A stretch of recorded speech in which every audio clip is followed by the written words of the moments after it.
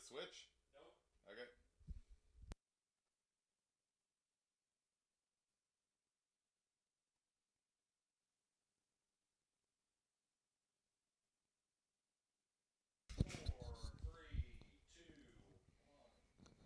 Well, good morning, world. We are here at Lucas Oil, Indianapolis Raceway Park. Brian Loans, joined by David Freiberger. It is day 2 of Hot Rod Magazine Drag Week, presented by Gear Vendors, brought to us by great folks like Mickey Thompson Tires, Tremec, Molly, and a whole bunch more.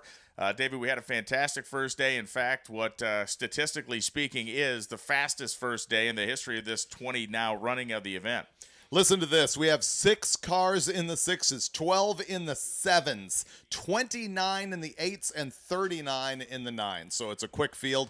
Currently, the Street Machine Eliminator bump spot is a little slower than we've seen at 1094, but at least it's an all 10-second field at this point. And I feel like that'll kind of tighten itself up over the course of the week. It tends to a little bit, especially the back kind of half of that thing. To set to the condition here, we are at Lucas Oil Indianapolis Raceway Park. It is the fantastically awesome historic racetrack. We are in the temporary timing tower here, which is a pair of shipping containers stacked on each other. Totally functional. We have a window. We can see the racetrack, but for many of you that you're like, where's the Wally Parks Tower? It's being replaced. Right behind us is a construction site, and the guys are actively building the new one as we speak. The weather this morning is perfect. It is very cool. The air density, or the density altitude, I should say, is about 1,500 feet, and it's going to stay below 2,000 feet until about noontime, so it should be very fast. And we do have a lot of very fast cars here. I told you about ET, those car counts. We have a number of cars that are a potential for the Hot Rod 200-mile-an-hour club. Listen to this. We got Ned Dunphy 247 yesterday. And remember, these numbers don't count towards the 2 club, but these are cars that have the potential to do it. We don't allow you to get in the club with a 200 run on day 1. Les Smith, 199.4. That is pretty close. David Armentrout, 208.68. Additionally, for David Armentrout, his very first run in competition in the 6s yesterday. All right, good news there. Steven Spies, he's got the 69 Nova with the boss, 205.85. Alan Whitaker in the green 72 Monte Carlo, 199.64. That's got potential. And Glenn Hunter, 198.35. So we will find out over the course of the next couple hours any notable cars that have dropped out or did not finish the trip. This is always a moment on this beginning of day 2 where we don't necessarily know unless we've been told or saw via social. And I did not see really any of the major names posting anything on social last night or this morning to indicate that they're out. So fingers crossed we're going to get all the heavy hitters in here for day 2. The attrition is not as bad as Brian and I wish the doom upon people. We always say that there's about a 10% attrition. 11 cars out as far as what we know right now. Now, there will be a number of people who fell out last night and we don't know about it. These are the people who actually handed in the failure notice yesterday. Notice to terminate. One of them, Dustin Trance. Yeah, that's a tough move, and the car slowed down. He was trying to run that 50, ended up running an 860 on his last pass. So the car did slow down at the end of the day, and I guess that may be indicative of the fact that they had a mechanical problem. I wanted to talk to him because I wonder if he just looked at it and said, I can't get with this program. I'm not going to mathematically catch up to run that 850 and just threw in the towel. It very much could be. And again, we're talking about the Super Street Small Block Power Adder category where if you leave any of these racetracks and are not running at least an 8.50 something, like Randy Seward ran 851 and then stayed the entire day and made repeated runs until he ran an 8.502 to put himself in second place in that category. But consider this, the cars in that class can only go as fast as 850 with a 0. The class leader went 850 with a 1. So to Dustin Trance, his approach to what David said, if you run an 860 or even an 855, even if you run dead on the rest of the week, it's going to be almost impossible to whittle it down to be competitive. Yeah, the interesting thing is in that class to run that 850, if you have a bad day, you can't make up for it because you can't run faster than 850 to average it up. Correct. You have to be on it every single day. And that's what that thing has turned into. And we have 3 cars that have run 50 with a little change behind it. So would you say, sorry to interrupt, arguably one of the most difficult things to do in drag racing would be drag week for 5 days, 5 tracks, 5 different weather conditions, 5 different surface conditions, and to run 850 every single time. Yeah, you're having to retune the car every day to do it. It's like any drag race on an index where you have to be so on top of the car to try to keep it in that performance window. And we add the fact that these are, relatively small tire cars. And as you said, the benefit of a traditional race is you're going to make those multiple day runs on the same surface. Even though the weather's going to change, here we're going to throw a different racetrack at you every day. So Ned Dunphy, big story, runs a 619 yesterday, 247 miles an hour. As we know, and as we kind of beat to death, but we'll remind you, the all-time record elapsed time average in Ultimate, and really for the entirety of drag week, is 619, set by Jeff Lutz back in 2016. So he's at least on pace to maintain that. I do suspect that the weather is a little bit better this morning. I don't know if he's even here yet. I know for the last, Mike Galimi from Hot Rod texted a few minutes ago and said that he hadn't arrived to this point. No doom and gloom yet. He may just be actually trying to get some sleep and then rolling here a little bit later on this morning, where the conditions will be ripe to run that big number we'd love to see. We would love to see a 5 out of that car as much as anybody, and the conditions will be present for it. Although we have noticed a new play, I would say, over the past 2 years, where some of the quick cars, I think Tom Bailey being an example, they drive so late, they just give up the first session at drag week, and they plan to do the all run session later in the day, which is a strange choice because we know the weather gets worse and worse as the day goes on. But we have seen that, I guess, just because of the personal toll that it takes on you. That and the fact that if you know you don't need it, for instance, if you don't need the great air to run a number that's going to put you in the lead, then you can give up whatever, a couple of tenths of a second, and be more conservative in later part of the day. The racetrack yesterday came around a lot by the time we got to the afternoon. There were some moments in the morning. Of course, we had the oil down that got cleaned up, but the racetrack was really good late in the day. This racetrack, of course, that we're on just hosted the U.S. Nationals 2 weeks ago. Graphic on it. So I suspect we're going to come out of the gate really, really well here this morning. We really whiffed some announcing yesterday as we didn't see how many records are broken or potentially broken. The record is not set until the cars finish the week. So this is all provisional at this point. But Ned Dunphy, the Viper, 619.6. That's not the record, but as you discussed, 619.18 is the best average ever. So if the Viper can run better than that number every day, it's going to be impressive. Goldstone yesterday, his single pass record was 6.568. This is the black and red AMC Javelin. Yesterday, 6.523, so a little bit quicker than he's ever been. Alan Whitaker in Pro Street Power Adder. The old record was Glenn Hunter in his 56 Chevy, and it was, 7.237. Yesterday, 7.137. Putting a tenth on that class is pretty good. Then, here's the one where we really dropped the ball. This is in Pro Street Naturally Aspirated. We had all eyes on that Disco Nova that's sort of purple and white with a whole bunch of graphics on the side. That's Matt Sweet, because we know that he has got a vengeance against Doc McIntyre that holds the record. And with our target fixation, we were focused on the fact that the record was 789 and Matt Sweet ran 7.879.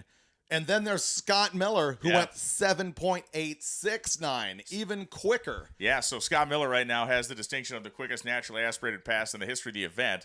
And that is the Mustang that his dad, Jack Miller, used to run. And when Jack ran it in a few different forms, but most notably, you may remember it with a pair of Paxton blowers, 2 Paxton blowers under the hood of that fastback. Now it has a big Sonny's 762-incher under the hood, which is the same combination, I'm pretty sure. I know it's a Sonny's motor in Sweet's car as well, and I think both of them are 762 Hemi. So pretty neat that both of those cars are as muscled up as they are, but the same engine combo. So this may come down a little bit of tuning. And just mind blown that we have 2 780 cars naturally aspirated. That's the big deal to me. Oh, you know what? We have another small block NA car. We actually have a car coming in the water box, too. Oh, fantastic. So John Paul Franks, who is it Tom Frank's son? I believe it might be. I think it might be. He is so close to the record in all motor small block. The record is, of course, Tab Scott. I mean, duh. Yeah. It's 8.64, and yesterday he ran 8.71. So that's within shooting range of that deal. So our first car is coming toward the water box here. Can hear the rumbling of the engine in the background. Will make itself known. Our field of vision here is kind of interesting in that it's limited. And that there isn't one. Seeing left, major problem. Seeing right, mostly a problem. Thumbs up from the starter, so we're going to go down to the starting line here with our first pair of cars. Can you swing a periscope in here? That would be great. It would be super great. Jeff Mull in the right-hand side. He's going to be the first down track again, as he was yesterday. So that four-door Nova, super clean, the beautiful steel wheels with the poverty cap style hubcaps on the front. Bench seat. Big block Pro Charger.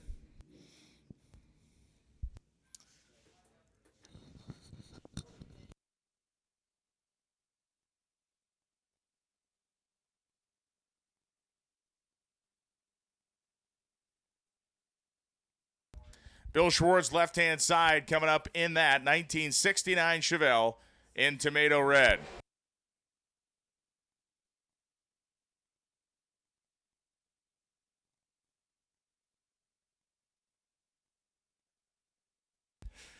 So Schwartz rolls into the red Chevelle. We're waiting on Mull to roll ahead, and there he goes. He's got the approval of the starter, got the drag drive license plate.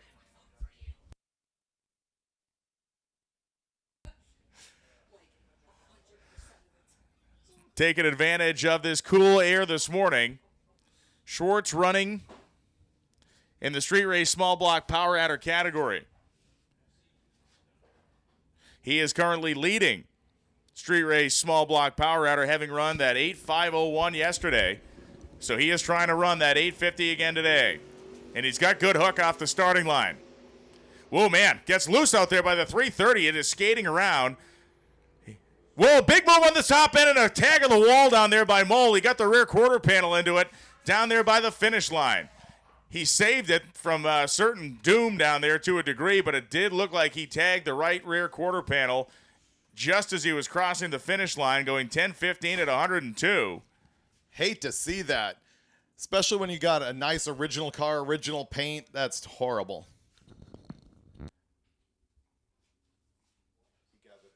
He did gather it up. He was able to drive the car around the corner and everything, but just a very odd look down there. Schwartz's car got loose, and we saw both sides of that thing, and they're going to check the racetrack to make sure there's nothing on it. You praising Randy Seward for that 8.501. It was, in fact, Schwartz. Yeah, Schwartz, Randy, yep. 8.502. And then right behind him, Michael Mayone, 8.504. Yes. Chris Mary stuck around till late in the day. He ran a 50 with a 6. Brian Acton went 50 with a, or the 53. No, Acton went a 50 with a 6. Yeah. Yeah, Chris Mary went 8.53, which stunningly is just off the program for that class. Right. But once again, attrition. You don't know what's going to happen until later on in the week. You know, the first NHRA Nationals was in Great Bend, Kansas in 1955. And after that, it moved to? Moved to Kansas City. Kansas City. After that, Detroit, which was a big deal. And then in 1961, they had their first event right here at Indy. There's photos in the Hot Rod Magazine archives that show Tex Smith on the corner right over here at Wally Parks and whatever the other street is, across from the campground, with a sign that says future home of Indianapolis Raceway Park. And in my research recently, I think the very first race held here was May 27th, and it was a race called the 500 Speedorama. Why would they call it 500? Because Indy 500. And it was both a drag race and a USAC sprint car race on the oval track. Yeah, kind of a neat concept and something that this track has done a few times as well. Like just a few years ago, I came here for a Pro Mod race they put on the night before the 500 as well. And at that race, Jack Chrisman was in the Straight Arrow, which is a Dragmaster dragster with a 470 cubic inch Pontiac, I believe, a Mickey Thompson engine. And the reports I found said that he was the fastest of the day. I don't know if he won the event. Remember, mile an hour was a big deal clear into 1961. Oh, yeah. People were really looking at the mile an hour number. The other landmark here at Indy, first NHRA race with a Christmas tree. Yeah, 1963 Nationals, and that was famous because Don Garlits became the first guy to ever lose a final round in a red light. He red lit next to Bobby Vodnik, who was a young guy driving the Harada and Hobbs car at that point. And so Bobby Vodnik kind of became a overnight sensation in drag racing. And if you go back and look, Don Garlits is not driving his Swamp Rat. He's driving a dragster called the Brief Encounter, and he had built the car for a team that was on the East Coast with the understanding that he would be able to race it at the U.S. Nationals and hand him the keys when he was done. So when you go back, if you're a dork and you look back at history and you say, well, this isn't correct, that's not Don Garlits in the other lane, it's the Brief Encounter dragster, it is Don Garlits in that car. Gas dragsters at that point? Yeah, no nitro. There was nitro at the 1963 Winter Nationals, but they did not have a top fuel category at Indy. Starting in 64, of course, everything changed, and top fuel was ever present across the board. Yeah, Mario Andretti's very first USAC, or technically his very first IndyCar win came on the road course here. They ran USAC stock cars here, and they ran open wheel cars here, and that was Mario Andretti's first ever victory as an IndyCar racer. I think it went well for him after that. I think he continued to do pretty well. So we have checked the top end of the racetrack, and it has come back clean. You can see those green blinking lights on the quad as they make their way back toward the starting line. You know, the Nitro Band's an interesting story because so many people see it as an NHRA thing. Yeah. And they want to hate on the NHRA for that. But in truth, a lot of small track operators cut out the Nitro as well. Some of them before NHRA. It was the Southern California tracks did it, and then Wally kind of backed them up on it, and then most of them bailed out on it by 2 months in, and he decided to stick with it. And again, it was only for national events, of which there was 1 and then 2 per year. So that's the other thing. That's a kind of a misnomer. It's like these tracks were still running nitro at match races and other events. Lions hung on to it for quite a while. Oh, yeah, they were the first one to bail. They were the first one to suggest it and the first one to bail on it. Were they? I thought just last week I was studying Mickey Thompson, of course, and I thought it was almost a year and a half. I mean, all 7 of them that went in on it came out of it. SoCal Track Operators Association, yeah. All right. You can see Jeff Mall down here with that Nova. We cannot see any body damage from this side. I'm not looking forward to having a look at the right rear quarter panel on this. Doesn't look like the car is buckled on the driver's side. No, it might have missed it. It was real close down there. And from our vantage point, you could just see the thing kick the tail out, and hopefully he didn't touch it at all.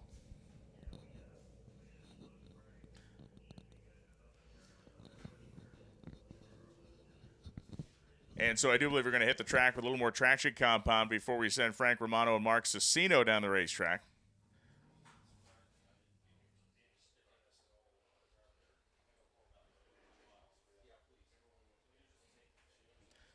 So A and B lanes are open. Impound lane at number 12. So if you're an impound racer, lane 12 is where you want to be. Impound cars to lane 12.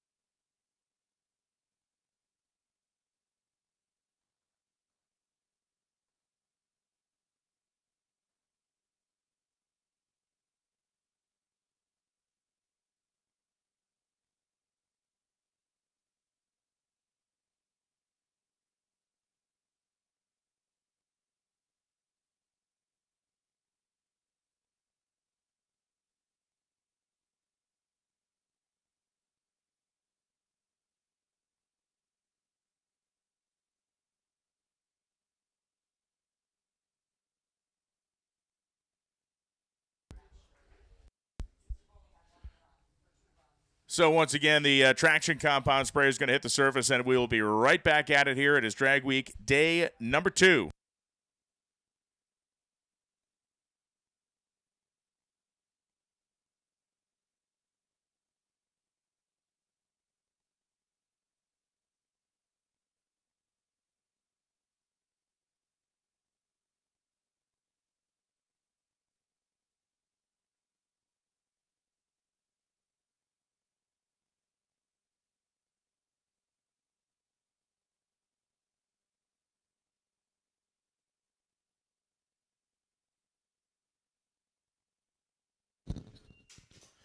Brian Loans is making a parade lap through the pits. If you want to go slap him on the back, talk to him for a few minutes, buttonhole him so that I've got to stick on the mic the rest of the day. Yeah, that's exactly what you want to do. Brian and I were talking this morning about the historic DA Lubricants Tower. And it's interesting, I thought it was still on the left-hand side of the track here. I was wrongo. It is on the right-hand side over by the circle track. If you look at ancient pictures of when this place still opened and into the later 60s, there is a bright yellow tower.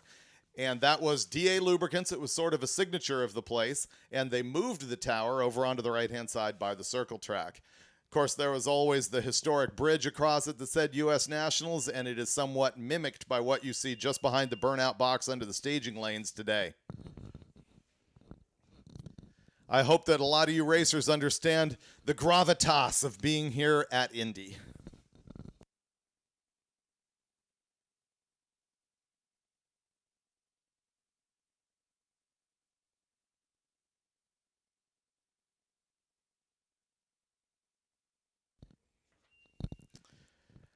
Looking up my data on tracks that have been visited by Hot Rod Drag Week over the past 20 years, this is number one on the list. We have been here 8 times, although one was a rain out.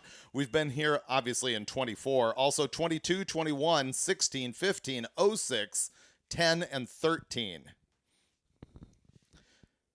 The great story one time having shown up here, and it was raining, and we had left Cordova, and we got here, it was raining, and we had so few racers at that point that we had the ability to poll people, and we gathered them all up. And I said, what do you think? Do you want to turn around and go back to Cordova and run? Of course, I had called the track and arranged that in advance, and everybody said yes.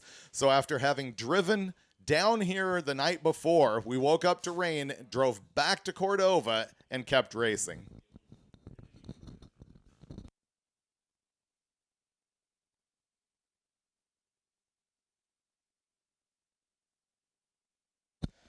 Let's run through some of our class leaders while we have a little bit of downtime. In Unlimited, it is Ned Dunphy in the Blue Viper, 619.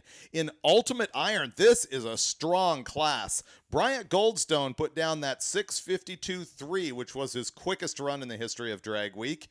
But then Armentrout, 681, followed by Spees, 683, and then Alex Taylor, currently out of a podium position, having run 687.8. That is 4 6-second cars in class. That is going to be a battle as the week goes on. Pro Street Power Adder, Alan Whitaker in the 72 Monte Carlo, 7.137. Pro Street Naturally Aspirated, Scott Miller, this is a red 67 or 68 Mustang Fastback. It's a 68. 7.869. Listen to all these 7-second cars. Clark Rosenstengel, you know, he's got that Black Fist Gen Camaro. 707. Super Street Big Block Power Adder, Jim Treadle in a 67 Pontiac Firebird. It's a Verduro green car. 754 with a 9. Man, we got a lot of 7-second cars. Here's another one, Super Street Small Block Power Adder. Super Street being the class where you can run a funny car cage in your small tire bolt-on suspension car. 7.714. Now, all motor big block and all motor small block, I've asked Keith Turk to have a look at some of these cars to make sure that they belong in class. The leader is Steve Eden, who's been here at Drag Week so many times in all motor big block. He's got a 1034. John Paul Franks in small block, 871. A naturally aspirated small block, 871.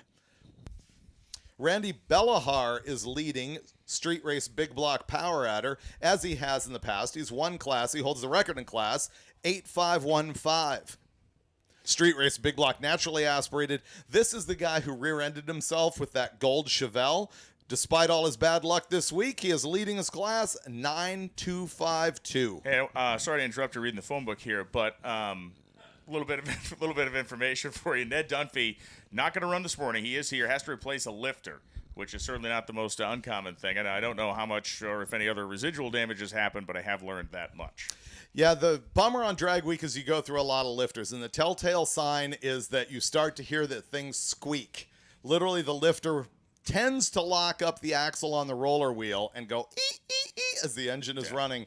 And you better catch that fast, because the next thing that happens is that it wipes out the camshaft. Right, and most guys will pull it up and basically wire it up out of the way and then continue down the road on 7 functional cylinders and then make a more involved repair at a hotel, or in this case in the pits here. A lot of cars have run on 7 on the highway, or 6, or on the drag strip. I mean, why not? Right. Yeah, we saw a couple of those yesterday. Some engines that were missing pretty bad on different parts of their runs. So traction compound's been applied. A little bit of a flat drag action going down here to activate a little bit. Speaking of flat drag, how was your restroom run? Fantastic. Yeah? Yeah, it really was nice to be back in there. Missed it. It's only been a couple weeks, but, you get nostalgic for certain things. You hang out with some spectators down there? I did. Yeah? I did. Most of them liked me and hated you, which I thought was very nice. Normal. Very expected result in that conversation. Did you get the urinal conversation of, "Are you Brian Loans?" You know what? No. Yeah, dude, give me, the handshake. I've had one of the ladies in there was annoyed, but I didn't think it was anything of it. Yep, there is no restroom in the shipping container that is the temporary tower here at Indy, and so otherwise it would be no. Yeah.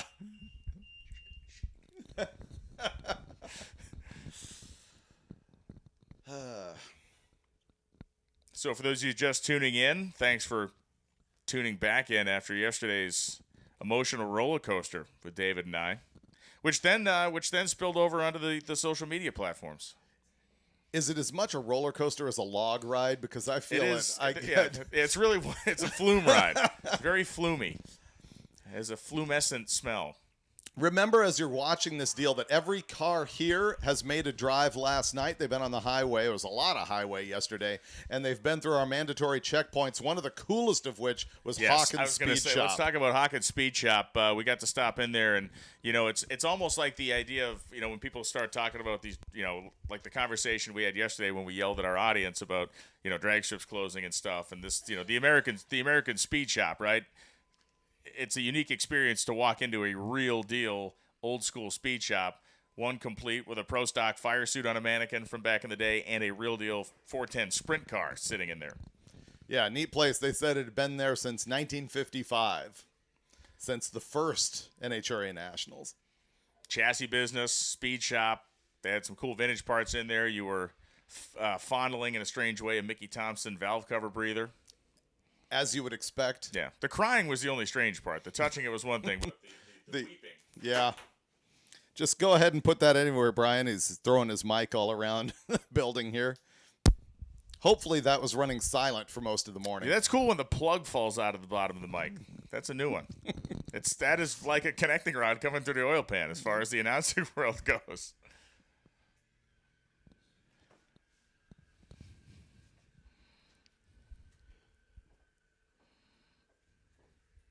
Someone's asking, I don't understand why they tore the tower down in the first place. Old?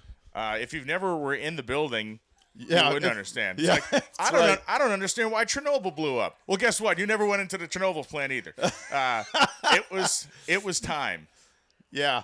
Actually, the public restroom behind the grandstands is a little bit of a step up from what the bathrooms were in the old tower. It's kind of like, I will equate it to James Earl Jones, okay? It is sad that we lost James Earl Jones. But the man was 93 years old. Good run. It is sad that we knocked down the Wally Parks Tower. But the building was made of materials that you can't even the building was made of things that are now used as weapons of war. That's right. So so it was time. It was time. Yeah, it was a carcinogen. Yeah. Powered by Winston.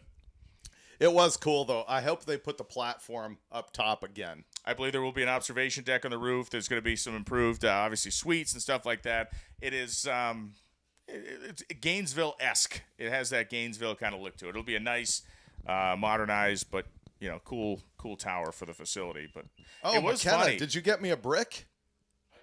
I'm glad you brought that up because yes, I have them. They're in my garage. Okay, Kevin McKenna from National Dragster is here, and he promised bricks to both me and Brian. Oh, so I have mine already. We'd have a piece. You would. I have That's mine right. already. Yeah.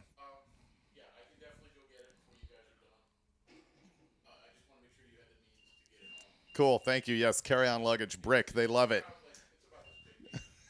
Yeah. Yeah. And I specifically requested you get an asbestos brick. Thank you. You don't have one of the concrete ones. You have one of the asbestos ones, and it smells beautiful. I have a brick from the original Willys Overland plant in Toledo. That's cool. When they knocked that down. I've been to the site. Actually, I was at the site not too long after they knocked down the original plant because I was there when the smokestack was still up. I was there when it was an assembly line, and I was there when it was vacant and walked down the assembly line. Well, listen, when you were driving that Jeep around Iwo Jima during World War II, it's cool you were able to see both where see it the came plant. from. Exactly. So, again, a touch-up of the racetrack that is going a little bit longer than I thought it was going to go. I thought it was just going to be a little quick spray, but we got a couple of passes with our flat drag before we send our next pair down.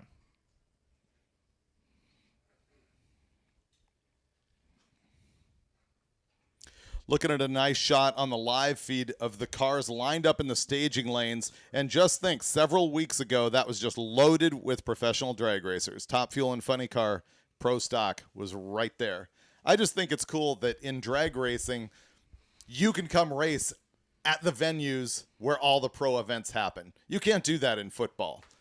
Do they have that where you can have your high school team come play in a stadium? A lot of times, like a high school championship game might be played in a pro level stadium or whatever, but the ability to have the access to it like we do, and even in that situation, you're just kind of there and gone.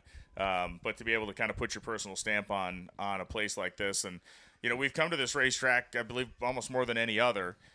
So some people are like, why do you guys keep going back to Indy? And geographically, obviously, it's strong because it's in a nice centrally located part of the country. But on the other side of it, there's a lot of people that do come to Drag Week because they want to come here, and this is the means to get themselves here. And when you say we've been here almost more than any other, you actually mean definitely more than okay, any it is other. the most, yeah. It is 8 visits here.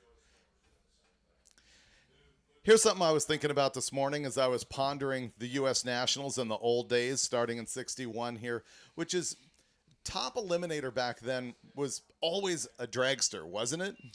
Yeah, and so I say always. There were times where every once in a while a coupe would do it, or famously Tony Waters, a guy in California, had a really fast roadster that was capable of running at the time with the fuel dragsters. 1959 March meet, the final round, he almost won.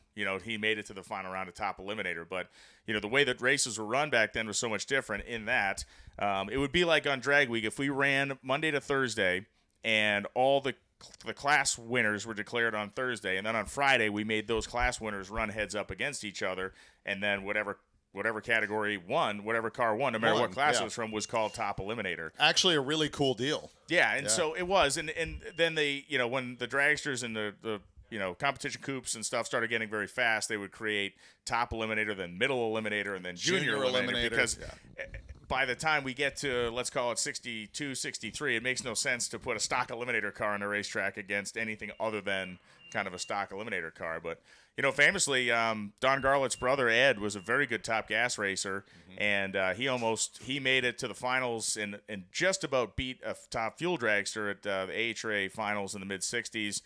Sneaky Pete Robinson won top eliminator in a gas dragster several times, beating fuel dragsters of the day. He was that good, but most of the time it was a fuel burning dragster. Which is why, in my mind, because I'm so entrenched in the history and Hot Rod Deluxe magazine, all this stuff, when you say he won Indy, I always think of the dragster. If you go to modern times, and I recognize there's a million classes, when you go, he won Indy, do you think, oh, well, that means top fuel? Well, at this point, I don't think that way, only because being in it, it's gone away. I think if you're a casual fan, then that may be the default. Like, oh, if you won top fuel, you won the whole race. Which, again, you can go back and there's scant few times, but the guy that won top fuel class eliminations didn't necessarily win top eliminator. And so yeah, basically, the U.S. Nationals and every other race was 2 races within a race. You would have class eliminations, so every car in top fuel would get together and run for class. Then you'd have, that's why the classes were called eliminators. And the reason, the eliminator word was used is because when you lost, you're eliminated from the event. When you ran class, you still stuck around because your eliminator would be the next day. You were running for one trophy one day and then the next trophy the next. And then after those eliminators were done, Then you went and ran off for, your top eliminator, junior and middle. I think you guys should bring it back. Sunday, you should say, Top have- Fuel Eliminator! Well, I always say Top Fuel Eliminator on the shows and Yeah. stuff. I just like how it sounds.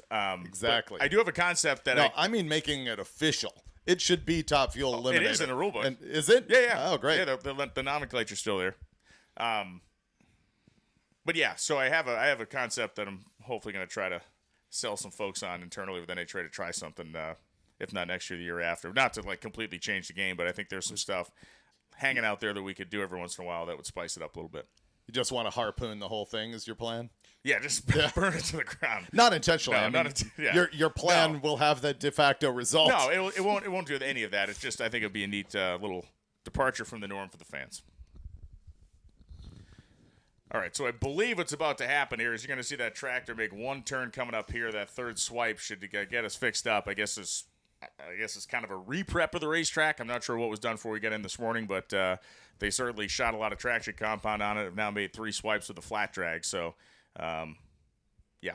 Speaking of retro stuff, I remember when J.R. Todd won Funny Car 2019. Is that right? Championship? Yeah. 2018. 2018. And he got a tattoo that says AA Fuel Funny Car. Yeah. That was cool. He should have said AA Fuel Coupe. Yeah, that's what a lot of guys want to call it, the fuel coupe. People are like, oh, that was a big thing back in the day. I think that was Jeff's, what's his name, from Drag Racing Online. Jeff was always big on Burke. Jeff Burke was always big on the fuel coupe thing. Yeah, but Fuel Coupe goes back to like the Mooneyham and Sharp car. Fuel Coupe it goes way back. It's not Yeah. a funny car. No. Not in my mind. Funny car's a flopper. Although Steve Magnante, will argue that flopper came from the altered wheelbase cars because they removed the fender supports and the front fenders shook. And Steve Magnante would go on his street cars and remove the front fender supports so that they would flap, so they would flop. Speaking of flop, it's Brian and Freiberger back on the mic. Back on the mic for day On number Drag 2. Week. Yesterday, we were placed in the unenviable situation of talking for about an hour and a half with nothing going on. Today is going to be much shorter than that, as I believe our well-used piece of farm equipment, one of the old John Deeres that was on the national event tour that has since been retired for our big, beautiful Fendt tractors that we now use, has become one of the house tractors here at Lucas Oil Indianapolis Raceway Park. One of the commenters on our MotorTrend on YouTube, MotorTrend channel live feed says, do you remember the wheelie that Krusty Nova did here? Yes. Yeah. It was majestic, man. Wes Allison, I think, got that shot. Pan blur of the thing just all the way up. Yeah, that Krusty Nova car was pretty fantastic. And again, it was, not the first guy to do it, but it was one of those cars that looked real rough and was just loaded with the best of the best as far as parts and pieces and air conditioning. It had all the comforts of home, and man, it flew. Thumbs up from the tractor operator means that we're going to fire up Mark Cicino and Frank Romano. For those of you that are watching from work, thank you. To your boss, we say sorry.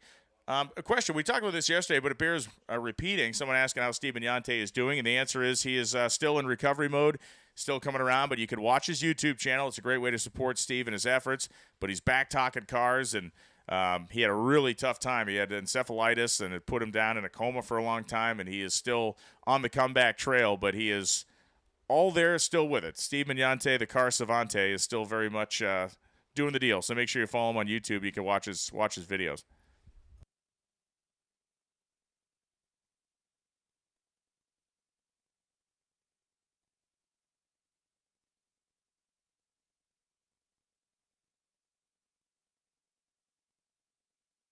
So the 1986 Grand Prix of Mark Cicino, the famed Champagne Express, which won the Drag Week exhibition at the NHRA New England Nationals. And Frank Romano, another guy who was up there delighting the New England fans, banging gears in his gorgeous, perfect 55 Chevy.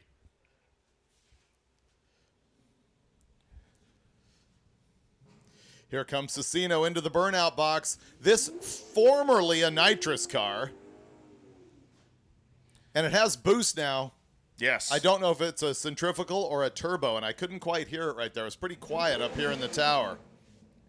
Mark just pulled off the rolling, like, funny car style burnout. Rolled the water, just decked the gas. That was pretty cool.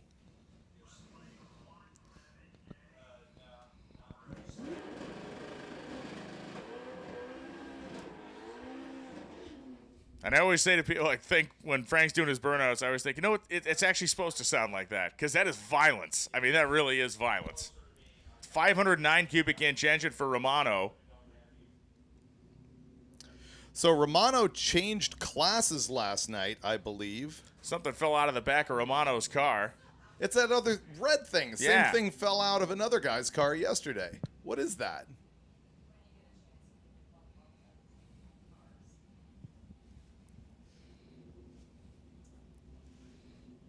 Frank was at the very bottom of Super Street Big Block Power Adder. He must have taken the nitrous out of the thing because now he's in all motor Big Block. And that was not looking good. And Cecino's car is hooked up and rolling out there, 128 in the 8th mile. And Cecino, clean as a whistle, goes 856.7 at 156 miles an hour. And that was what we wanted to see out of that run there. The car straight and true down the Sox and Martin side of the drag strip, which is a great addition here to Lucas Oil Indianapolis Raceway Park. It was the Sox and Martin Hemi Challenge this year at the U.S. Nationals, and Mike McCandless and the family stepped up and said, you know what, we want that left lane scoreboard. Lo and behold, they got it. And the left lane, of course, is the one that Herb McCandless drove down to win Pro Stock at the 1970 U.S. Nationals. Is this where the Herb McCandless big wheelie shot came from? That was from Englishtown, New Jersey.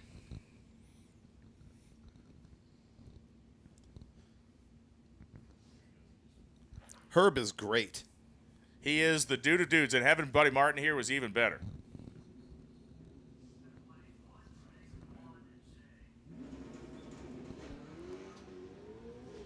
Yeah.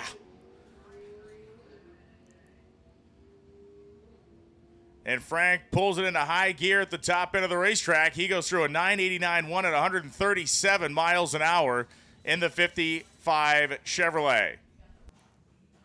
His first 9 of the week, he went 10:03 yesterday. I was talking about how he changed classes. That's something we allow the racers to do. I think they can do it through today, or is that ends yesterday? I want to say before they hand in a time slip today, they can make a class change, but that's about it. And they can do that to put themselves in a better position. For example, Frank was dead last in the Power Adder class, and an all-motor Big Block, he just moved himself all the way up to the top. Josh Norris and Brian Acton coming up right now. Norris in the 1967 Nova in red. Brian Acton, the 1970 Chevy Nova. Acton, one of the heroes that ran 8.506 yesterday. And Norris yesterday with a 989 with a 2 for third in class. He's an all-motor small block. For Acton, it looked like a bunch of fuel came out of the back of that thing in the burnout, which no one's tried to mop up yet, which is kind of an interesting approach.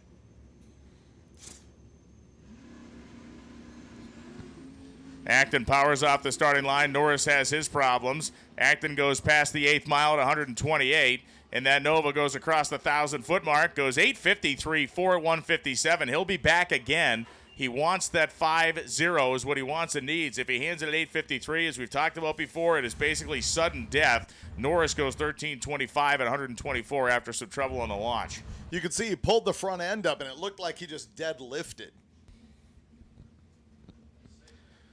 And it's interesting, depending on, some of these guys do have wheelie control in these cars. If he has wheelie control on it, that would have activated at that point too. And the wheelie control is interesting. It's basically just a level style sensor that you can program, and it'll just start to pull all the timing out and basically almost act as a two-step once it senses the front end up too many degrees. That would have been a pretty aggressive lift even for a tune. Corey Pant on the left-hand side. He's got the 71 Dart. The right-hand side is Glenn Sheely. Beautiful car for Sheely, that silver Corvette. Remember, he used to run a later model Corvette. Yes, he he came did. out with this thing, I think, last year. It's really well done. Very nice car. A 9.036 yesterday for second in class in all-motor small block. Probably an unpopular take, which most of mine are, but I'm a big late C1 Corvette fan. The dual headlight cars are kind of my favorites. 283 4-speed, kind of neat combo. Certainly not the one he's running here, but I always think those cars are cool.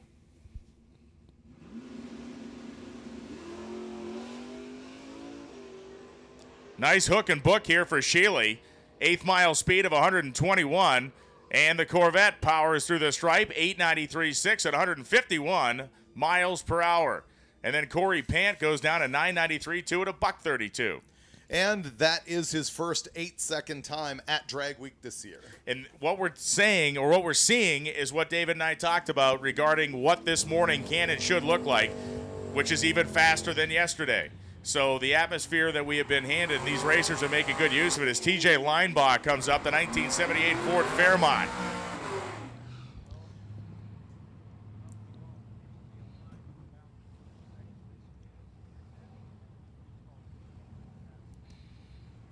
This Fairmont was on an 854 yesterday, once again seeking that 850.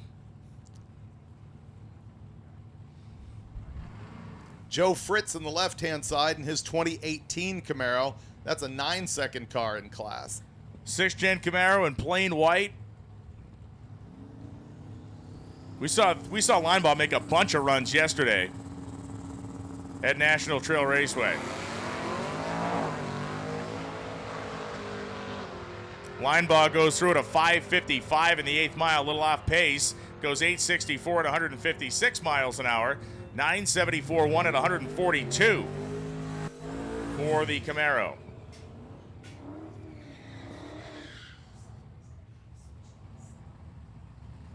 Nick Deleno, left-hand side. Deleno, the 2015 model year Challenger Hellcat.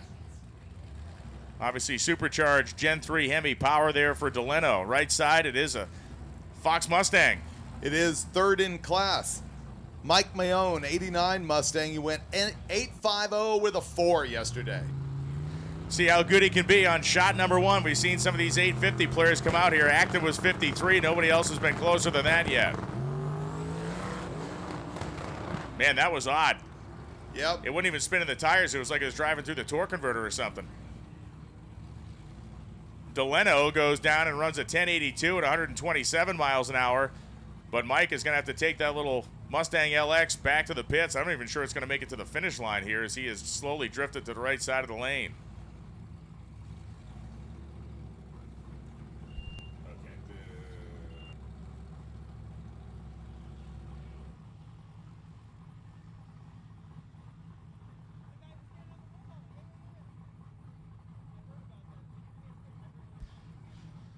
So the Mustang has come to a stop down there, and again, it wasn't necessarily, it almost sounded like he was spinning the tires. The motor was way up, but there was no tire smoke and no evidence of black tracking down there, so maybe a driveline issue for the Ford.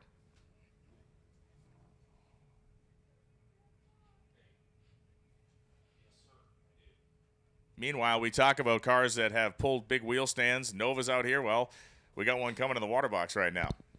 Wayne Baker.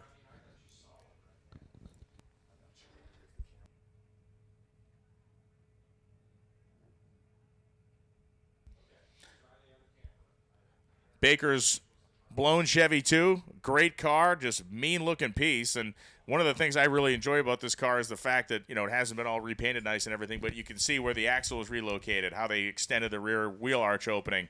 You can see where the front end's kind of pushed ahead, just like all the stuff they did back in the day that typically gets, covered up with paint and everything. Shifting the wheelbase on these cars, obviously the Chryslers were the first to do it, and then everybody did it because all of a sudden it made more sense to move the axle forward, get the weight transfer better. Proven physics. One of the things I like about the car is that he's actually competing with Mike Finnegan in class for A gas. He went 882 yesterday. Finnegan, of course, leading with the 870. But we're actually going to have a race in that class, which I like.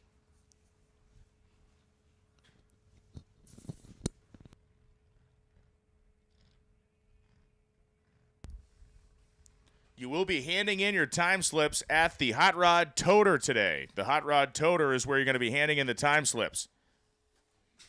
As much as we'd love to invite hundreds of you to come and visit us up here in the comfy confines of our shipping container, please don't do that.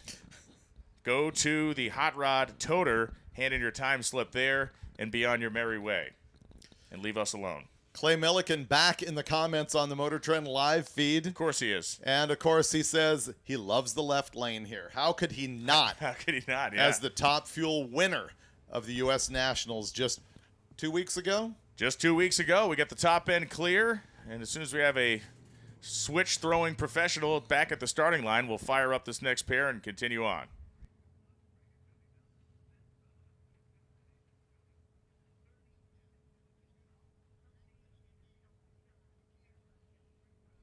And the fire-up sign given for Mr. Baker on one side and Mr. Bellahar on the other.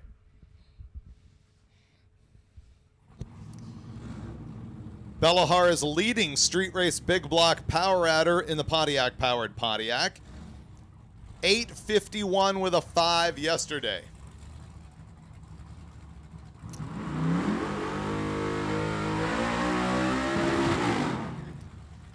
So he cannot go quicker than 850.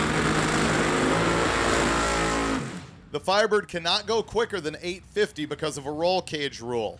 851 yesterday, we could see if he can nip that just a little bit. And I think we kind of maybe intimate this every year, but always big respect for Bellahar because Pontiac guy through and through. He's raced that big Grand Prix for a long time, and this Firebird was a way to lose a quick 1,000 pounds. Maybe you should look into that. Right? Yes. Yeah. Ponty Zempic he used. He shrunk it right down. So for Baker, aim your cameras or your screenshot ability at the musty, dusty, and rusty-looking 1963 Chevy 2 over there. The most polished thing on it is the injector hat and the blower.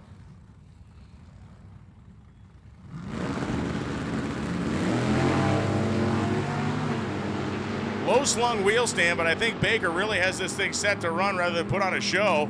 And both cars at the top end as Bellahar throws the chute, goes 867. And look at Wayne Baker, 879.2 at 153 miles an hour.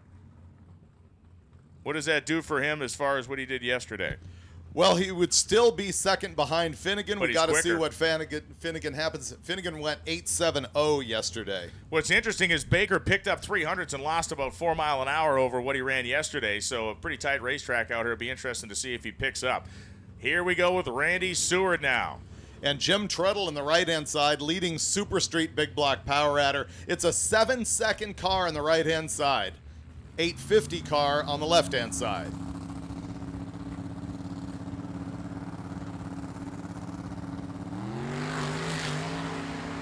Clean and gone is Treadle.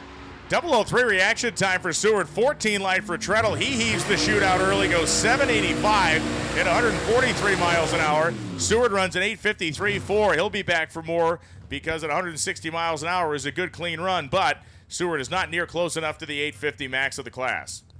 And meanwhile, Treadle, he slowed down quite a bit. 759 yesterday to 785 just now, but he doesn't need to come back because he's got half a second on the field. I have a feeling that guys are watching down there, especially on the right side, the real fast guys. We've seen a couple of early parachutes down there, and I think they're on a hair trigger, which I can respect. If any sort of movement of that thing, they're heaving the chutes out. Left lane has been a bunch of full pulls as Steve Brack and Jamie Jarvis leave.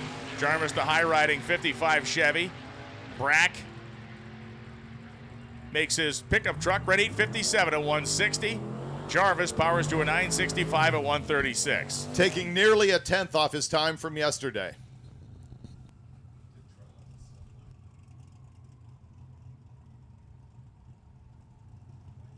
Doug Kistler and Jack Brooks coming up right now in the contest of the aesthetically challenged Novas. Jack Brooks is trying to take on Baker as Baker comes up the return road. Nice rip for him in the 870s. Kistler, the 1972 Chevy Nova.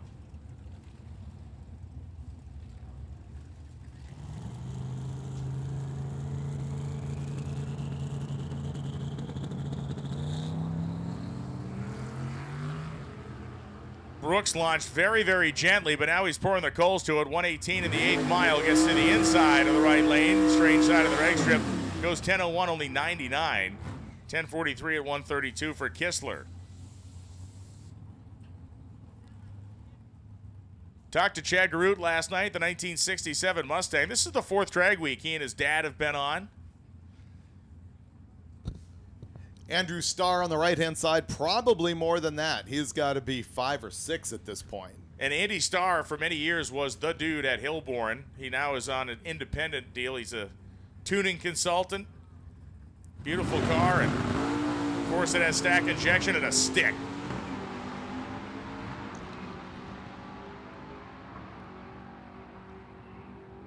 And Starr goes 962.5 at 122 miles an hour. Garut goes 958.3 at 142.79.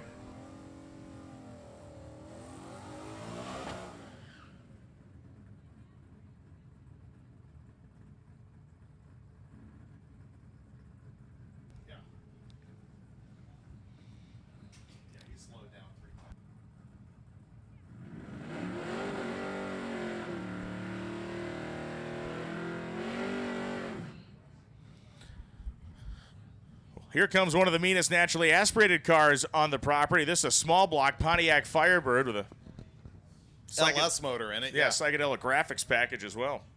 Leading class. It went 9-0 yesterday. Obviously, they would like to see an 8. And Eugene Holderfield, the 2021 Mach 1 Mustang.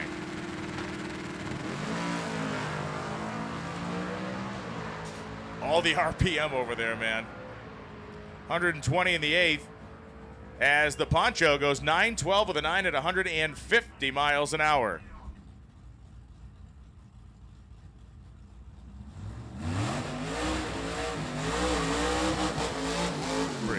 We have packages at the office for Brian Wonke and Dave Hembry. Wonke and Hembry, there are packages at the IRP office out there in front of the racetrack.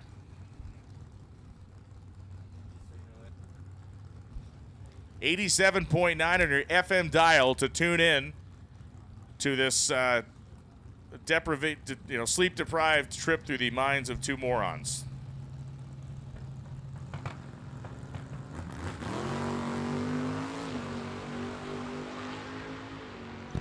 Jay Grabiak on the right-hand side. He's running an A gas. I need to investigate what makes him an A instead of a B gasser. He just went 998 yesterday, 982, slowing down. Bob Perry on the left-hand side went 959 at 140 miles an hour.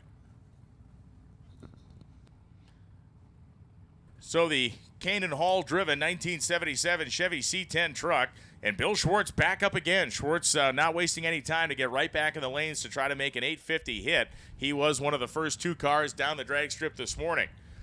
Having been touched up, warmed up, and now trafficked upon, it is a little bit more grippy than it might have been first time out. And the truck is a very cool father and son program. They have a new LS turbo combo in it right now. Bill Schwartz off the starting line, sticks his little radial tires, goes 129 in the 8th. He is on pace, a 547 in the 8th, 51 with a 6, 160 miles an hour. He's starting to shave it down. Canaan Hall goes 983 at 135. We will see Bill Schwartz again.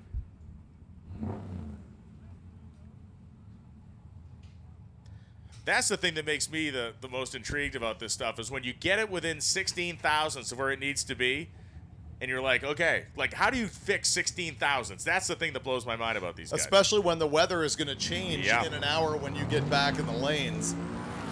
Jason DeShime left the starting line, that 1970 Mustang all hanging out. The front end was up. He gets down the strange side of the drag strip to the stripe at 861 at 155. Jim Weiser goes 9012 in the Monte Carlo. Whacking a 10th off his time yesterday. The drag pack suite is open. Suites 1 and 2 on the left-hand side of the racetrack. We're talking about the suites on top of the grandstand, so you have the eye in the sky view. If you're part of the drag pack program, suites 1 and 2 are open on the left-hand side of the drag strip above the grandstands. Also on the left-hand side of the drag strip is Ken Cuttle. He is number 2 in Street Race Big Block Naturally Aspirated. A fairly close race in class versus Chris McNeely, which is that Chevelle that was rear-ended. It's got a dented-up trunk. This Chevelle went 946 yesterday, so we're looking for an improvement. Don Foss, he is running an unlimited,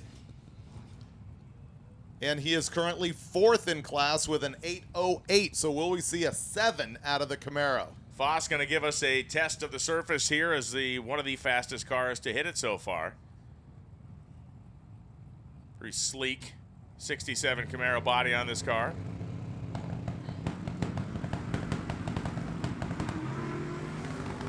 Nice launch. Carried. Oh, he is way on the inside of the lane, and that thing is smoking like a freight train as Foss is going to take it to the stripe down there.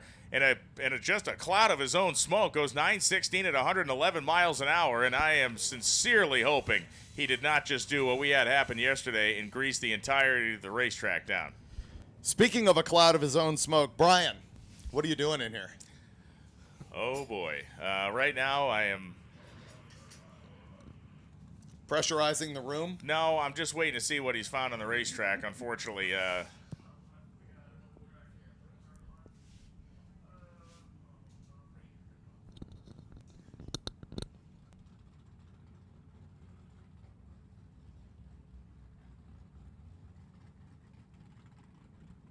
So they're out checking the racetrack right now. Did he Colalillo it or no? I don't know at this point. I think everybody on the live feed going, please no fluids, please no fluids. Well, please there's no definitely fluids. something out there. The question is if it's going to evaporate on its own or if it's going to require mechanical assistance. Evaporating meaning race fuel, but it was smoking. Yeah. Or steaming. I think smoking.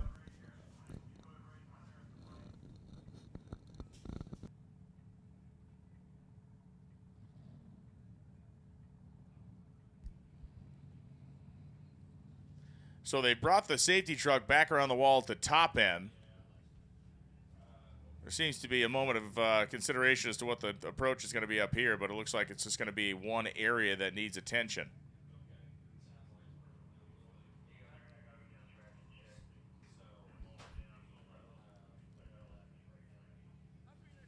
Brian, there's a guy in the live feed who actually watched your clutch video.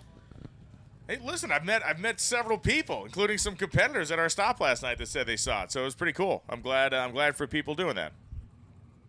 I'm thankful for people doing that, as are you with your own ventures that have been releasing recently. Yeah, I do have my own YouTube channel. It is The David Freiberger. I've got about 4 or 5 videos up at this point, and another one Thursday at 3. KJ Jones, the third member of our broadcast team, is out and about. We'll be bringing him into the mix here in just a couple of minutes. We do have a guy on the live feed doing a count of people asking if Mike Finnegan has run yet. Apparently, we're up to 85.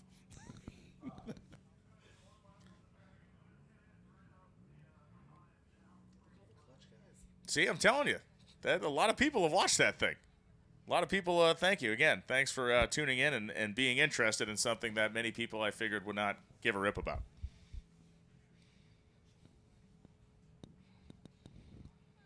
So we are doing an extensive check at the top end of the racetrack right here. I think we're going to roll the drag out. Yep, that appears that thing's going to make another appearance.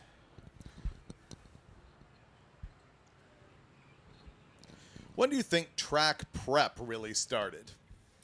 Way earlier than you think it did. Yeah? Oh, way earlier than you think it did. Beyond Even push brooms. way beyond push rooms. They were treating the tracks that the Nationals were running on in the late 50s. By treating, They would put- dragging or gluing or resining? They would put a layer of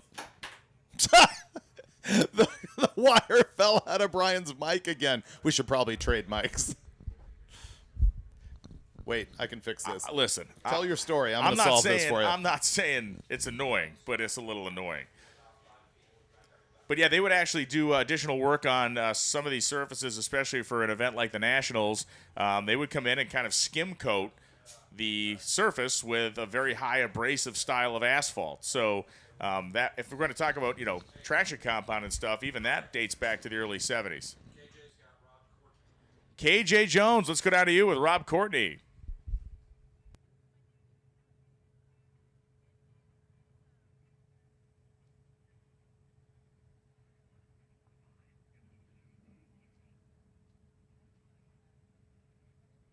Rob Courtney drives this really fast Honda Civic, and Rob, you're in modified power adder with probably one of the most unique Honda Civics on the planet. This thing flies. It's an 8-second car. Tell me about it, man. We did the conversion early when they first started, when nobody made kits or anything like that. The car's just kind of grown over the years, snowballed like every other build does.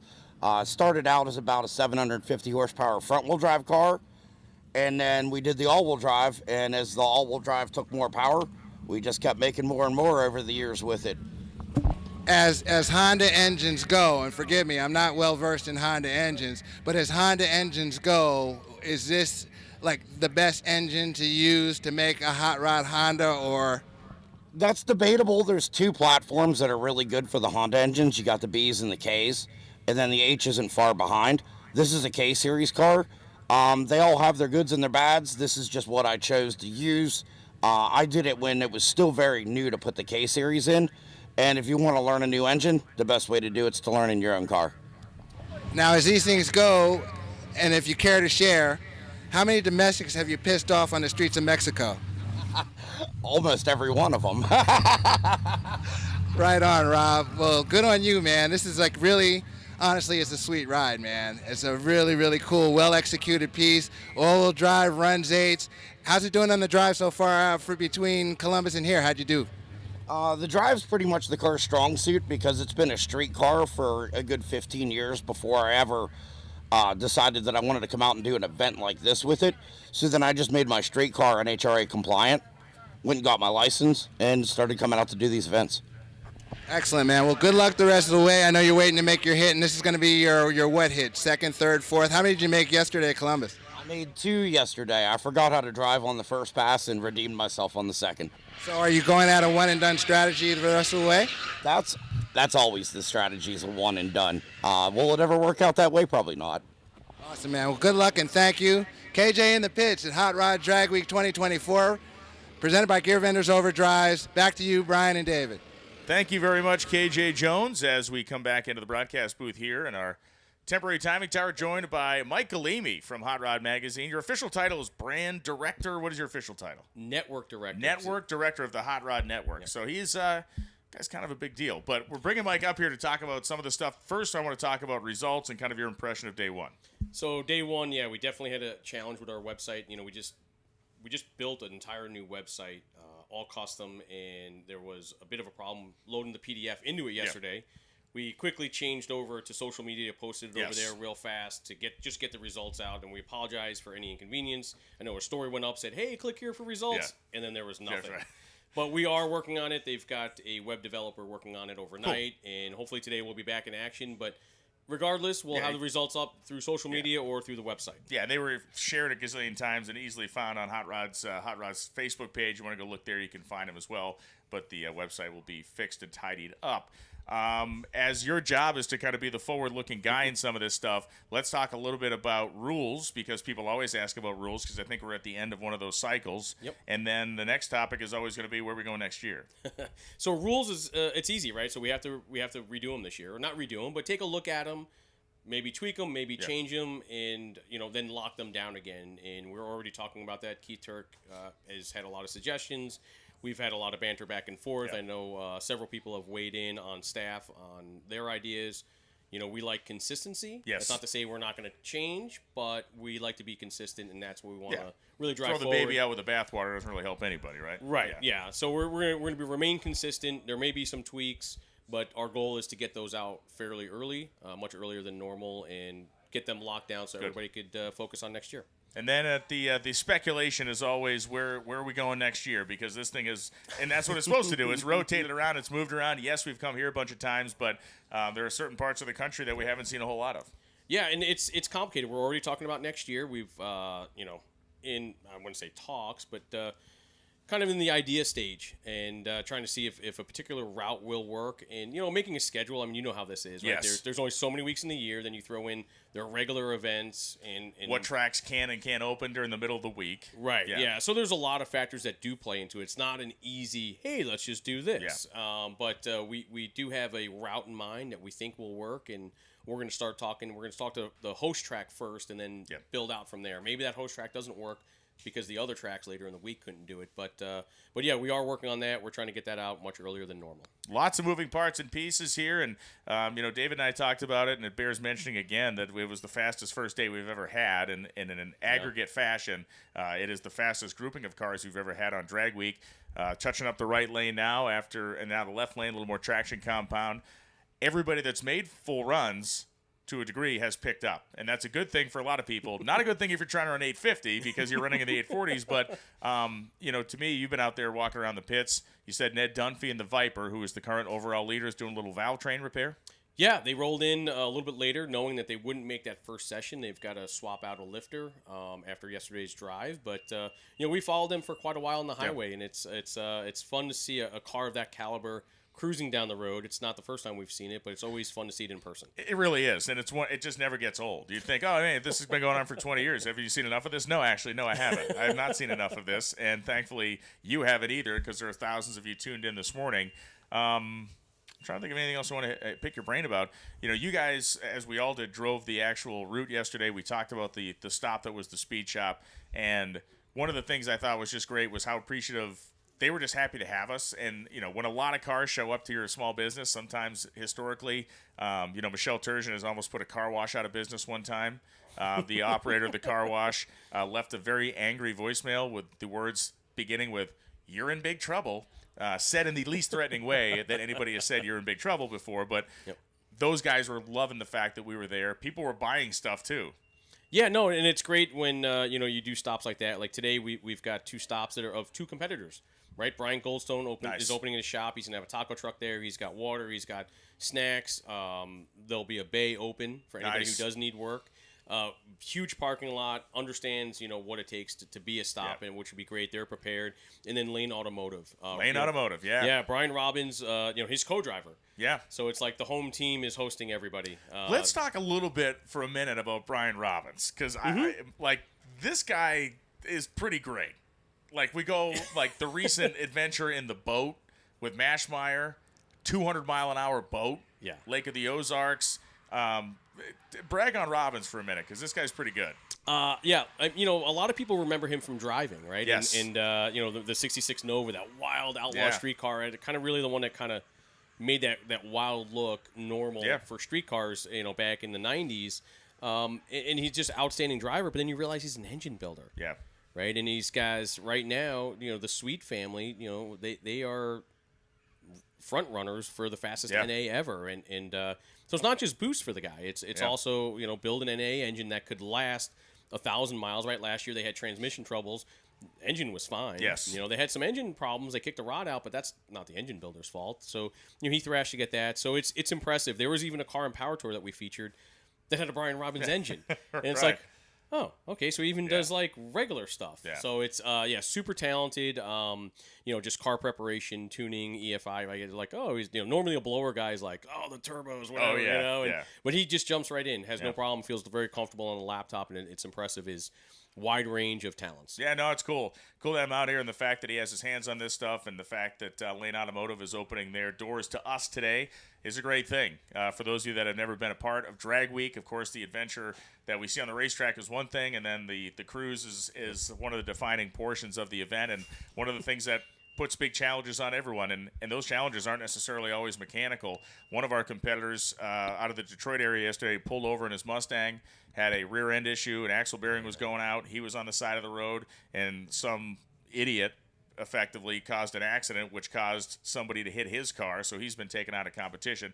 Thankfully, everybody's fine, but we happened to drive up on that scene, must have been a few minutes after it happened, and it's the worst. You're out here with your pride and joy, you're taking the best care of it you can, you're being considerate, you're driving like a normal human being so you can make it to the next stop, and then somebody that's just out to lunch causes problems. But the variables that go into this event as a competitor are way bigger than the stuff that just happens on the drag strip. Oh, yeah. I did this in 2016 and 2017 with my good friend Mike Javanis. And the first year, I've known it since day one, right? And it was like, drag racing, and you think just the track. It really wasn't. It was like after that first drive, it was like, oh my God, what the hell did we just go through, right? And no matter what time of the day we left, we still ended up 10 o'clock at night at the hotel. It's like we left early, we left late. It's it's definitely a unique adventure, no matter how much you're around it.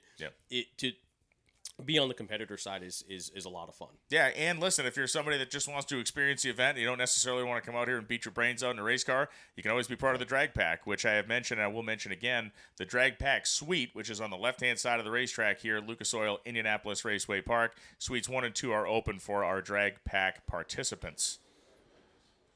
Well, Mike, thanks for swinging in. I think we are, fingers crossed, getting close to firing it back up again as our tire dragger tractor is coming back up to the starting line here. We'll see if he makes a U-turn or if he goes ahead and parks it. But a great day. Tomorrow we move on to the great state of Michigan. Yeah, it'll be great. We'll be in Michigan for 2 days. US 131 Motorsports Park, always a great time. Great track prep, great facility, great family-owned, operated, track, which would be great. And then over to Milan and all the history there. So it'll be fun. We're going to have great weather like we have here. I think it's going to play into our favor. Especially tomorrow. I think tomorrow is going to be the fastest day. I think it will be. And just always nice to have these cool mornings, and the more race cars we can put down versus tractors we can put down, even the better. So we'll be moving back to that program pretty quick. Mike, thank you very much. Go back in the pits, and somewhere Cub reporter KJ Jones is gathering his next story. Sounds good. Thanks, Brian. You bet. At Mickey Thompson, we never stop innovating. From our insanely quick and consistent Pro Bracket radial to Mickey Thompson's undisputed ET drag, when you need traction, we have you covered. Looking for the ultimate street-legal drag performance for new or classic American muscle? Then the Mickey Thompson ET Street is the tire for you. Check out the ET Street SS and the ET Street R, and we'll give you hot tips for choosing the right tire for your ride. Truck and Jeep owners, Mickey Thompson has a tire for any terrain. From the aggressive Baja Boss Hybrid All-Terrain to the off-road-only Baja Pro X, we even have something for your side-by-side. Check out all the Mickey Thompson tires at MickeyThompsonTires.com and stand on the gas with Mickey Thompson. Right now, he's going to come to you. So you're talking about Mickey Thompson? Summit I got Racing Mickey Thompson Equipment right is proud here. to sponsor drag and drive racers across the country. You'll always save big at SummitRacing.com. Shop millions of in-stock parts from over 1,500 name brands. Parts for racing, street performance, trailers, trucks, tools, and accessories. Need something new? The Summit Racing Parts truck will be on site at every stop. Conveniently buy the parts you need to drive and race with, and do it with confidence. Use the Summit Racing app to shop anytime, anywhere. Winning takes work. Getting parts is easy. SummitRacing.com. KJ Jones is on the scene. KJ, take it away.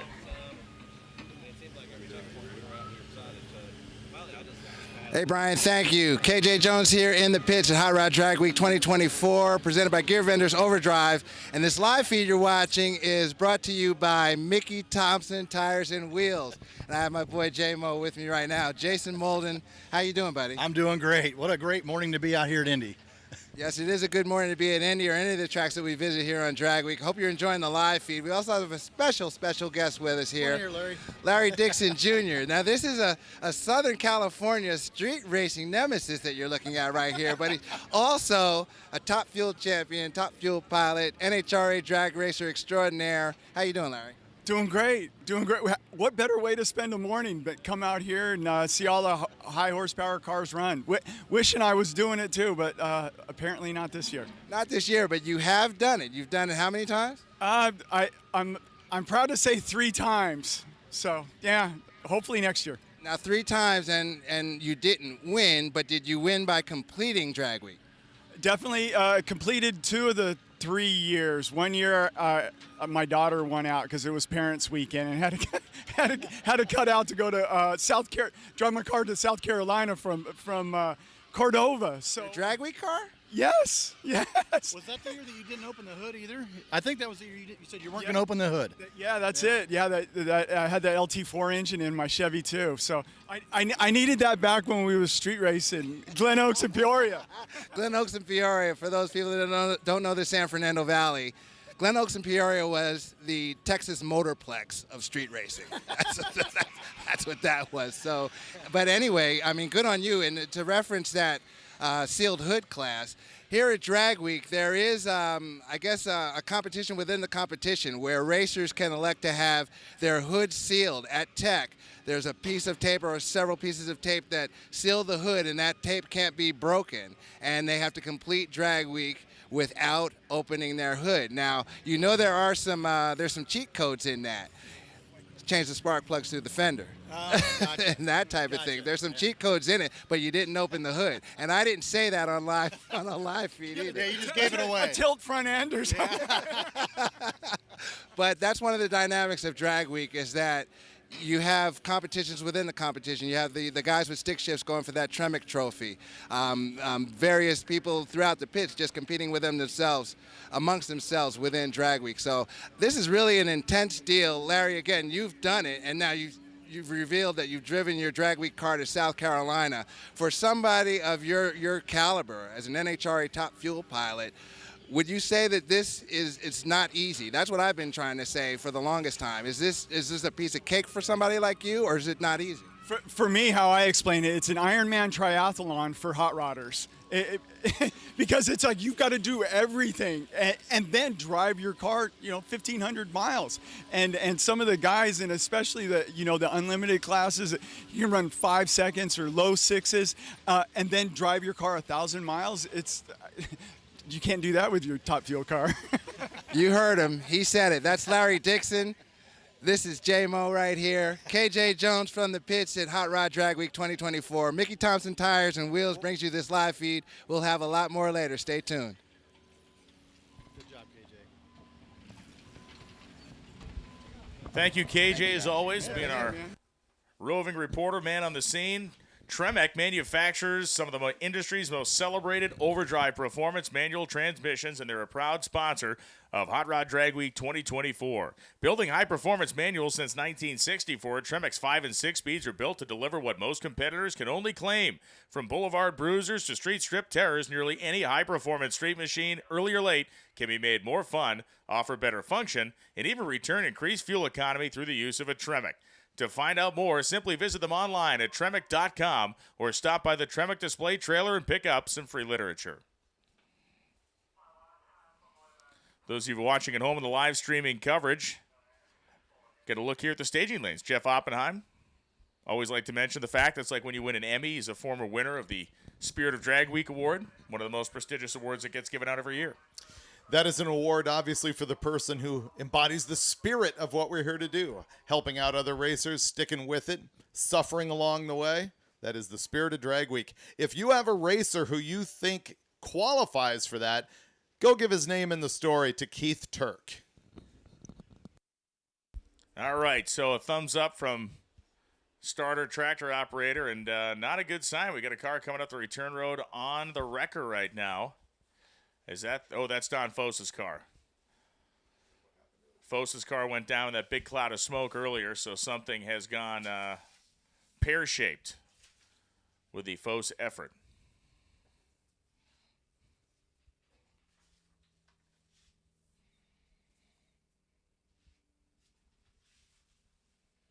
So a tough break there for Don in that unlimited classed 67 Camaro. All right, I hear a Honda running, which is a good sign because that's going to be next up, the all-wheel drive 8-second Civic. And Eric Bierkatfit coming up right now. Bierkatfit, the 2000 model year Chevrolet Camaro. Rob Courtney, the 95 Honda Civic. It was Courtney that KJ Jones spoke to just a few minutes ago.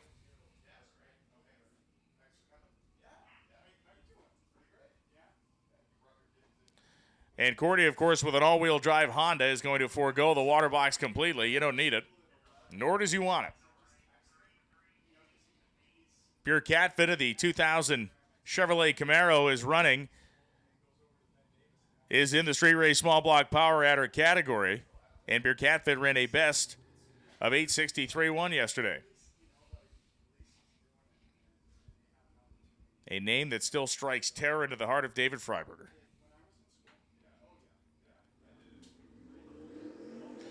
So once again, the track freshly sprayed and dragged. So a nice tight set of lanes out here. Got a good little sheen on it from all that traction compound. Courtney's car would hook at a car wash, being all-wheel drive. We have seen it run as quick as, I believe, 888. He is running in the modified power adder class. He ran 888.1 at 160 yesterday. He has the smallest engine by a magnitude of several.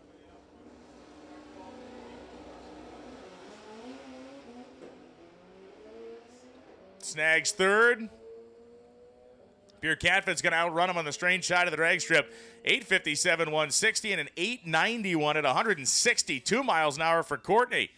So the car actually was given up a little down low. It picked up some speed, some mile an hour, because it made some wheel speed on all four corners early. The 60-foot time was slower than it was yesterday. That's what cost him the couple of hundredths of a second. But the speed was up nearly 3 miles an hour over what he ran at National Trail Raceway.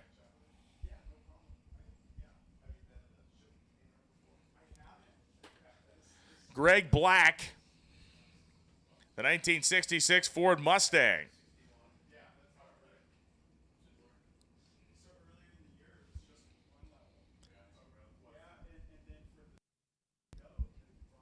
And here comes that beautiful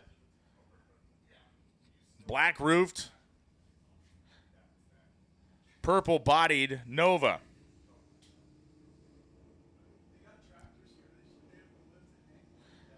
Jay Doleshall in the 67 Chevy 2. Doleshall's car's breaking up when he came off the starting line. Black's car was spinning the tire off the starting line. He's shifting his own gears. He had to sidestep the clutch. 1094, 129 for Doleshall. We'll likely see him again as Jeff Oppenheim comes up. Black goes 988.8, 150.98 miles an hour on the Sox and Martin side of the drag strip. Jody Ames, the 2016 Ford Mustang. Jeff Oppenheim, they're both in the same class and category. Oppenheim's best effort yesterday was an 894. Ames ran a 1080. It's a single turbo LS for Oppenheim at 121 in the 8th mile. Ames goes 1016 at 143 for Oppenheim at 1014 at 152. Likely going to see Jeff again. The work turbocharged Pontiac rolling up on the right side, and the Nova, rather the Malibu on the left. Dan Dinan, the 79 Chevy Malibu, and Rob Senker, the 84 Pontiac Grand Prix.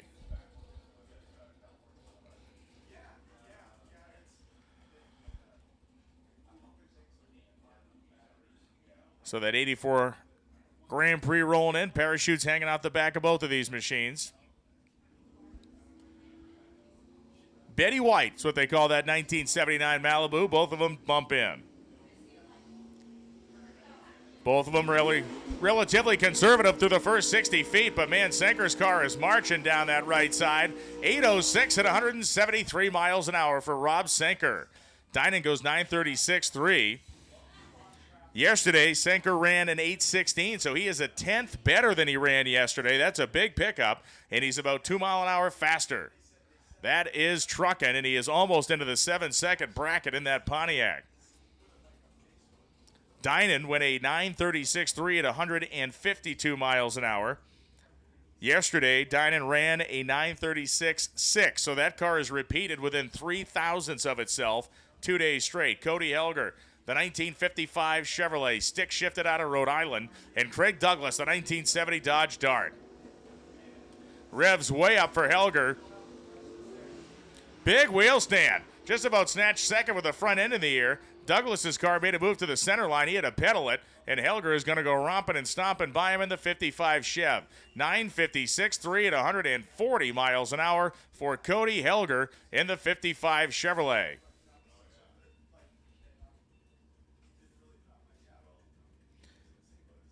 Helger a 949 yesterday, a 956 today. He is currently the leader in B gas. We'll see if he sticks with it or he comes back for a little more action this morning. Jason Burgesson and Graham Hayes. Hayes, the 1966 Nova, running in the Ultimate Iron category. Graham Hayes, 732.6 at a $189 yesterday. For Jason Burgesson,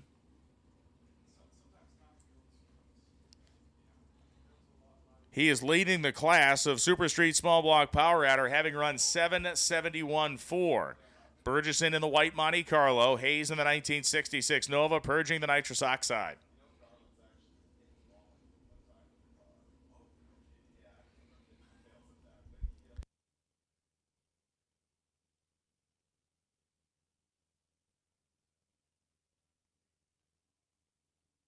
Both cars are pre-staged, and in goes Hayes. They leave the starting line. A lot of soot out of the exhaust for Graham Hayes, but man, that thing is really hauling the mail. Right-hand side of the racetrack, 720 at 190 miles an hour for Graham Hayes. 774, one at 179. So for Hayes, yesterday he went 732. He picks up a 10th plus at 190 miles an hour. Burgess in a 774. Yesterday, that car ran, I believe, a 771, as he is the class leader. Yes, he has backed himself up within a couple of hundredths, and he has picked up 3 mile an hour, almost 180 for the speed number of that Monte Carlo. John Hubert coming up left-hand side, the turbo, four-bang and Mustang, and TJ Linebaugh, the 1978 Ford Fairmont.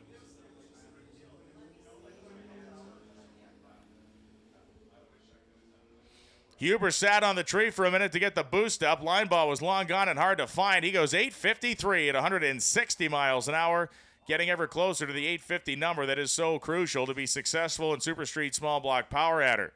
884.7, 156 for Huber, and that is again a 140 cubic inch turbocharged four-cylinder in the Ford.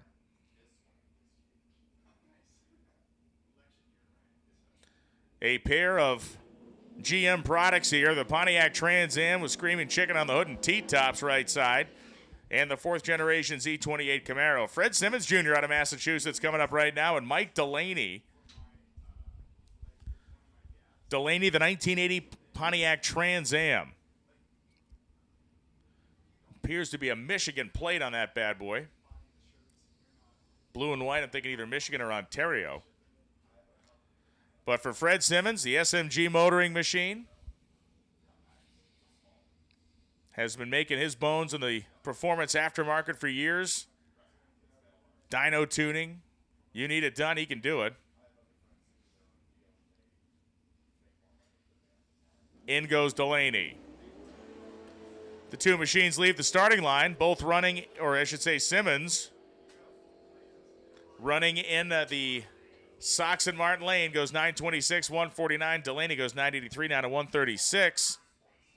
So, hey, yesterday we had to ask, people to do stuff and doing one today. If you're parked against the fence where they're doing construction, the crew would like you to move your vehicle. Cinder blocks and heavy equipment are pretty much undefeated by the glass in your car and the sheet metal that makes up the hood of your vehicle. So, we could try it. We could try the excavator test on your car, but please, if you're parked abutting the construction zone, please move your vehicle. Okay, now that we've gotten that piece of business out of the way, Ronnie Santucci coming up right now, the 1970 Plymouth Duster, and Paul Bigelow, the 1986 C10 truck. Bigelow going with the step side bet on this baby.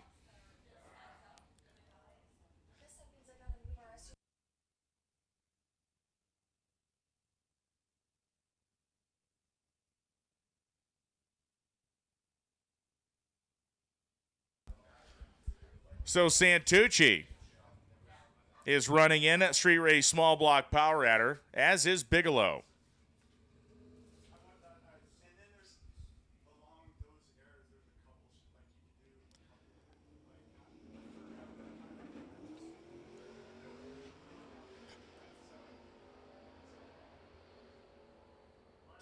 Santucci's car wandered around a little bit down there at the top end, goes 940 at 147 miles an hour. Bigelow goes 10:03.3 at 137.34. Now here comes one of the heavy hitters rolling up on the left-hand side. That is Evan Urkowitz, the 1979 Malibu. That car went 786 at 177 yesterday. Urkowitz is currently running third, chasing Glenn Hunter and Alan Whitaker in the Pro Street Power Adder category. Everybody's chasing Whitaker. He's a class leader, having run 713 at a $1.99 yesterday. Hunter's behind him at a 733, and Urkowitz is hiding in the shadows, having run 786. On the right-hand side, it's Neil Torbett, the 1965 Ford F100 truck. Torbett yesterday handed in a 9:42 time slip. There goes Urkowitz. The car settled down on those big rear slicks. 141 in the 8th mile, 791 at 176 miles an hour, and a 940 at 149. Norbit picks up 200ths off of Monday. Urkowitz slows down by a couple of hundredths off of Monday. And we have a racer in need. Doug Kistler, the 1972 Black Nova. We need an Automotive Pro Series fuel pump, part number 11102. Doug Kistler has a 1972 Nova in black. He is looking for an Automotive Pro Series fuel pump. 11102 is the part number.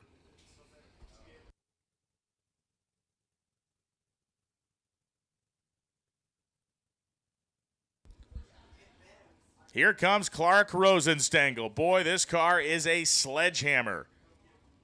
Running in the modified power adder category, Rosenstengel is leading the field by nearly 0.3 of a second, having run 7:07 at 2:05.16 yesterday. Jason Willis in the Corvette on the right side. Willis finds himself in the Street Race Small Block NA category.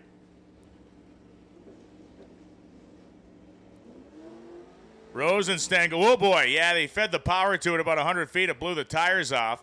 Willis is going to go rolling on by 106 in the 8th. And Willis goes 997.5 at 132.69 for Clark Rosenstengel. A lot of power, and he went to pour it all to it. Goes to 1248 at 82.88 miles an hour. A and B lanes continue to be open. Number 12 lane is for impound racers. Number 12 lane for impound racers. David Morahan coming up the left side. If you take a good look at Morahan's Chevrolet Camaro, the engine compartment is very interesting. It has a pair of two superchargers mounted on the same intake manifold. I believe a Whipple style setup. I think that's who came up with that design.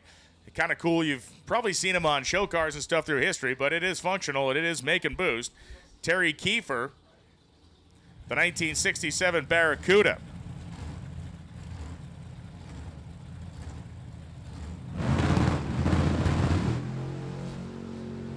So Morahan's blown motor and Kiefer in the Barracuda. Kiefer going to chase him down through there. Morahan goes 929.6, 148.90. And Kiefer goes 977.8 at 144.41, much to a fist-pumping crew member on the starting line.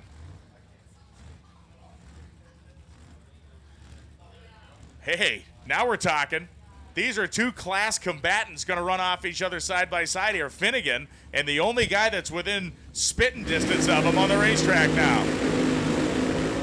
Wayne Baker having run 8:79 earlier today. Finnegan having run 8:70. And far be it from me to spill the tea a little bit around here, but Wayne Baker is not a big fan of the new front suspension Mike Finnegan has on the front of this car. You don't say. In fact, Baker had raised the issue of protesting Finnegan's car of being illegal for the class. So these two guys are running for the same trophy, and they're also now on the same racetrack simultaneously. It's a good little moment here. For Finnegan, he has updated this car with an independent front suspension. He got rid of the beam axle. Yeah, buddy. Oh man. There. Wow, puts that thing on the trailer hitch. Wayne Baker, meanwhile, is roaring down the summit side to go 879 at 154 miles an hour. What we just saw for incredible timing there for Finnegan is when that car landed, it absorbed that landing way better than a beam axle and a pair of leaf springs would have. Yeah, he didn't do the triple bounce. Hopefully it's in good shape. It is a fabricated IFS on that thing, even with the nose-high stance. It's interesting. He knew that it was questionable for the class, and he got pre-approval from Keith Turk. So Wayne Baker can basically protest all he wants, and that's a nice story. So he has come to a stop before the end of the racetrack, and he rolled over the – actually, he's going to make the gate that, so he's making an early turnout. It did not look to me like the front end was damaged. You can get a quick look. Sometimes you'll see the camber all out of whack. It looked okay on that front. They're obviously going to go through it, but he did have the wheels steered during the air. When he landed, it was making a right-hand turn, so it could have pulled the toe out on one of the tires. You know, what's interesting is these cars, especially when you make changes like this, the front end with an independent front suspension like that, you can obviously do a lot more with the struts and the shocks you're going to set up in it to have more dynamic weight transfer. He also has put that slipper-style clutch in there, so we saw everything kind of come together perfectly. The tire dead stuck to the racetrack. The clutch was coming in just enough to really start driving up the ring gear, and the front end that otherwise wouldn't have really tried to toss the nose up can now do it with the IFS. So, well, and he'll have to be back. Wayne Baker laid down his second 879 of the day. You know he wanted a lower number than that so that he could secure his first place deal over Finnegan, but he might not do that by the end of the day. Finnegan's going to come back and give it everything. I see Tony Angelo down there. And if I'm Wayne Baker, unless you really got something up your sleeve like a blower pulley change or something, you've run back-to-back 79s. What else are you going to try to do? Sit around and wait for Finnegan's next pass or cruise by his pits and see how much is broken? Yeah. Strategy. He's driving up the return road now, so we're going to get a good look at Finnegan's front end as it kind of comes by. Oh, Robin Lawrence is down here. Uncle Robin. Yeah. I hear he's taking up fitness. Yeah, he's going to be trying to fit in this tower in a few minutes, I think. Yeah, probably.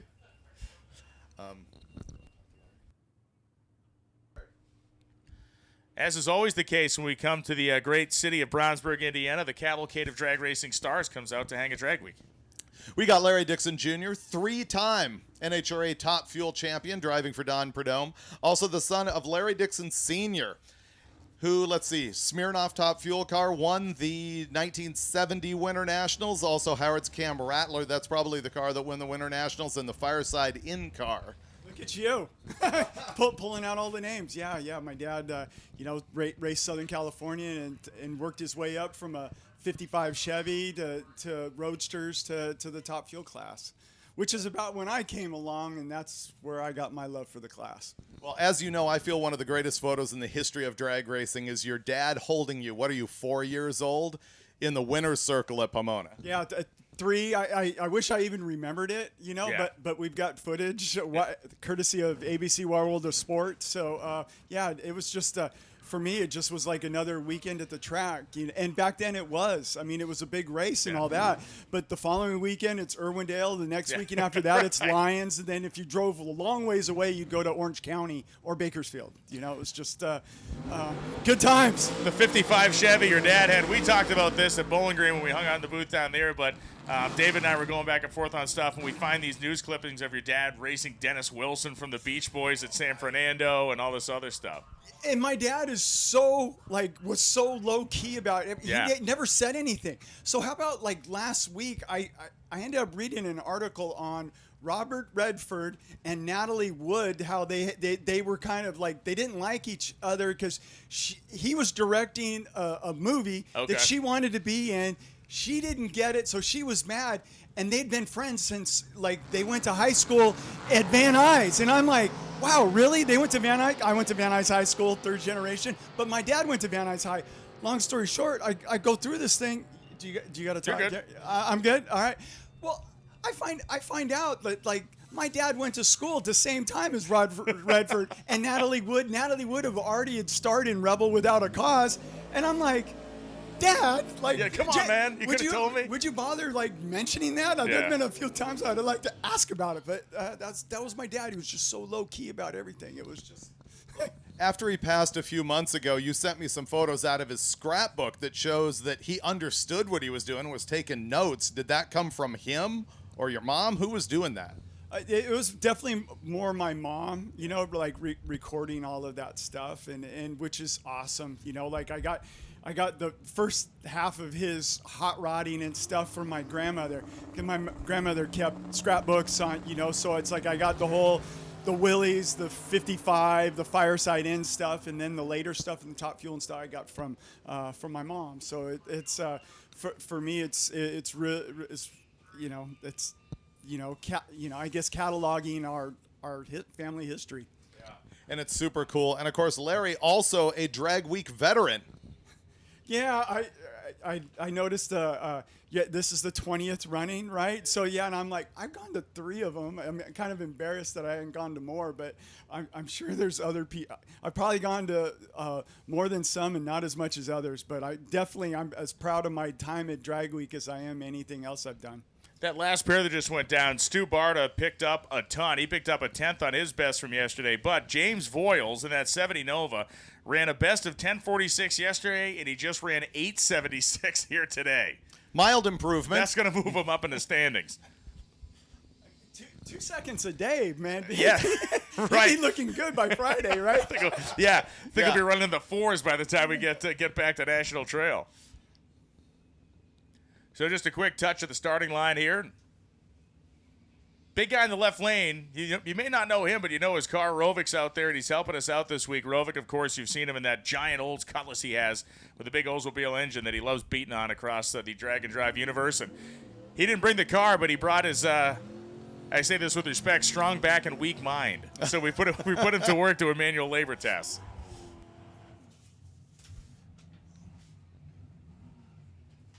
So right-hand side, this is Brian Acton coming up, and Acton is in that ultra-competitive street race small block power adder category, just trying to run 850. And Kyle Uhls in the left-hand side is second in street race big block power adder. He was a 931 car yesterday, way behind Randy Bellahar, who went 851 in the Pontiac. All right, Larry, I guess we'll let you go. Thanks very much for coming up and chatting for a bit. No, thank you, and I appreciate you guys doing this, and especially bringing it here to my hometown. Love it. Yeah, you can rub it in my face a little bit. Hopefully next year I'll be back down there in the bleach box. Very cool. Good to see you. See you, Larry. Thanks. Thank you, man. Great to see you. As Acton goes at 852, 160 for 159. He's tightening it up a little bit, but still he needs that 50 as Kyle Uhls goes 13:037 at 72 miles an hour. What's up, dude? How are you?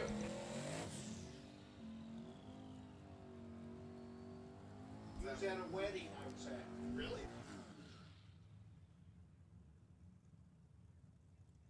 Yeah, it took me a second. I was like, that must have been. Jim Weiser, the 1984 Monte Carlo, and Vinny Barbone right side. How about this 1980 Monza Spider? It was very cool. The Spider ran 906 yesterday. Very small tire on this thing. Cool factory-style paint job. Got some Motion Raceworks stickers and logos on there as well. And Jim Weiser, part of that 8-second squad. And trouble, Barbone's car pitching the belts off it off the starting line. We got what appears to be maybe a water pump belt or something. Look at the temperature gauge, Vinny. Shut that thing off. Wow, he threw both belts off. So it's either fuel pump and water pump or alternator water pump.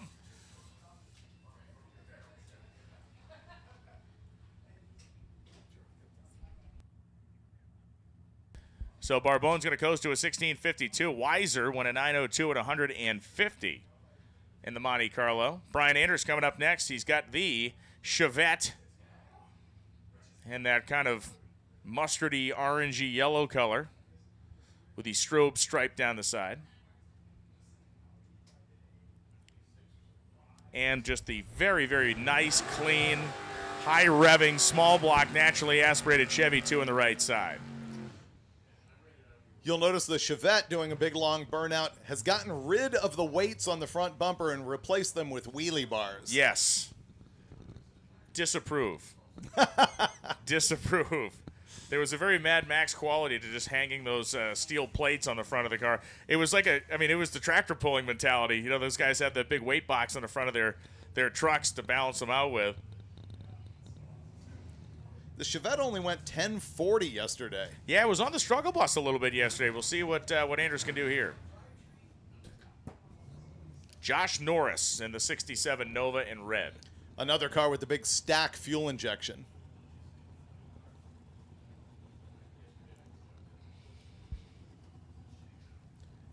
John Ferrone and nice wheels up launch. Trouble for Anders. Car was a little weak early, and then he shut it off as Josh Norris goes 983.9 at 135 miles per hour. Right on pace with what he was doing yesterday. That's always good news when you don't slow down radically. I hate it when you make a perfectly clean pass and it's 4/10 slower and you don't know why. That's usually not good. That is the worst.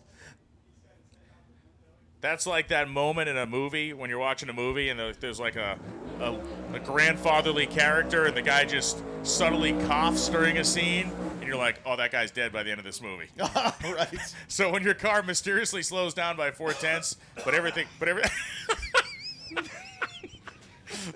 everything seems okay, just think of the grandpa with the subtle cough.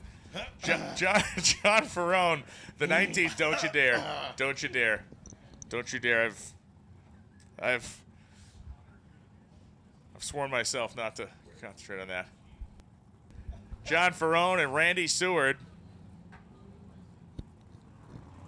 John Ferrone, 8s yesterday out of a 7-second car.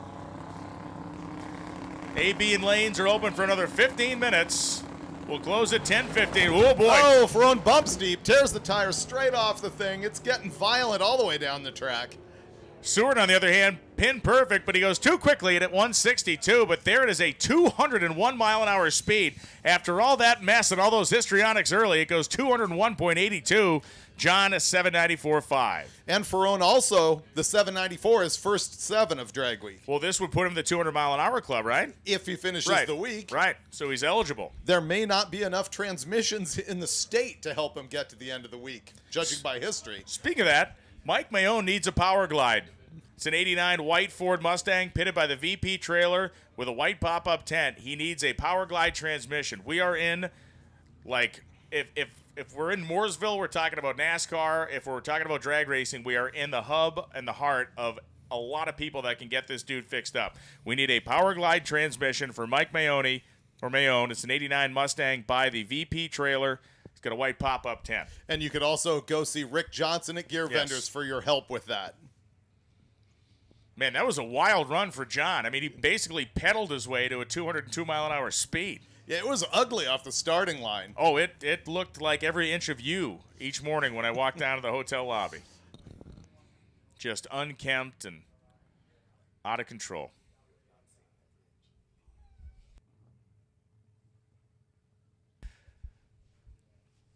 Alex Taylor is sitting just ahead of the water box. Likely not as enthusiastic as we were about the launch of Ferrone because there's a fair amount of moppage being handled. Kevin Diassi, why don't you aim that thing at yourself and not up this way? Thank you. On behalf of America, we thank you. So Alex is going to be an interesting story because she's running an Ultimate Iron and yesterday did pull out a 687.8. Unfortunately, as we stand right now, that's only good enough for 4th in class. So she is looking to run better than that. The person just ahead of her has an 831, so you know they're down there with a calculator figuring out how quick it needs to be and trying to set the car up for that.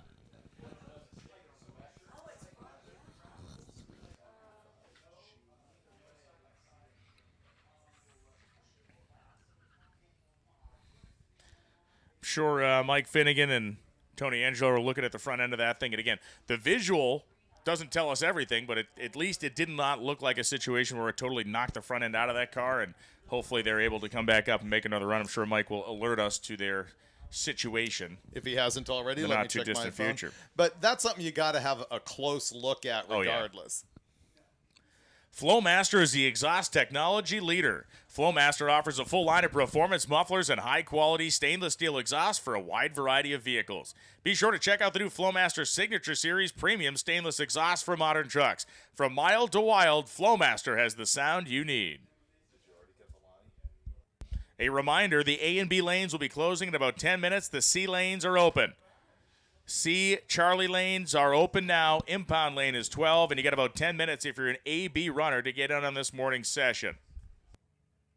Oh, on the live feed, we're looking at Jeff Mall's car. If you go back to the quarter panel, we can see the damage from him just skimming the wall down there. Yeah, it made a tremendously big move at the top end. He did a very fine job of saving it and minimizing. I mean, it's wild that it didn't even hit hard enough to break the taillight lens. No, and even the trim looks okay. So that car is not as bad as I thought it might be, which makes me happy.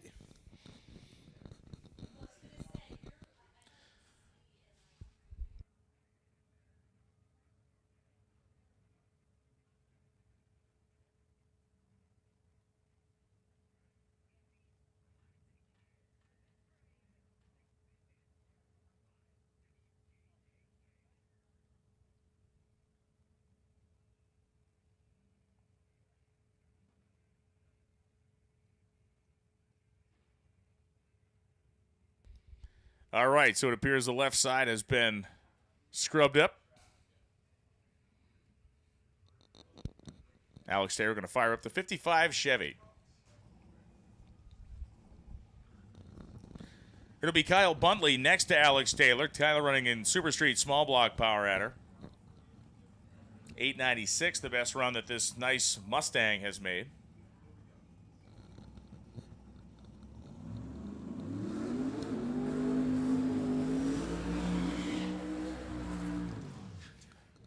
Big honking burnout for Alex there. As you saw the amount of love and care they put into scrubbing up that left lane. They wanted to make sure they put a fresh coat over whatever was potentially over there. Big old Mickey Thompson tires sitting on the back of that 55 Chevy. It took them a couple attempts yesterday, David, but they did get a clean one in at the end. As you mentioned, the car ran down a convincing 687.8. But, man, the speed of 216, nearly 216 miles an hour is one of the things that really impresses me, because it is a stock dimension 55 Chevy.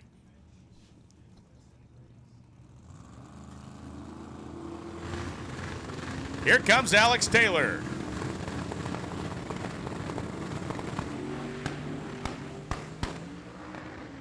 Marched it out of there. It's beginning to wander a little of the 8th mile. She's going to take it all the way to the house. 690 at 213 miles an hour.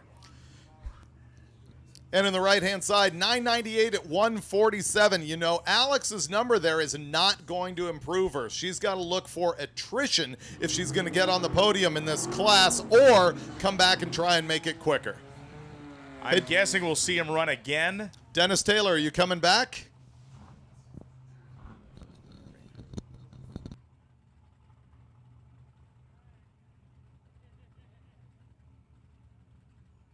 Glenn Hunter, 1956 Bel Air, coming up here on the right side.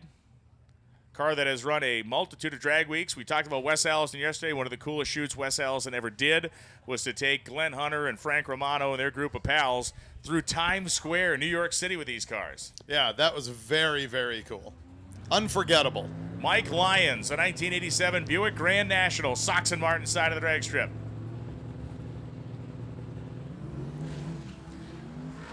Hunter's car just breaking those radial tires loose. He's trying to lean in and breathe on the throttle. Finally gets a hold of it here past 1,000 feet. He is still going to pass him down there. 867 to 162, modulating the throttle most of the way down. Lyons goes in 893.9.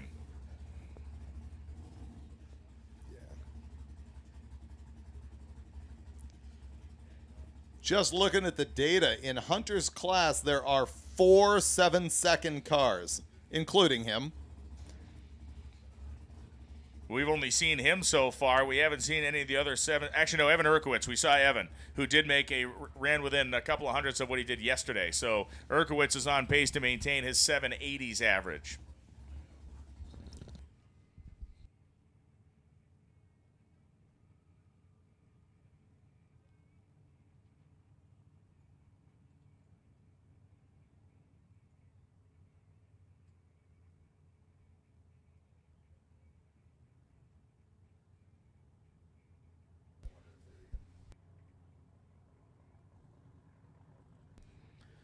Once again, a little mop job here on the starting line.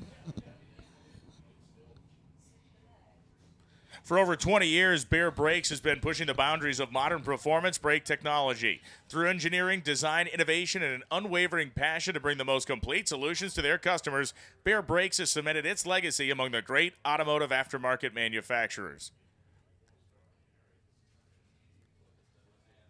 MSD's popular 6AL ignition box has been completely redesigned. It is now available in 2 powerful options, the Ultra 6AL or the Ultra 6AL Plus. Don't let the small size fool you. At nearly half the size of the original 6A box, these new Ultra and Ultra Plus deliver the powerful spark of 130 to 150 millijoules every time it fires, from idle to redline RPM. This means you'll get quicker throttle response and improved starting. These features include built-in start retard, 3 rev limiters, step retard, and an all-new MSD mobile app for configuring your ignition. The MSD app makes it easy to set up your MSD 6AL ignitions. You set up cylinder selection, step retard values, launch burnout, and max RPM values from all of your touchscreen. Start retard and step retard values can also be adjusted through the MSD app. MSD has been your ignition technology leader for more than 50 years.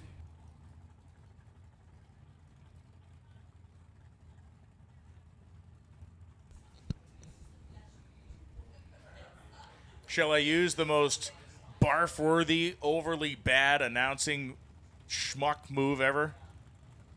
Oh, I see it. I bet a Chevy 2's going to get to the finish line first. Want to bet? Chevy 2's a pair. Ay, ay, ay.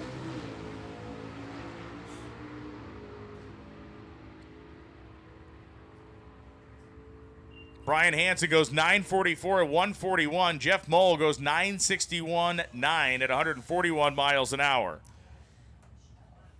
Ran 944 yesterday, so maybe he's going to come back and give it one more blast. And I'm guessing he was a little tentative after what happened earlier today. After the booty shake into the wall. Yeah. Yes. Chris Thompson and Chad Garut coming up. Talked to Chad, his dad, last night. 4th drag week. They've done the circuit. Competed in all kinds of different drag and drive competitions. I like that he lists the color of his car as barn find blue.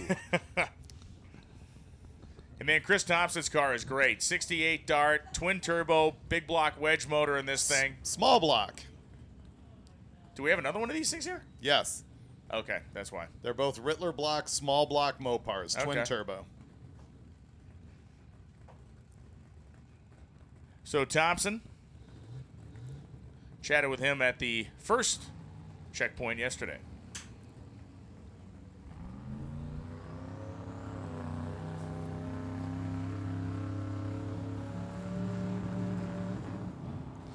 And trouble for Thompson as the car stumbled as he was trying to stage it. Meanwhile, Chad's little Mustang at 114 in the 8th mile. Pretty easy, please. 962.5 at 141.82 miles per hour.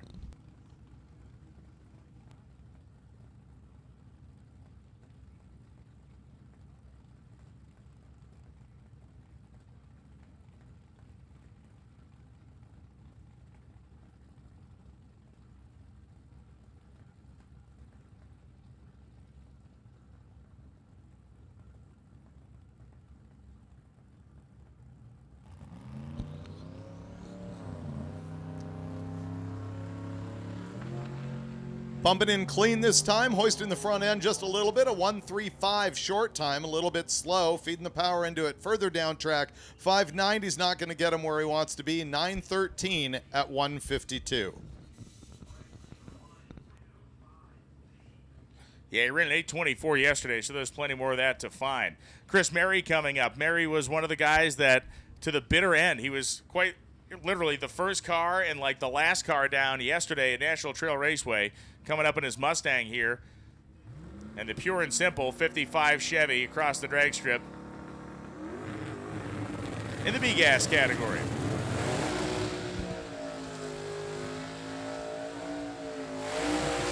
Jamie Jarvis issuing the tire smoke out of the 55 Chevy.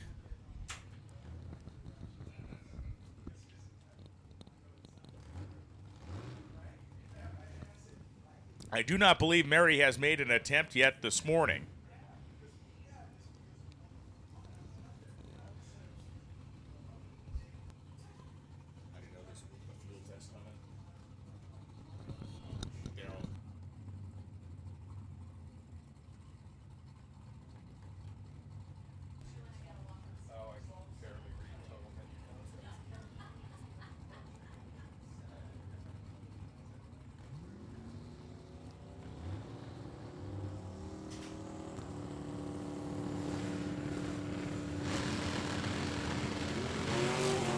Man, huge wheel stand for Jarvis, bounding his way down the racetrack. He had to pedal. That thing was heading up for the bumper. Meanwhile, Mary is clean and quick, 51 with an 8, 160 miles an hour. Puts them in the zip code they want to be in, but maybe not the residential neighborhood they're looking for. I bet they will stick around and get another one, but what we have not seen today is anybody has gone 50 square.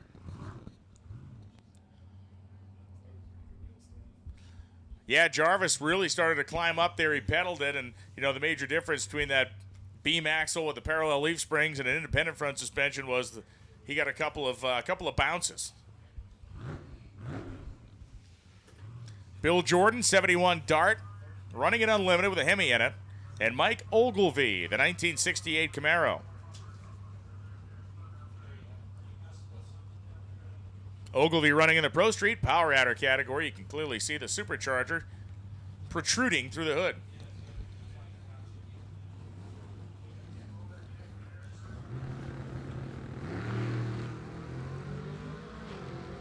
And Jordan's car is going to kind of idle its way off the starting line here with Ogilvy running 908, 148.99. Yeah, not getting into the 8s. He didn't do that yesterday either. You know that's what he's hunting for. Ran a 914 yesterday, though, so he does pick up better than half a tenth. 1649 at 87 for Jordan. Clearly, the car having some issues, but it does at least give him a time slip from the day. Jay Grabiak. Primered 55 Chevy. Naturally aspirated small block, which leads me to wonder why he is in A gas. Yeah, he is third in A gas.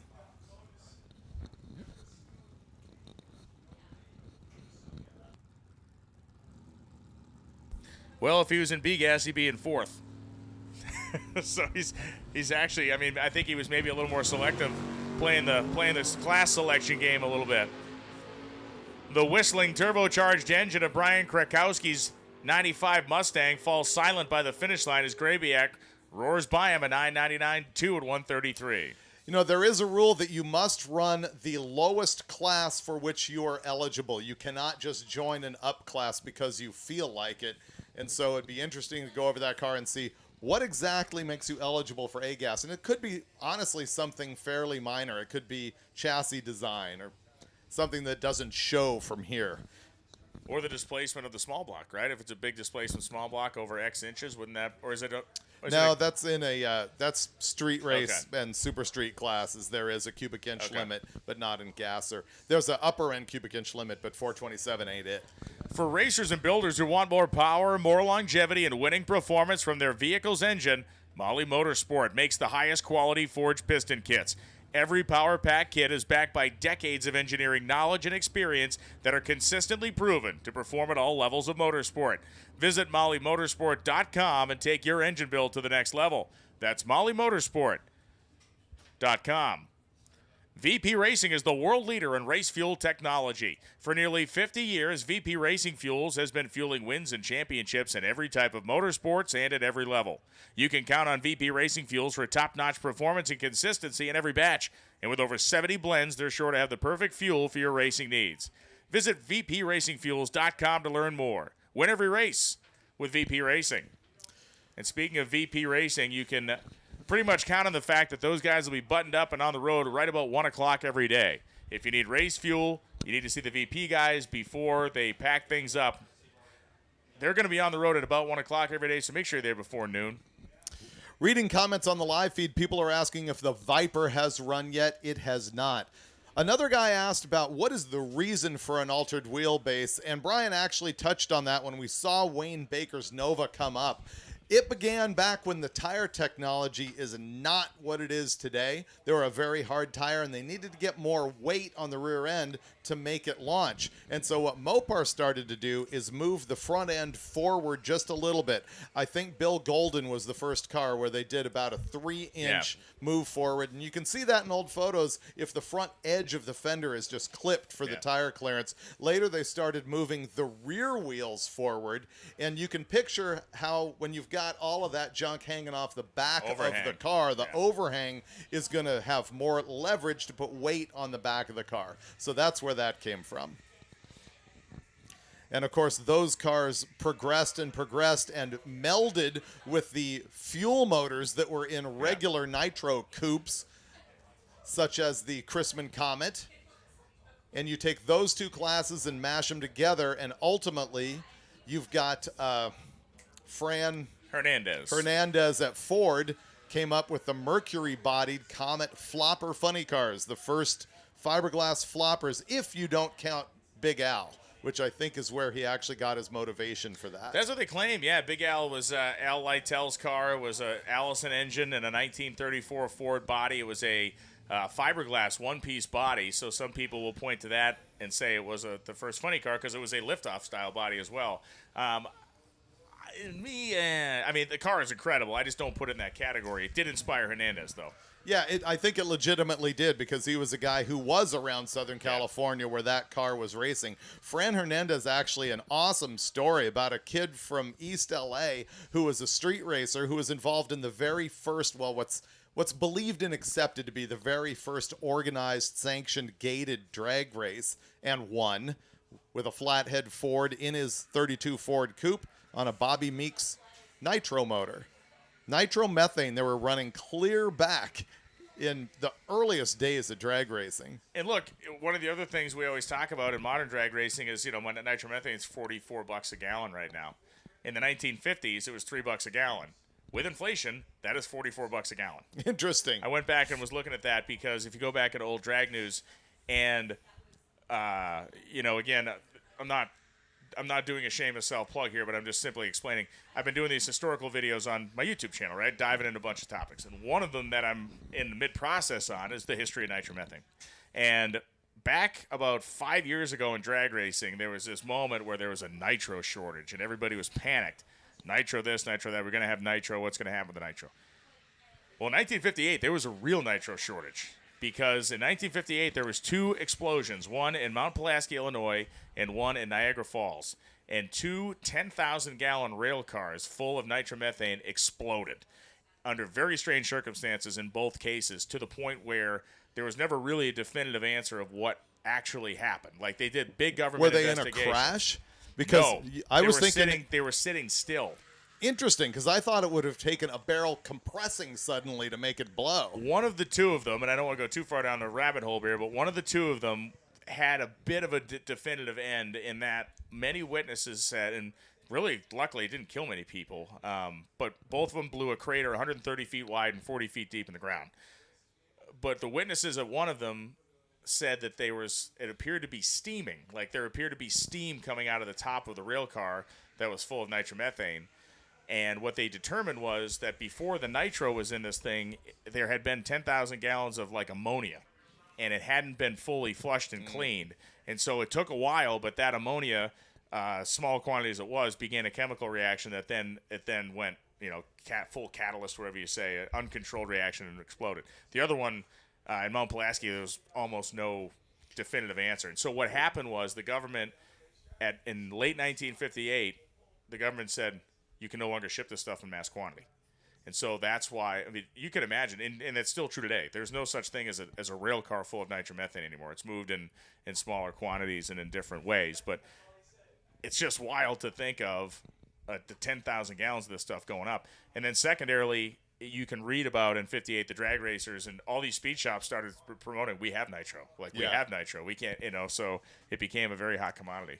A couple things about that story. First, for the sake of the audience, you got to understand the unusual thing here is that nitro does not ignite easily with open flame.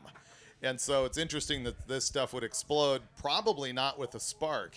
And the other thing about it is that I remember asking old drag racers, like, where did you get your nitro back then? Oh, it's speed shop. You just go buy it in a 5-gallon pail. You went speed shop or you went into an industrial supply, because there was one place in this country that made nitromethane called the Chemical Solvents Corporation of America. And you didn't need any sort of license or anything to buy it. Some guys would buy it in the 55-gallon drums. But yeah, to your point, David, a lot of guys would go and buy it at their local speed shop or hobby shops.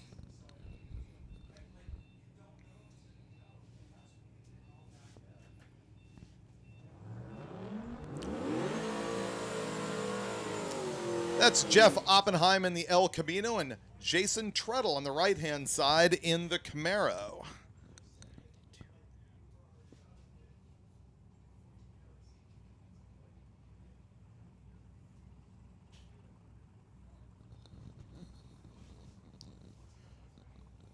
So A and B lanes are closed. Impound lane 12 is open until Delta Group runs, and then we'll reopen for the All Run session. C Group, lanes are open for you.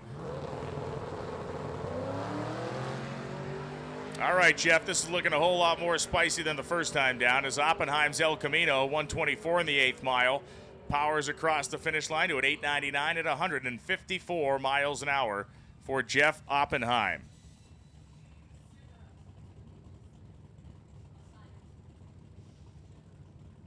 Ran 894 yesterday, so that 99's in line. Jason Treadle's 971 at 135.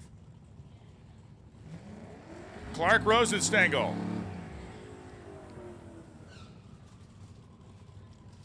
Ran earlier, and this is not Clark Rosenstengel. This is Les Smith. A similar appearing vehicle, the black 5th Gen Camaro. Third in Unlimited. And Dave Deal, who is running a Ford machine over here on the left-hand side. He's running in Super Street Small Block Power Adder. Went 8:14 yesterday. I would say a madly frustrating day for Deal, as their stated intention was to try to break into the 6s, and they couldn't crack the 7s. So, much like in my own life, I have the cookies. you have. Who's provided these cookies? Ters. Who provided them to her? I don't know. I have no pickle for the cookie. If I had a nickel for every time I heard that.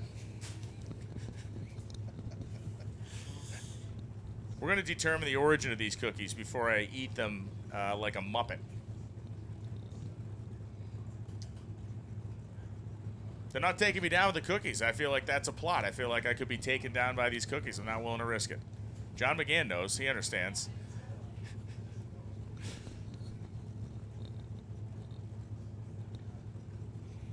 That's how they get you.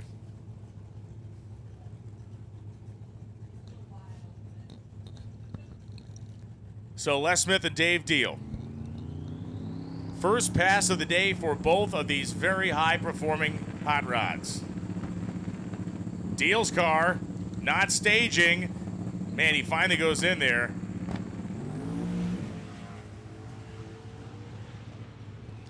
Bunch of smoke pouring out of the back of Deal's car as he makes his way down the top end. Oh, man, now he just shot something off the front of it. 739, 174 for Deal. And I think it was the bumper cover that came flying across the racetrack.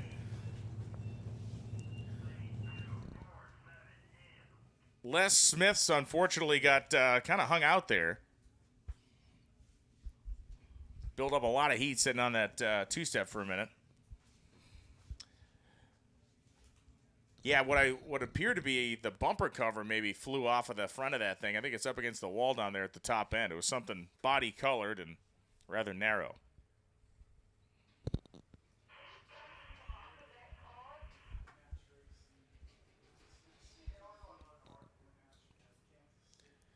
Good time for us to brag a little bit on Scott Miller, who is coming up in the next pair, the quickest naturally aspirated car in drag week history. 762 cubic inches of love under the hood of that fastback Mustang. Sonny Leonard love. Yeah, the late Sonny Leonard. Business continues. The legacy continues. And when Sonny began building these next-gen, what he would then call the next-gen Hemi engines, I'm not sure he ever knew any of them would be taken to the highways and byways of America. Did not see that coming.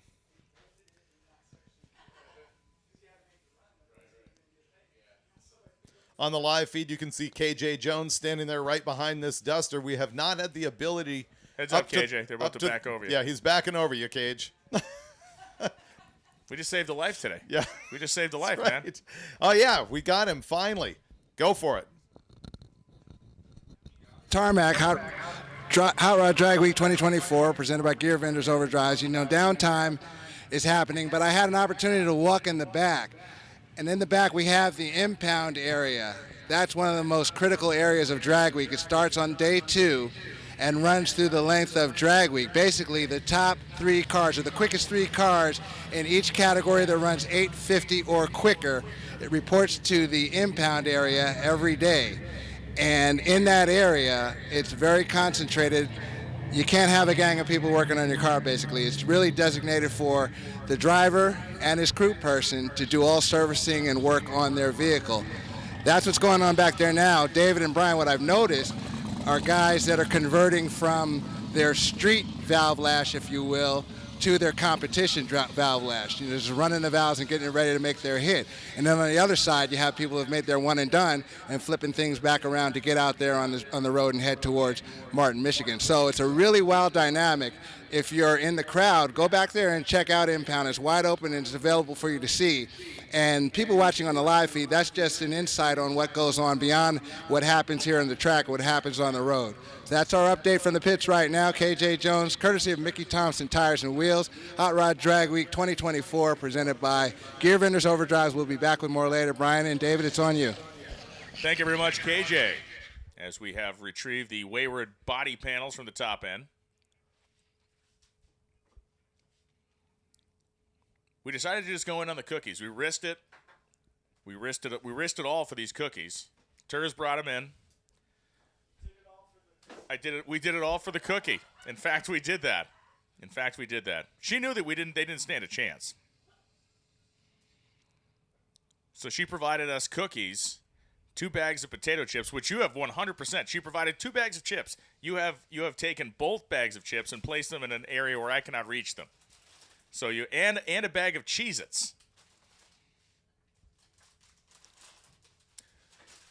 The duality of the man that is shown in David Freiberger is that yesterday would eat only a vegetarian sandwich, but then annihilates chips and baked goods as if they owe him money. These are things. I annihilated that horseradish shrimp last night and the pork chop at St. Elmo. It was a display. A very primal display. Billy Gebhardt, 1976 Plymouth Duster, but Jack Miller. Scott Miller. I was going to say Jack is standing next to the car taking video of it because Jack raced it for years, except you jumped in like the smarty pants guy. And I was the wrongy pants guy. Right. But yeah, Scott Miller's in the seat. This is going to be good.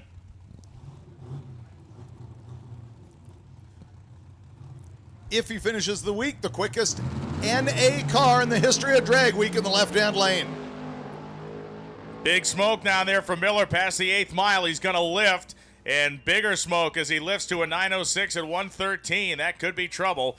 Billy Gebhardt goes 9:37 at 1:46, running around the outside of him at the finish line. And we are going to take, I believe, a peek over there at that left side of the racetrack with all that smoke coming out of Miller's car. That was the caveat of if he finishes the week, he gets that record.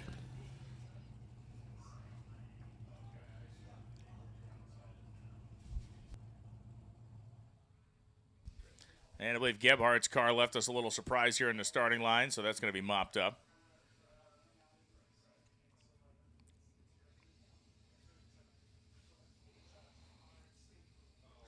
And hopefully for Miller, that is not anything too serious. He obviously shut it down early going across at 113 miles an hour.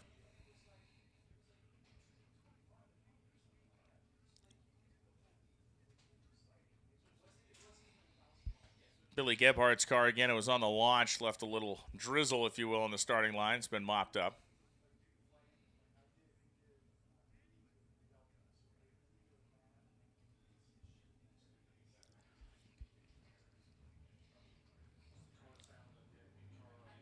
And it does appear as though it's going to require a quick scrape job out here. That's tough.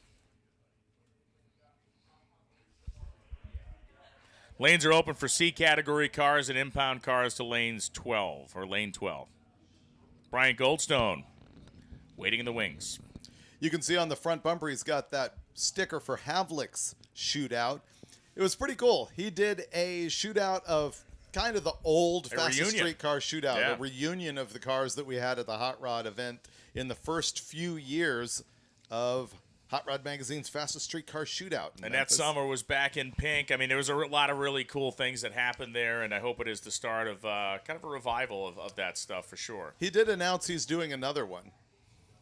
Reminder for racers, you're going to be handing in your time slips to the Hot Rod Toter Home. That's where you're going to find Tanya and team. That is the Hot Rod Toter Home is where you're going to hand in your time slips, not up here in the palatial confines of our deluxe apartment in the sky. It's the Skybox.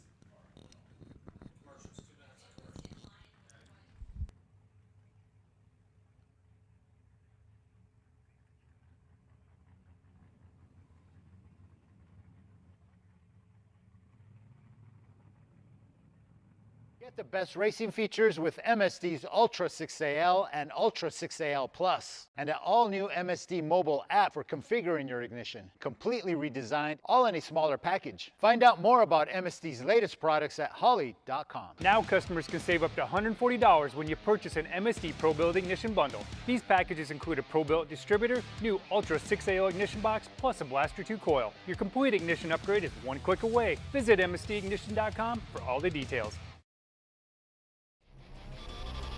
Since 1963, the name Mickey Thompson has been synonymous with pushing boundaries and gaining traction where others dare not venture. Mickey Thompson Tires and Wheels. What does it mean to be built with Summit? It means turning some rust into rolling artwork. Built with Summit means you're making something that was already fast even faster. It means that your project will be on the road or track long after you've bolted it together. And Built with Summit means you're doing it with in-stock parts, fast shipping, expert advice, and the best prices.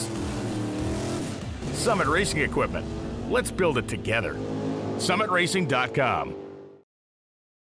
All right, you guys aren't ready for this, man. This is from Tremec. It is their TKX. It's not just the latest offering in a 5-speed. This is the first performance-based aftermarket 5-speed designed for us in the aftermarket. You said it, man. It's got awesome features. I didn't want to miss this one, man. Yeah. Everything from an in-load versus a top load. So they spent a lot of time getting this package shape down so it fits up under tunnels a lot easier. You can drop this in a Chevelle A body without a single mod of the tunnel. Yeah, no floor pan work, not near the tunnel work. And look at all the features it has, man.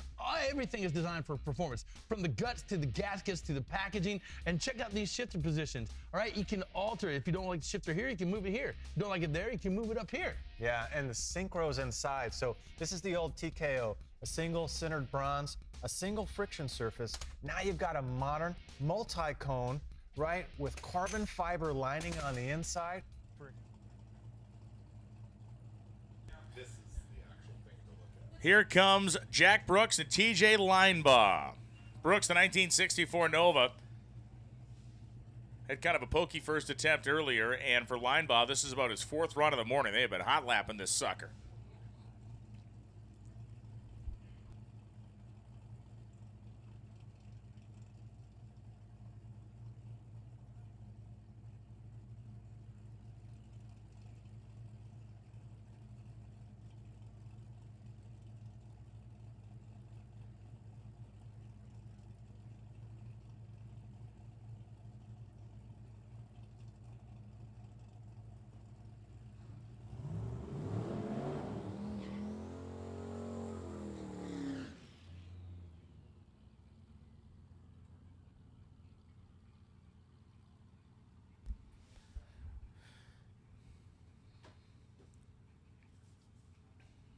And it looks like Brooks is having an issue advancing past the burnout, so Linebaugh is going to come up here, maybe on a solo.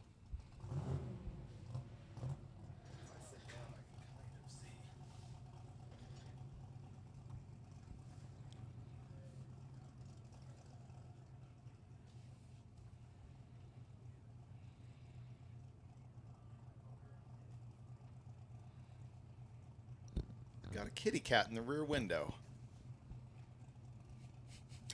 And that's the type of detail David Freiberger brings to the broadcast. Yesterday, you were announcing the colors of cars. I don't want to hear it. How many people? And he's here in the Nova, How the many white people? Nova. How many people told us that they listened to the show yesterday and did not watch it? How many people told us that? How interesting is it to describe Many the color of people. a car while listening? Oh, the blue wagon is going down the track right now. And TJ Linebaugh, despite David's moronic commentary, goes 848, 361 miles an hour. Brooks goes 889, 3 at 157. For Linebaugh, just a shade too quick, trying to run 850. There's just Chevelle in the box in a subtle shade of turquoise and teal with black stripes and a cowl hood. Go ahead, keep going. And wheels. It has windows in the car. You are a tool. You are an absolute snap-on rollaway box. Brian Goldstone, Sox and Martin Lane. Goldstone is the category leader in the Ultimate Iron class, but I think more important than that, this guy is flirting with a potential overall win.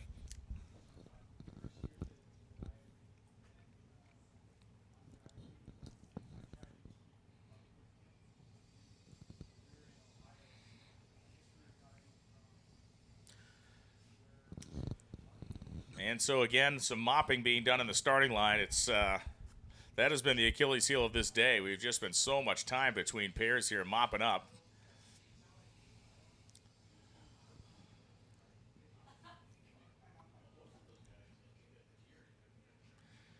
And that is on Goldstone's side of the racetrack, reminiscent of when Alex Taylor ran and the mops came out in quick fashion. Goldstone looking at the same scene. Brian Robbins out there who's riding with Goldstone is getting a look-see at the surface. You know, Todd Mashmeyer, and guy who competed at many drag weeks back in the day, engine builder extraordinaire, big boat guy, and like real boat guy, like went 200 miles an hour in a boat with Brian Robbins with an engine that he built. Yeah, no thanks. I saw the video. The video's incredible. I mean, it's, you know, you got the guy who's driving and the throttle man, and I think Mashmeyer was the guy on the throttle handles. And it's just, you watch the telemetry on the thing and the speed. It's just, to me, that is a terrifying prospect. The fried pickles? No, I'm about to go in. I'm going face first into the fried pickles. I'm going to look like Tony Montana at the end of Scarface in these pickles in a minute. Good save. Turs was nearly taken down by a crumbling cookie. That was a good save. I'm going to go to the pickle. Oh, pickle's hot. Okay. Giving it a thumbs up. Yeah, good fried pickle. Track food. Seeking a little good little track nourishment, the fried pickles pass muster. And if you've seen the two of us, you know that we're very picky about what we eat. Uh-huh. I figure this is a vegetable-laden, nutritious treat. It is. Ah, the pickle.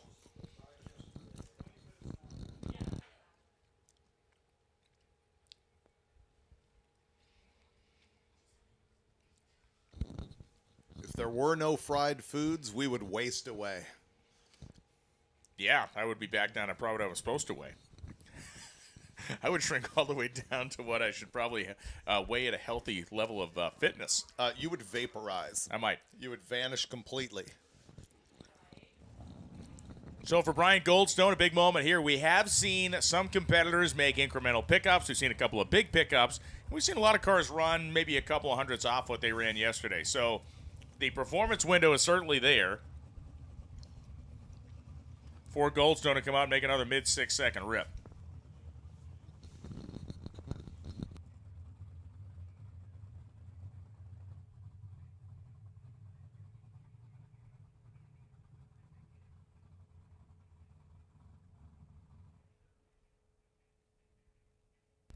Looks like we're going to send the drag out, I believe. Brian, clearly you were not a ranch with fried pickle guy. Generally speaking, not a big dip guy. Yeah, really? No, not a big dip guy, generally speaking. I think you're a pretty big dip. Yeah, okay, good, great. Thanks, 1950s insult guy. Gee willikers, does my mom wear combat boots as well? Is that where we're going next? Holy cow. Ah, genius.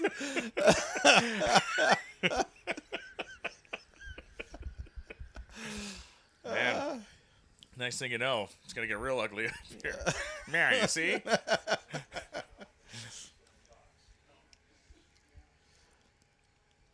Yeah, I think the ranch is overrated in general, actually. I do not do the ranch on the fries. And if I ever ate a salad, I probably wouldn't use that. When was the last time a salad crossed your lips? Like 2 days ago? No way. Actually, on the way out here, I had a Caesar salad for dinner on the way out. I enjoy salad. With how much pepperoni? You don't put pepperoni in Caesar salad, man. I thought you ate a salad on a bun for lunch yesterday. You literally had lettuce. It wasn't my fault. It was handed to me. After you refused a turkey sandwich. Right. KJ Jones is out there, and he can end this debate once and for all. Boom. Thanks, Brian. KJ Jones in the pits, courtesy of Mickey Thompson Tires and Wheels. We're at Hot Rod Drag Week 2024, of course. Randy Seward. If you think about Ironman, and we talked to Larry Dixon Jr. a little bit earlier, and he noted that participating in this competition is like being an Ironman. If you want to think about Ironmans in the whole drag and drive spectrum, this man here, Randy Seward, with his Pony Express Mustang, has been doing this for a long time. Always at Drag Week, and he's done cross-country journeys. He's done NMRA True Street events. This is Mr. Drag and Drive, in my opinion. Randy, first and foremost, how you doing? I'm doing fine. It's a tough competition this year. It's tough competition every year. I mean, you're in a very stout class. The Super Street Small Block Power Outer class is, bar none, I consider it the street race category, basically, and you guys are battling within the 100th of a second to get to that 850, the thousandth of a second. Thank you for correcting me. But how are you doing it? I see you making laps. I mean, you're not necessarily nailing it. I saw you run under it, so you have to back up into it a little bit. I mean, you're fighting right now.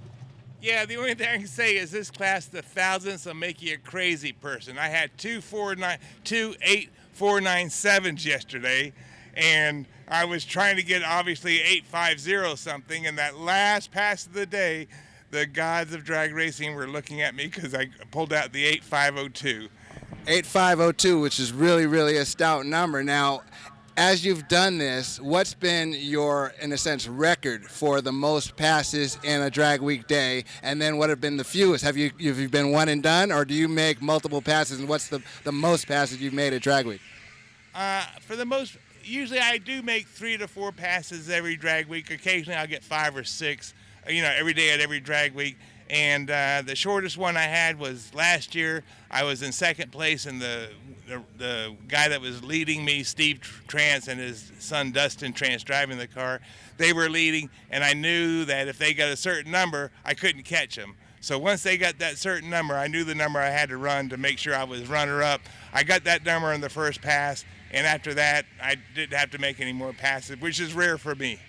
Now, the Pony Express is long in the tooth, man. You've been riding this thing for a long time. How many collective miles would you say are on this car? Not necessarily drivetrain. I'm sure you refreshed several times, but your Mustang, and did you buy it brand new? How long have you had it, and how many collective miles would you say are on this Mustang right now? I bought it in 2007. It was a 4-cylinder Mustang, and after I put everything together, since then I've put about 35,000 street miles on it. 35,000 street miles, and 35,000 street miles not going to the grocery store, really competing in Drag Week and other drag and drive competition. Yeah, well, 13,000 of those were going to going cross country to California, and then back to the East Coast and back to Orlando. So, but I've driven lots of distances to get to races. In 2012, I drove from New Mexico to Bradenton, Florida, to compete in the NMRA, the NMC events, and got lucky and won both of those, and it was a long drive there and back, and actually was driving in some snow coming back.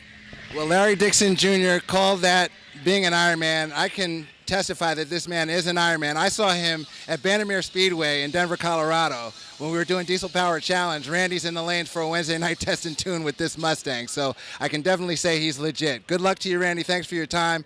David and Brian, back to you.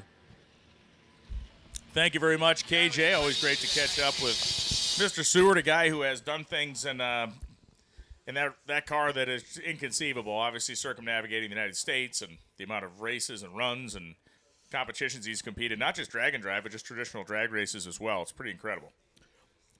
The commenters have degenerated to our level. Okay. There's an argument going on whether a hot dog is a taco. Philosophically, is a hot dog a taco? No. No? No. What's the difference between the two? Tortilla versus bread? Yeah.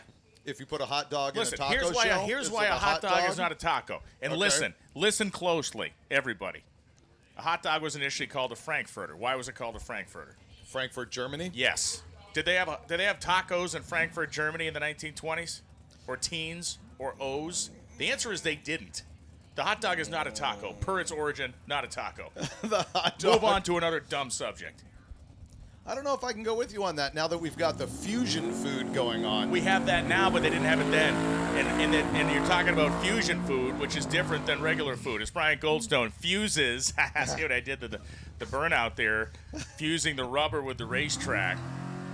And Ken Cuttle coming up again in his 1970 Chevelle. Is a hot dog a sandwich? That can be argued that yes. That can be argued that it is. They were sold as hot dog sandwiches. You look back in history, they were sold that way. No one ever said, I got a hot dog taco. Maybe they do it now because we've devolved into this weird society, but back then. Don't blame me. It came up on the chat. I'm blaming you for justifying their opinion. Well, if you can have a fish taco, or if you can have a bean taco, or if you can have a octopus taco, you can't have a hot dog taco, is what you're saying. Would you put ketchup on your hot dog taco? You can just leave, man. You can leave at any time. Is a taco shell with a hot dog in it a hot dog or a taco? Let's talk about Brian Goldstone for a minute. And get away from your fixation with wieners. As Goldstone rolls up. See if you can put this thing in the 650s again. There's Brian Robbins pointing back to the windshield and now walking to the back of the race car, and Ken Cuttle.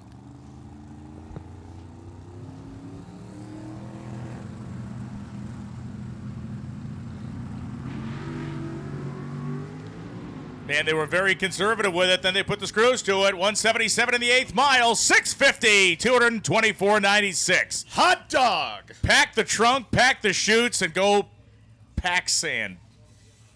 Brian Goldstone goes quicker than he did yesterday at almost 225 miles an hour. That is going to be a one-and-done shot, a 1:11.60 foot time, and then the party really started just before the 3:30 when they put the boost to it. Goes 4:31 to the 8th at just shy of 178 miles an hour, and then clean as a whistle through the back half of the racetrack in 2.19 seconds. A thing of beauty. Yeah, that was great.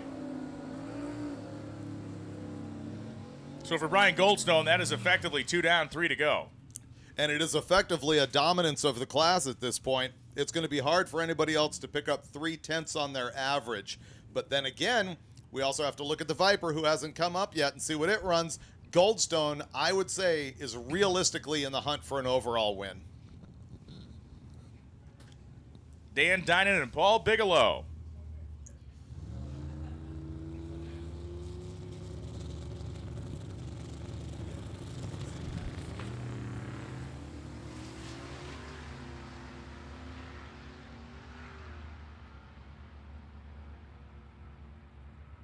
Dan Dinan 909.1, 156 as the pickup of Paul Bigelow goes 10-12 with 1, 139.95.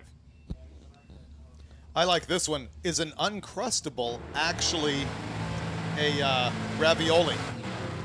Is an Uncrustable a ravioli? If you are more than 10 and you eat Uncrustables, you should be under government watch.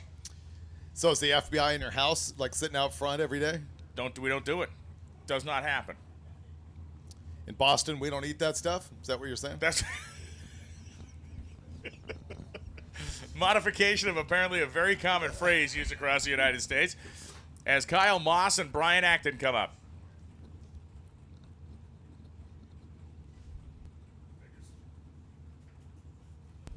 Kyle Moss, a 1966 Malibu with its supercharged engine.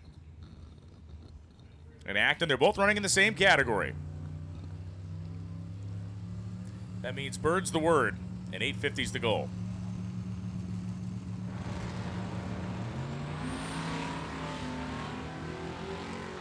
All right, let's look at this 8th mile ET. 548, he's going to be a little bit soft, I think.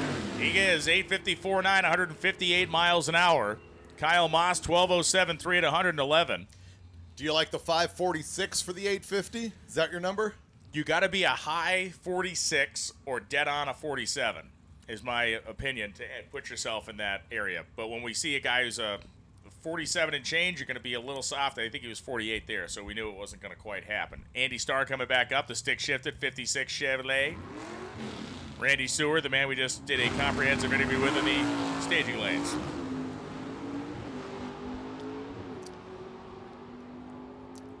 549 doesn't get there. We know that. 851. Yeah, 549 again, too soft there for Randy Seward. For the Andy Starr-driven Chevrolet, he left before the tree activated, so gets no data whatsoever. It's interesting how eighth mile time correlates to quarter mile time depending on the style of the car. An NA deal is kind of different than if it's a boosted. The NHRA's Sarah Walker has inserted herself into the Uncrustable debate, saying that the peanut butter and honey Uncrustable from a truck stop is an epic snack. She hangs out at the truck stop. Well, I think the qualifier of the truck stop part is a little frightening. I mean, the food item we could debate all day, but the fact that it has to be from a truck stop, we can go down that road later on. Craig Douglas and Fendon Barisa coming up right now. Fedon Barisa leaving the starting line as Douglas has his share of problems in that 70 Dart. So Douglas goes 10:49.7 at 106. Meanwhile, Barisa goes 10:51 at 135. This guy claims that a ravioli requires meat or cheese. I don't know. The pumpkin ravioli is pretty good, and still ravioli in my book. No? Keeps you regular. I got so much to say. And yet can't get it out. Yeah. Have a pickle chip. So she's claiming the truck stop qualifier was because she had spent 1,500 miles on the road last week. No way to really verify that, but that's what she's going with. We'll accept it. Frank Veneziano, the 2021 Shelby GT500, Ian Strecker, 2014 Ford Mustang. The only sound David Freiberger loves more than the crunch of a fried pickle in his mouth is Veneziano's flat-plane crank GT500. The shriek is good. Yeah. That sounds a little bit like stuff I've heard coming out of your It's mouth. what most of your victims say.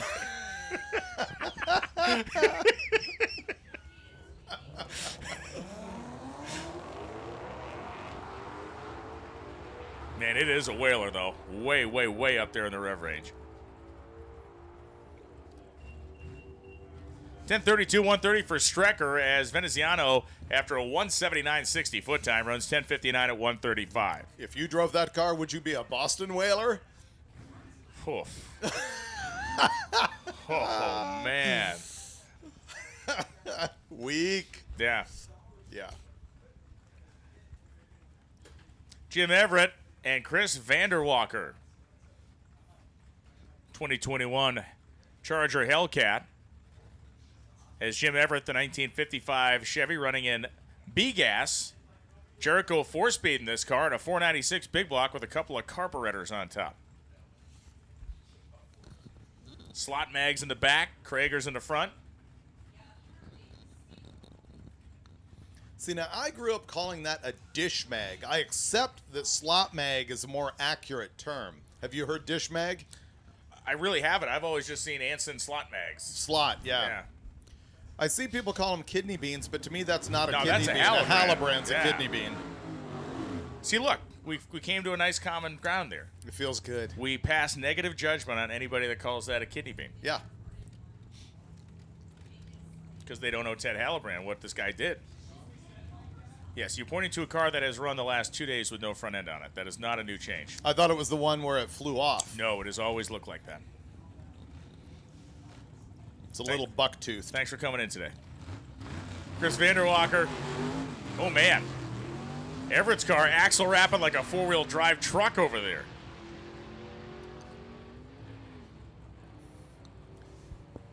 And the gear that failed to materialize for Everett slows him to it at 11:89 and 1:15.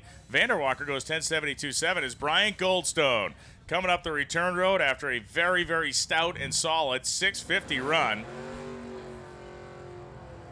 Quite literally just another day at the office for this guy who has become one of the great dominating forces in the history of drag and drive competition. And that Javelin has been doing the job so well. Congratulations again for a solid pass. And we're stopping at a shop today. That is one of the checkpoints.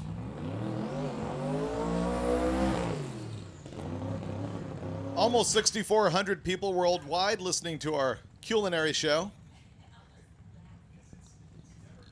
Matt Olson, any word when the results from yesterday will be available not on Facebook? No. but they're available on Facebook.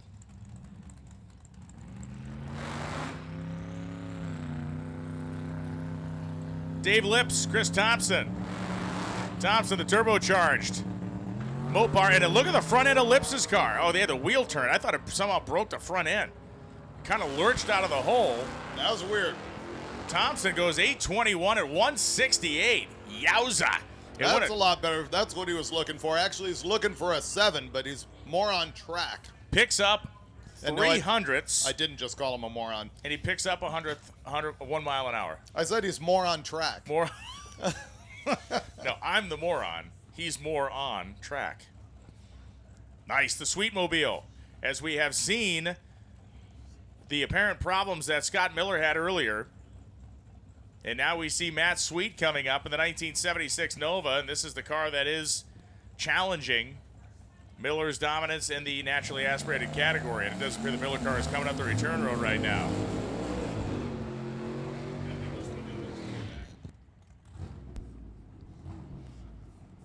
So it is another Sonny Leonard power plant here. For Matt Sweet, it is 762 cubic inches worth. What would, and so honest question for once in my life, for people watching at home, what are the things that a 762-inch engine would suffer from in the street driving area of this than a smaller displacement engine wouldn't? Probably has smaller water jackets, especially if it's a billet block, billet heads with water in them. The piston speed on them is brutal. Just because of the insanely long stroke? Oh, well, that's what leads to piston speed. RPM and stroke are the two factors.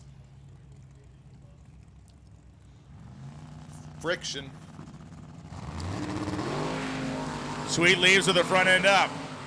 The pickup truck blowing some smoke out of the upturned exhaust. And Matt Sweet stops the clocks with a 776 at 175 miles an hour, taking the number back for himself. Correct. That is now the quickest run in the history of naturally aspirated drag week, as Scott Miller's car is pulled back on the golf cart.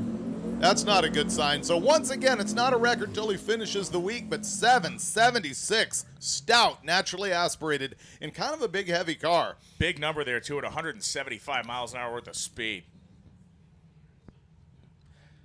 Rick Trunkett coming up, the Big 3 racing machine. That is the small block turbocharged 72 Duster in the Ford LTD wagon. Nick Marshall.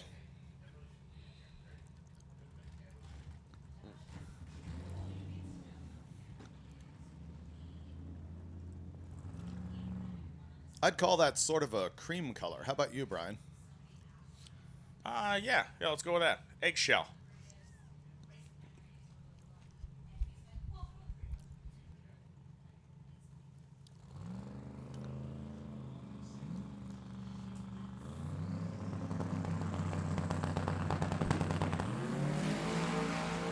All right, Rick. He had to pedal it right about the 330. Trunkett had to breathe on and off the throttle. He is still going to make a stout pass here. 779.9 at 174 miles an hour with a pedal.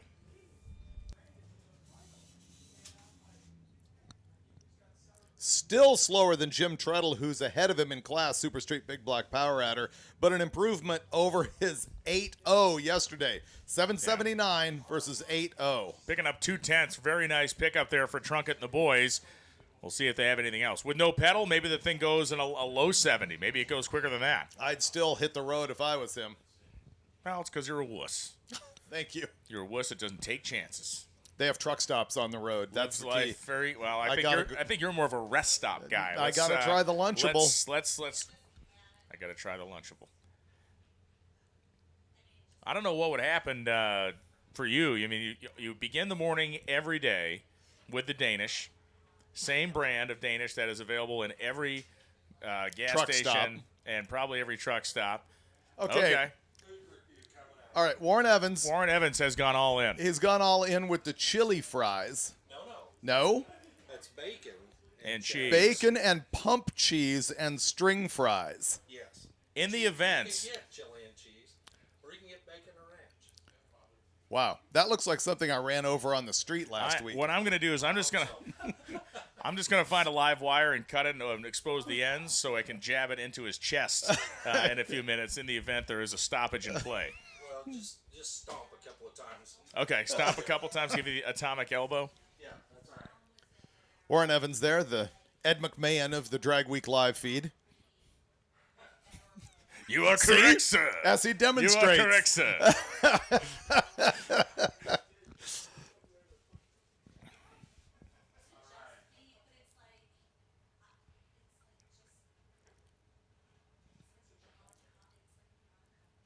Aerosol cheese for the win. Man, you know how to hit Brian right in the heart, just like that can of cheese. I don't like the liquefied cheese. Like if I get a Philly cheesesteak from like Pat's or Gino's when we go racing, I don't get the cheese on it. Yeah, I don't like it. You just inject it straight. You just mainline it. I gargle it. I get it on the side. Helps their vocal cords. The music is playing behind.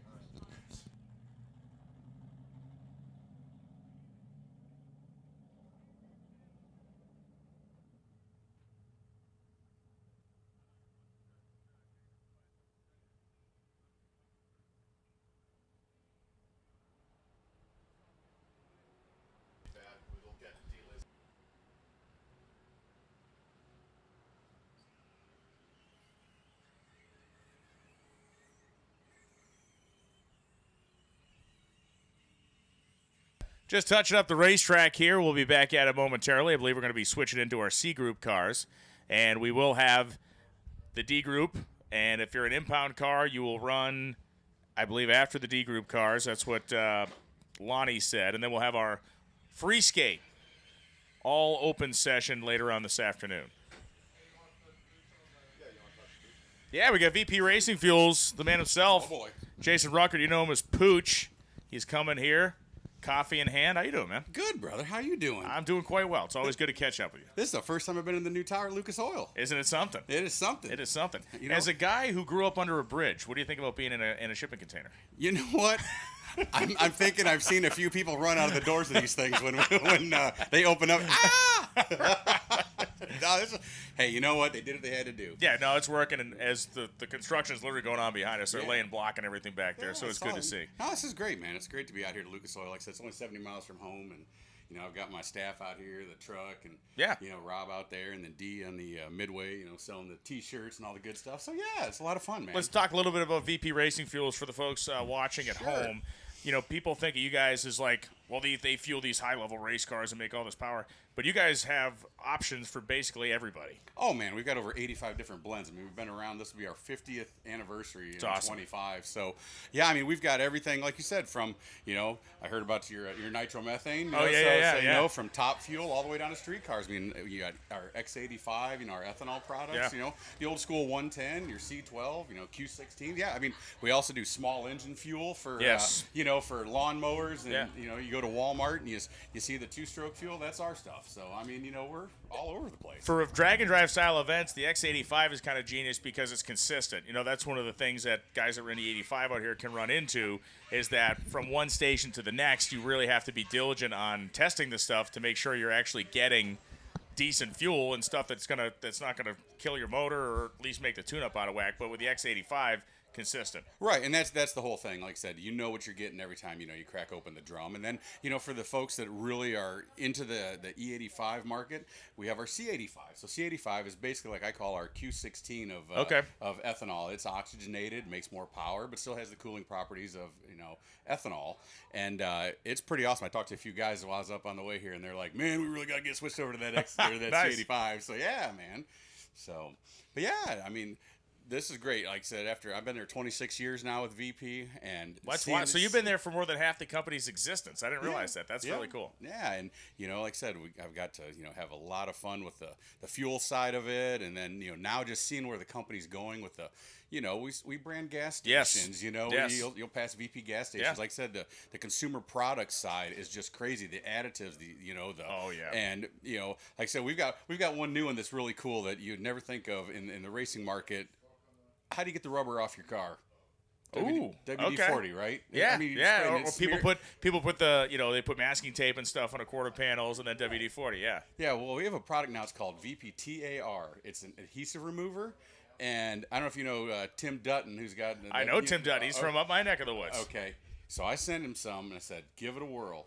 He said, it's the best stuff ever. Now, I've used it on my own car, and it will take off rubber, burnout rubber, grease, goo, bugs. So, you know, I mean, here we are. We're a racing fuel company, but, man, we got a really killer adhesive remover. No, that's great. And, of course, everybody knows your traction compound as well. Something near and dear to your heart as well. I you know, can't brag enough about LC7 and, you know, how great it is as far as, you know, for big tires, small tires. And of course, we know in the radial world, it is definitely the choice. You know, I mean, I watched Jimmy out at Cecil tear it up pretty good there, Yellow Bullet. That was awesome. That was killer. So, and I was just at Great Lakes Dragway. I just went there this past weekend. Ran my own car. And, you know, that's the first time I've been up there since Mark Woodruff had the... He's got a really cool Oldsmobile Cutlass. Billet motor in it, right? Yep. Twin turbo? Twin turbo billet motor, Olds Cutlass. Chef's kiss. Made 3,600 of the tire.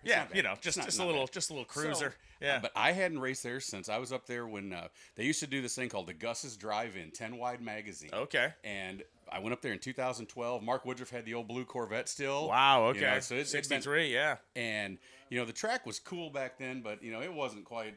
And now they have redone it. They had TVC up there working around for them. And it was killer to go back to that old history of that track and go 102 60 foot and drive up into half track wheelies. It was great. That is flipping cool.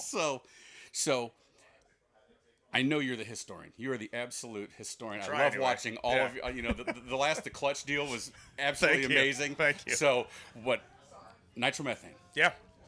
Do you, in your research, did you ever know that it was made as a pesticide?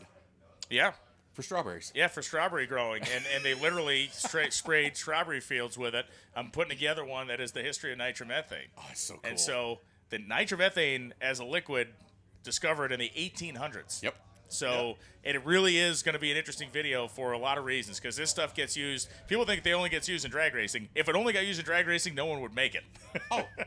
One of our biggest sales back in the day of it was to a heart valve company in Minnesota.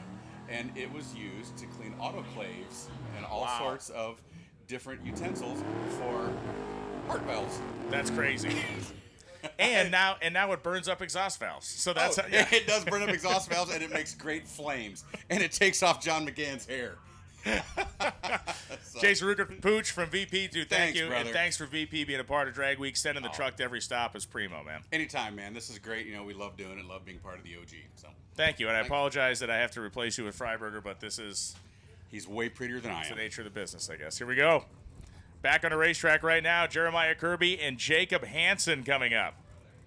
Hansen driving that 92 Chevy C1500 truck, and Kirby the 1972 Chevelle. So we still have a couple of heavy hitters here. We didn't necessarily make that switch. We're still going to finish up the AB lanes and roll into C here because we got Clark back here.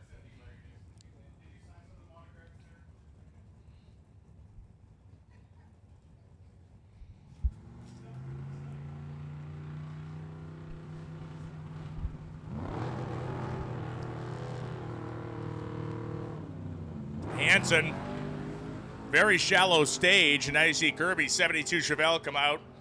Gangbusters out there. Goes 844 at 158 miles an hour on the Sox and Martin side.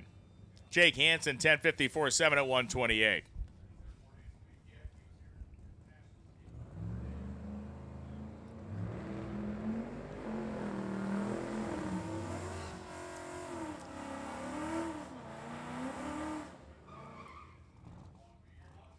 We've had this conversation before, but conversation going the other side of the room, the guys are talking. It's like, well, you came here for the Nationals. I always think it's cool, you do too, that when people refer to the race as the Nationals. Yeah, because it's NHRA Nationals originally instead of U.S. Nationals, which came later. It's just the Nationals. Yeah. All right, Clark Rosenstengel coming up here. His first attempt resulted in some pretty big tire smoke at about 330 feet. And honestly, this car could get into the sixes on this pass. 707 yesterday. Tom D'Alessio, I should say, on the right side. Very strange. Thing went up and hit the chip. It didn't go anywhere. D'Alessio takes his Mustang to a 1060 at 126. Discharge tube? Well, I don't know. Not quite, because it just killed it. It wasn't running. Did it shut itself off? I think so. Oh, that could be. Or is that what's running? I can't quite tell. I think the wagon is running. Yeah, the vibrating back window indicates that to me. That's Yeah. how I knew. Yep. Yeah. Good job there, Brian. Thanks, David. Back to you. Well, this, hopefully for Clark, it is just something as simple as a coupler being blown off or something of that nature.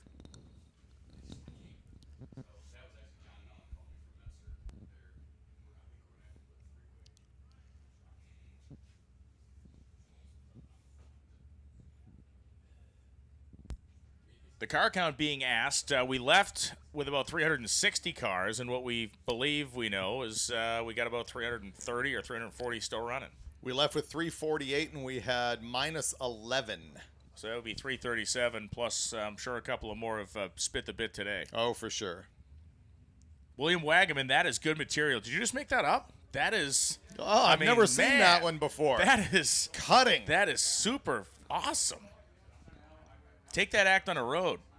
Derek Reese, this is a good question. What's better, bloomin' onion or onion rings? Oh, onion rings. Properly made onion rings win every time. Yeah. Every time. Completely. Mike Washington, how are you, sir? Mike Washington in town, I believe, because the NMCA series is coming here for last race of the season, right? Finals. And where there's Washington, there's Galimi. And there's There two he is. Galimis. We have What's Galimi happening? Yeah, and all of them. And his Brohan. Yep. Yeah. What's happening? I feel like we're at the dinner table now. The Galimi. I feel like we're at the just Sons of keep Italy coming. Hall all of a sudden. Yep. Diassi in here, the whole thing. How you doing?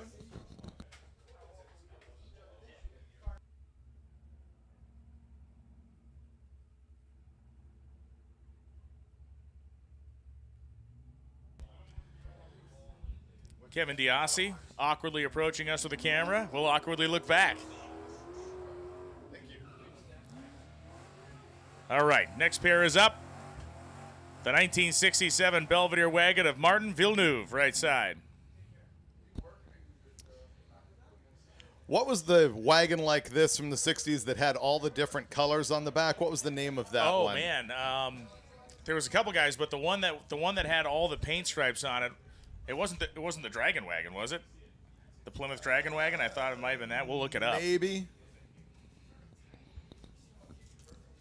It's critical information. I will go to the Googles.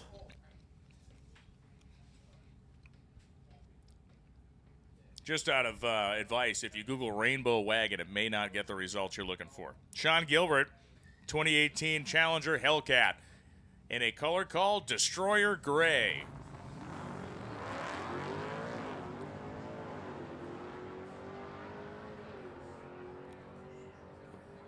And Villeneuve going to take this thing down at full throttle. Goes 1024, 132. Gilbert goes 1040 to 133. There is something kind of awesome about a 67 Plymouth wagon that has the guts to outrun a Hellcat by a tenth and a half.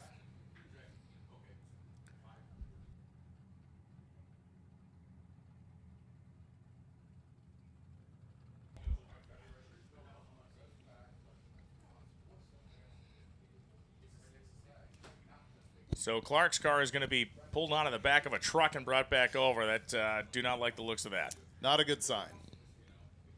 I do have the answer about the Plymouth wagon. The Wacky Wagon. A Wacky Wagon, okay. Yep. You know what? I couldn't remember the name because it's a horrible name. Yeah, it is. I remember Crazy Cuda, too. Yep. Azim Sheik on the right side and Mike Sweeney on the other. Sweeney, the 2019 Challenger, the 392 Hemi in it. Azim, the 1973 Camaro. Sweeney's car is the 1320 model. 10.058, 139 of Sheik, and Sweeney goes 11.62.5, 117. We know a guy who has one of the Challenger Super Stocks they built. Those things are going to be the big money cars in 20 years. They made virtually none of them. It was really weird. Like, they had some weird production delays, and then stuff happened, and they made very, very few of those cars. That was an under-purchased car. Yeah. I think it was at a higher price point without a very clear delineation of what you got, and they made few. The Chrysler 300C rolling on pretty hard down there. Going to knock the 2019 Challenger 1320 back in the next week here. 1099.6, 125 for the sedan. 1215, 110 for Dean Bunting in the Challenger. Tim Baptista coming up, the 1967 Chevelle. They have taken on many a drag week. The pinch spoke style, American racing wheels, torque thrusts. And our man Steve back up with his gear banging Nova.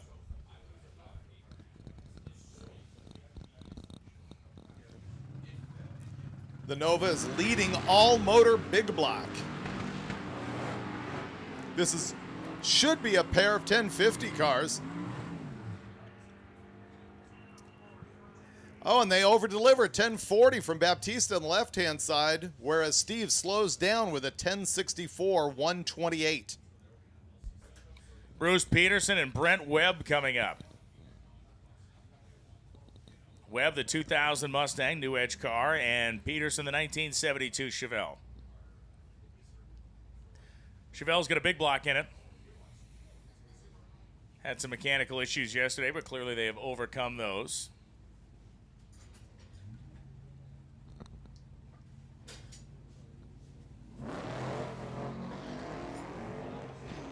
Bit of an awkward launch there for Webb's Mustang, but he eventually got it hooked up and rolling. For Peterson, clean run, goes 11:04, 121. Webb goes 12:16, 118.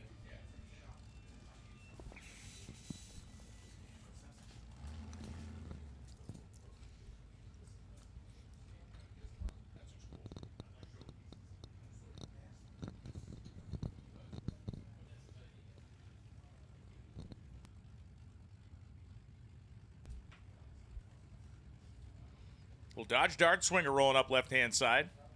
And on the right side, the nice Ford Falcon. Mike Turner in the Dart Swinger in black. Reminiscent of Matt Blasco's car from back in the day. Blasco's car was crazy. This one a little more on the tame side, but still a good runner. Leaf springs on the back of it, doing its job. Good side-by-side. The Falcon goes 1074.9 with a message to say, happy birthday, Mom. Or hi, Mom. And Mike Turner goes 11:02.3 at 121.83. As Freiberger has gone into the rule book. Always interested in this type of investigation.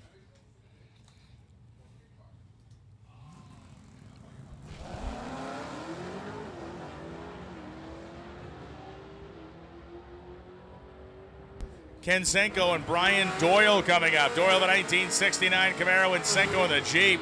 1074.9, 126.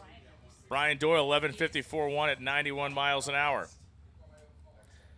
I thought Jill McKenna just said to David, sorry about your face, which is something I have thought about that a lot, but I've never had the guts to say it, Jill. So thank you for verbalizing something I have long wanted to say.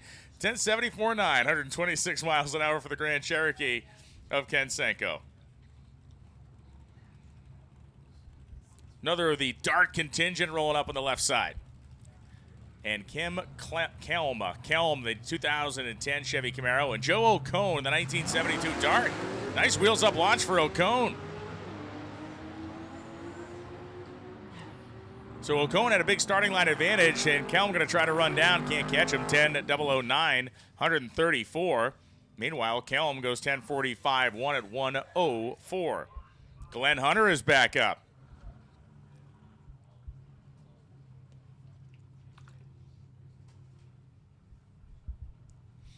Hunter has not found the sweet spot on the scoreboard for himself yet, so he's going to make another attempt here. The turbocharged 56 Chevy. And Dave Gallimore, 1971 Chevelle.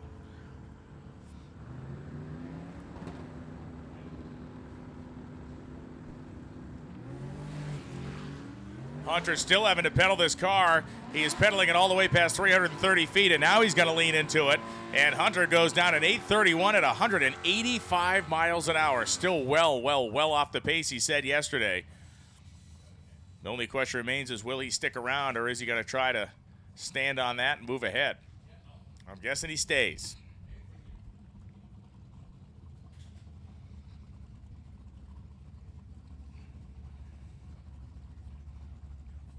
Steve Lemieux, 1970 Pontiac GTO. Bobby Admire, the 2005 Pontiac GTO.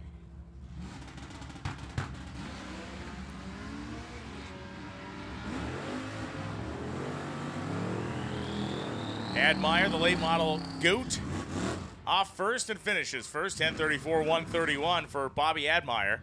11:36.6 at 120 miles an hour for Steve Lemieux.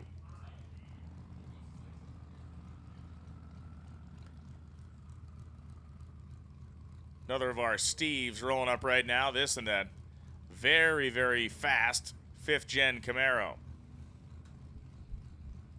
And the Valiant Signet across the racetrack. Good line down there for the fried pickle, French fry, cheese, bacon stand. Chuck Sorensen, the Valiant Signet. Les Smith, the 2011 Chevy Camaro.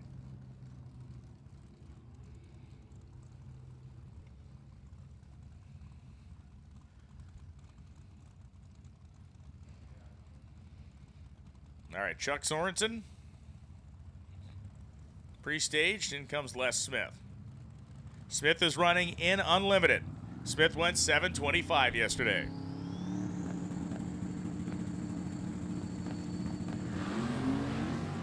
Nothing doing early for Smith. Pedals again, the same run effectively that we just saw Glenn Hunter make. Multiple pedals, and he goes at 821 at 194.55. Yowza. 10:56, 125 for Chuck Sorensen.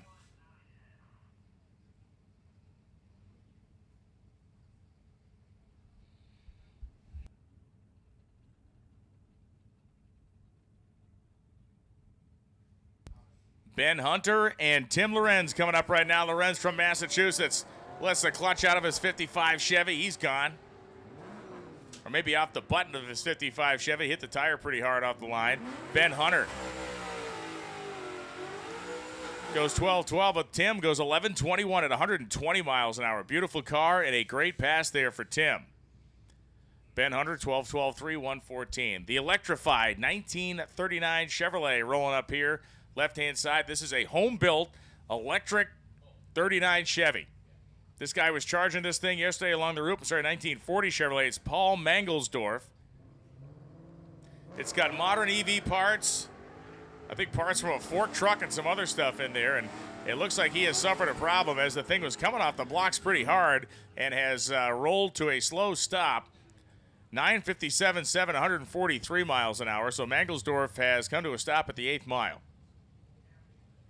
And he is going to be able to get himself down the racetrack. Something that may have happened there regarding a controller or some sort. He's able to get a reset as Quad Guy can come back. Quad Guy, come on, bro. Bro, he's driving away from you, bro. Brohan, U-turn. What's the matter for you? What's the matter for you? All right, just let's take a ride in the quad. I get it. Sometime the wind through your hair, the sound of that 500cc motor, you just can't get enough of it. I get it. The open road, the shutdown area, an electric 39 Chevy in your gaze. Yeah.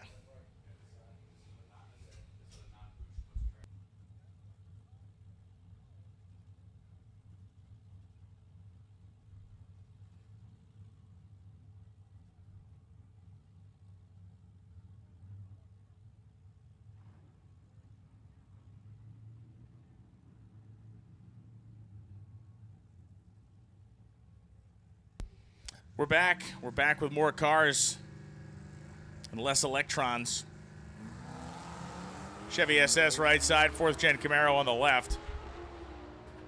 Jim Dressler in the Camaro, Kevin Augustin in the 2014 Chevy SS. For Dressler, 1186 at 114. For Augustin, 1084 at 131.83.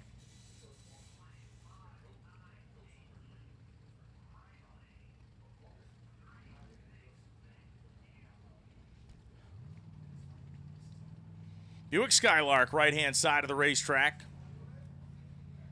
The Skylark creeping in. Left-hand side is that just really super neat as a pin. Little Chevy 2, white interior. Reaction time spreads about 0.3 of a second. James Jekyll, I should say, in the 1967 Buick, runs a 1037 at 133. The Chevy 2 goes 1042 forward, 129. What has your rules investigation led you to find, David? Stuff and things.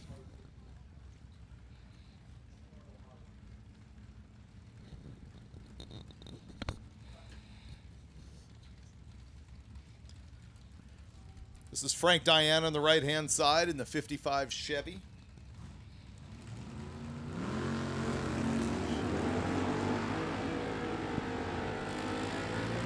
Jeff Lingenfelter in the Duster. It's a heavy name to be carrying around at the drag strip. You're Sure going to be is. Lingenfelter. You better be quick, and he is. 11:10, 121. The 55 runs 10:58 at 126.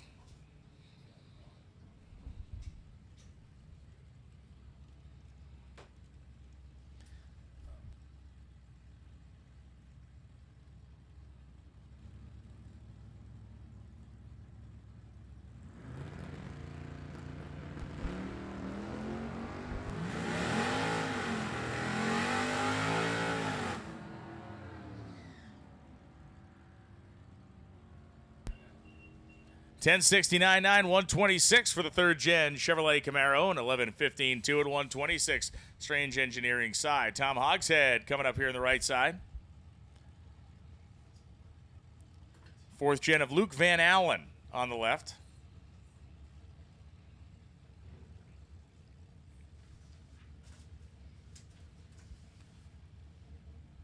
Luke Van Allen running in the street race small block naturally aspirated category.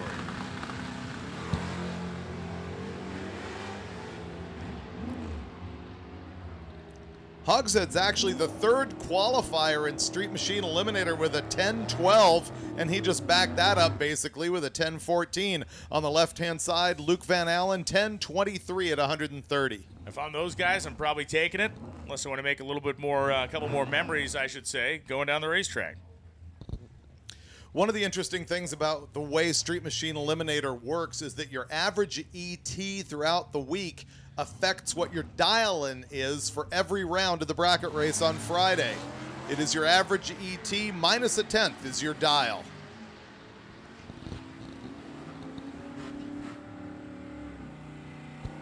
Mike Higgins in the right-hand side. The Chevelle goes 10-27, 131 in the left lane.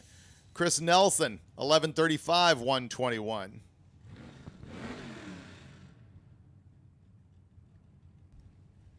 Glenn Hunter making his way back toward the pit area in the 56 Chevy. Tim Grabiak and Devin Noyes coming up right now. Noyes, the 1970 Duster from the Green Mountain state of Vermont. How about that? And Tim Grabiak, the 1968 Camaro.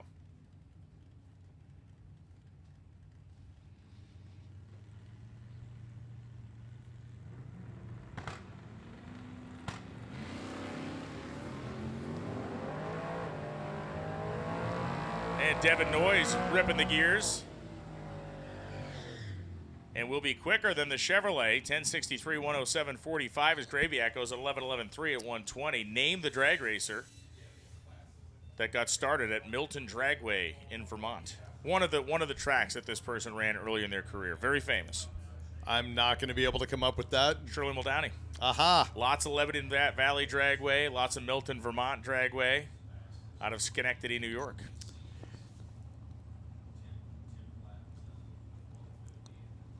Your boy Matt Frater in his pickup truck. Matt Frater is fantastic. This thing has got a 4.8 LS in the bed on a Porsche transaxle. He built it all himself. He fits in no class other than unlimited. Brian, you fit in no class, period. He goes 12:45 at 111 in the left-hand side, 10:87 at 125. I live by my own rules, man. It's fine. Live outside the law. You're in violation of your own rules.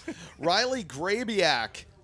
She is a leader in a class of 2, the class Hot Rod. She is right on top. Carson Powell's on the left-hand side in the 91 Dodge Dakota.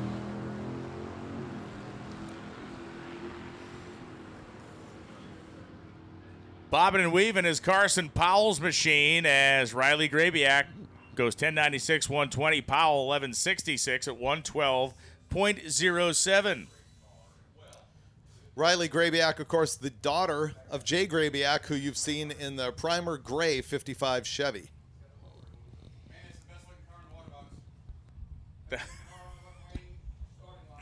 Ryan Palmer and Ricky Dorn coming up right now. Palmer, the 87 Grand National. The Grand National was like a Cutlass for guys that had a little money.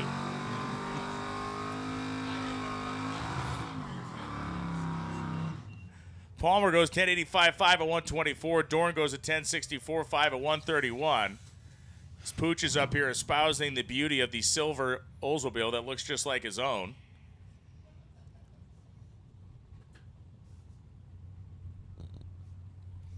We should do a psych profile of who bought a Regal, who bought a Cutlass, who bought a Monte Carlo, and why. Okay, so the Guido from New York wanted the Monte SS. Nailed it. That's Mike Washington. Okay, totally. We've profiled him. All right, the guy from Michigan, whose dad worked at GM, we had an 87 Grand National in November of '86. Pooch says Grand National. But then he owns an Oldsmobile. Okay. That's awesome. That's two wrongs don't make a right. That's what that was. Nick Costello in the Cutlass, and Chris Lewis. Lewis goes 1169.7 at 116. Costello goes 1118.0 at 118.54. There was no, maybe I'm probably wrong about this, but the Cadillac Seville was the only G-body version. It was not even a G-body. Was there ever a G-body Cadillac? I averted my eyes. I don't know. I don't want that brain cell to be activated back there. But I'm guessing you took the rear brakes off of one sometime in your life. Nah. No? No. The cutoff trunk just... But didn't they have four-wheel disc brakes? Wasn't that one of the things guys would go to the wrecking yard and take the disc brakes off and do a disc brake conversion? The Seville, 79 Cadillac Seville, I thought. Dunno. Yeah. Don't care. It's no Lincoln Versailles 9-inch, but it is what it is. Richie Crampton's on property, sending me thank you for the free tickets. Oh, nice. Wait a second. He got in for free? Yeah, those drag racers don't like to pay. Why did I have to pay?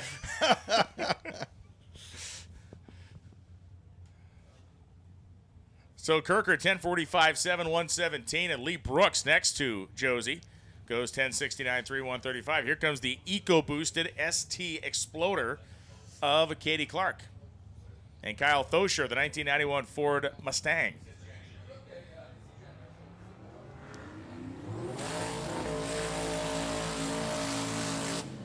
Mustang's going to outpace the Explorer, much to the relief of Kyle.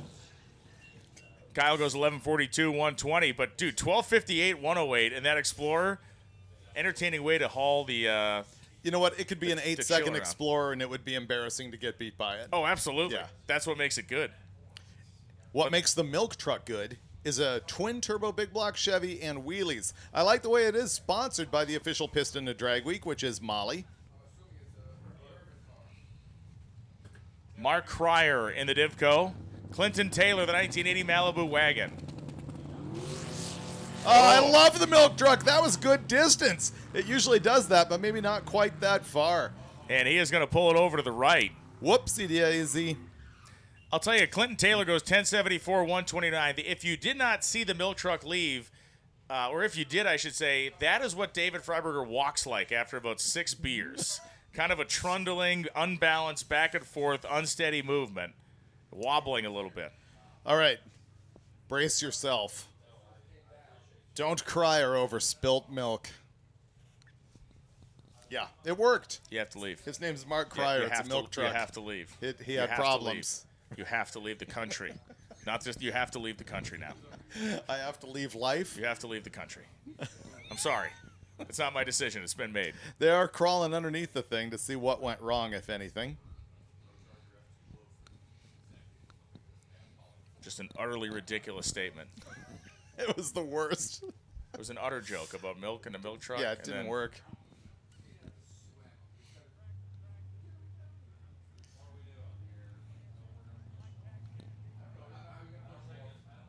I embody death wobble. That's a good comment on the live feed. Freiberger embodies death wobble. W Ball 15, you win the comments for the day.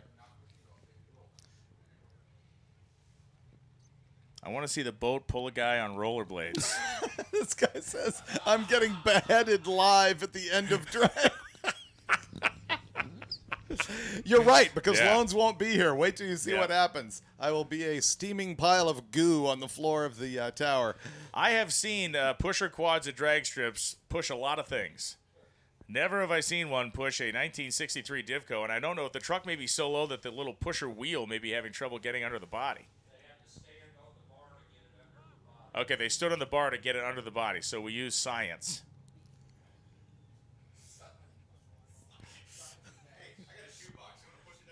The guy just plowed down a couple of those bacon cheese fries, and he got on the bar and bent the thing like a piece of licorice. Yeah, it's good.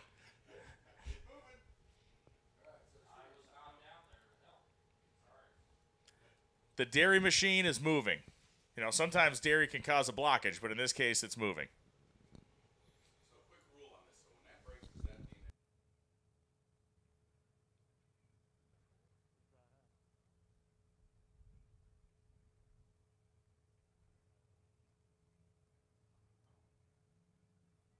I don't think I've ever seen a racer walk into their race car. That's also a winning comment about the milk truck. It is.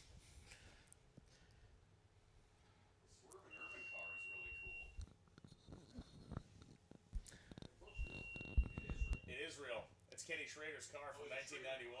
Yeah. Why did you have the M&M stuff on it, though? That was, Michael, if you look back, Schrader was sponsored by M&M's in 1991.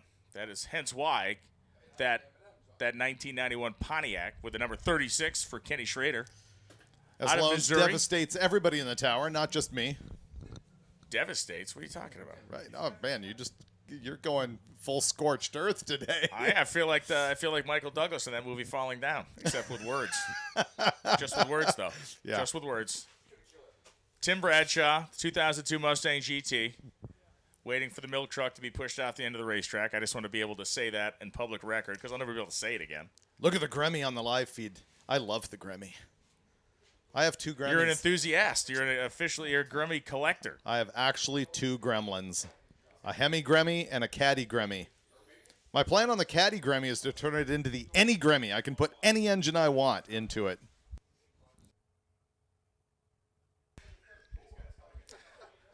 I'll tell you what, there's a young man on the wall that has his priorities in check. He likes older women. And this guy looks like he's about 12, so that's good. Yeah. Hey, listen, you got to wear the shirt. You're wearing the shirt. It's a good shirt. It's a good shirt. David would put that on, but frankly, it'd be impossible. There's a very small field of selection if he said that. Yeah, if David liked older women, there'd be very few people to find. Very small group. I do hang out in the cemetery. The light.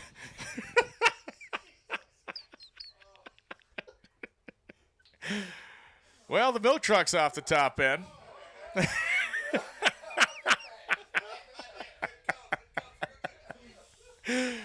Oh, boy. So Doug Hall will be up next to Tim Bradshaw.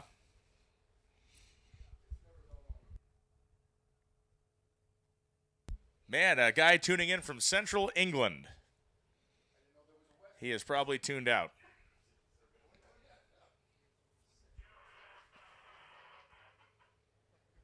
What is in central England? Like the Cotswolds are up north, right? Where are the Cotswolds? Well, Santapod's there somewhere. Yeah, only Santapod's in England is that's what, it. That's what all Booch we know. is saying. Yeah, that's what's it. there. Yeah.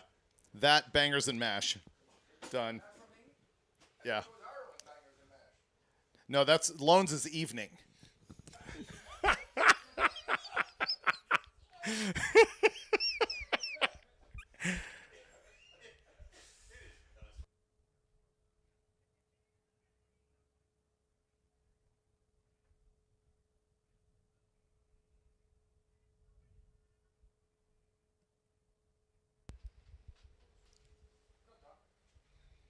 Central England, i.e. the Midlands. That makes sense. Makes sense. We know who comes from the Midlands. Is that Wacky Mick? Bingo. Wacky Mick. Yes. Winner of the Spirit of Drag Week Award. Driver of the Bedford truck that had the red top Vauxhall engine in it, I believe it was. Yeah, and technically a van. Yeah. It wasn't a pickup. It was a little van. I know, but it was. I would consider it a truck, a van. It didn't have a sliding door. Is a Suburban a van, David? No. Well, that was like a Suburban. Was it? Well, in its design, it did not have it did not have a side opening door like a van. It did had not have panels. It Okay, did not was have it a panel wagon? Maybe it's a panel wagon or panel. No, it's not a panel truck. Panel wagon. Pedaling? You're backpedaling so fast. It's a Bedford. I called it a truck. I'm standing on my words. So you call a Suburban a truck? Absolutely. Really? Yeah. No, it's a Suburban. It's an SUV. Built on a? It's a truck chassis. Oh. So is an El Camino a car or a pickup? It's a car. Because it's on a Chevelle chassis? Yeah. Ah. I know. This is strange So, to put logical points together like that. I know. Is an Explorer a car? Yes. An Explorer is a car. It's not an SUV. An Expedition is a truck because it's on a truck chassis. See? So See where we're going with this? Explorer is not an SUV. It's a car. I would consider it a car. It's on a car chassis. Your opinion is wrong. You found no way to prove it wrong, though. You just believe it to be wrong. Right. Yeah. Perception Hey, is look, reality. Doug Hall. Doug Hall's not wrong. He's got a Pontiac Grand Prix, formerly of the NASCAR Persuasion, formerly raced by the one and only Kenny Schrader.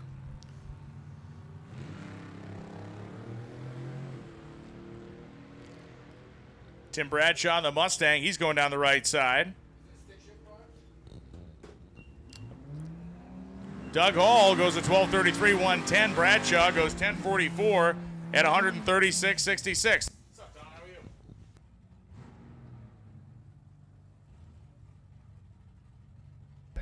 Andy Savakinas coming up right now. The 2024 SRT10 Ram and Hunter Hayes, the 1957 sedan delivery. So for Hunter Hayes, the 57 sedan delivery car. No, I'm with you on that. Car. It is a sedan delivery, not a panel delivery, which would be a panel truck. A panel truck. Andy Savakinas got the single cab SRT10 Ram. That is an actual SRT Viper powered truck. As in, he parts them out and puts them all together, but the cab actually was one of those. We met the guy the last time we were in Pontiac, Michigan, who talked Chrysler into building those things. Hunter Hayes in the right-hand side goes 1167, and the V10 truck 1172. And the double down on that is that same guy bought all the remaining engine inventory of V10 Viper engines when they stopped making them, and it was insane to walk around this place. 200 blocks. Yeah, they were stacked up like cordwood. Cranks, dozens of cranks, finished and unfinished. I mean, this guy has the stuff. And we're like, how do people know to call you? He's like, if you know, you know. If you know where to call, you get the stuff. Mike Sullivan, 68 Mustang. In the late model Challenger on the opposite side, 1125, 125. Sullivan goes 1336, 3 at 100.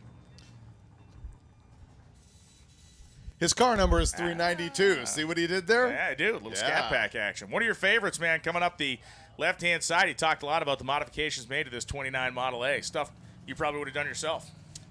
Likely, if I had a two-door sedan, I would whack the back of it off and turn it into a roadster. But more importantly, the Gremlin. There's nothing more important than the Gremlin, which is why I'm going to call it first, even though it got there last. 1216 at 113 miles an hour. And Ziltner in the not roadster, 1068 at 125. Stick-shifted Chevy 2 coming up next on the left-hand side. Paul Llewellyn on the right in the Corvette as the boat has arrived. Nice clean launch for the Chevy 2. Stuck those small tires as it's cool. That stock car is just cool. I don't care what it is cool. It's very cool. 1038, 5, 129 as Llewellyn goes 1006, 134. And the boat. The stock car passing the boat. Only This- at drag week. This reminds me of 24 Hours of Lemons comes to drag week. That's all I see. It is a 2000 BMW 235 with a turbocharged engine. Brandon Tothero driving piloting the boat as the case may be. And the flat black 67 Chevy 2 on the Sox and Martin side. The boat has got the costume party going on. It has the slowness going on. I think it runs about like an outboard. It's not quite Evinrude. 1040 with a 9 at 128. I think it's definitely Johnson. It's maybe a Johnson. 1577 cracked 100 at 102.35 miles an hour. Definitely a Johnson.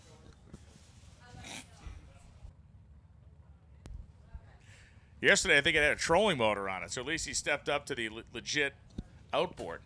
No, I think the boat is Johnson brand. I think that's what I saw in the back of it. My opinion's probably wrong, Brian, you know? I don't know. Yeah. Steve McNew, Mustang Mach 1.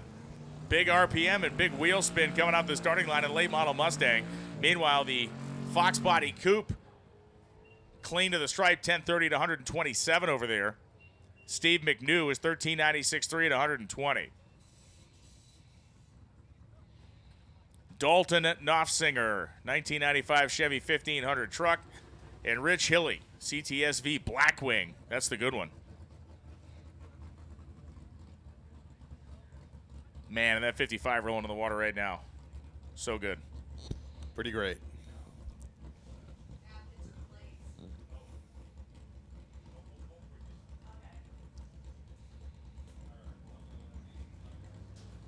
Hilly and Knopfsinger take the tree. Cadillac's traction control working there and made a little wheel spin. You saw the thing kind of self-slow the rear wheel speed down to hook. Pickup truck goes 1084, 121. Hilly goes 1177, 1 at 119. Man, this 55 Chevy, we discussed it yesterday. I think there is a range of colors that guys used in the early to mid 60s for their hot rods that are just not often duplicated today. This looks correct to me. And he does a dry hop. And correct me if I'm wrong, but we had Larry Dixon up here. Wasn't his dad's 55 somewhat similar to this? Or was it more much blue? more jade green. Okay, I got you. Yeah. But it was green. Yep. And way cool, by the way. Blowing big black Chevy and stuff. Actually, his dad had a gasser back in the day that was radical, and later on he had a street machine.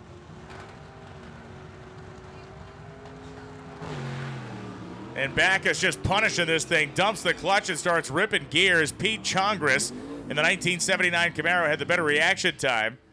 Backus kind of started to track him down, but he's going to run out of racetrack. 1073.7, 126 as Backus goes 1151, and the boat coming around the corner. Let's see if we can identify a brand of boat. Look at the back center. I think it says it.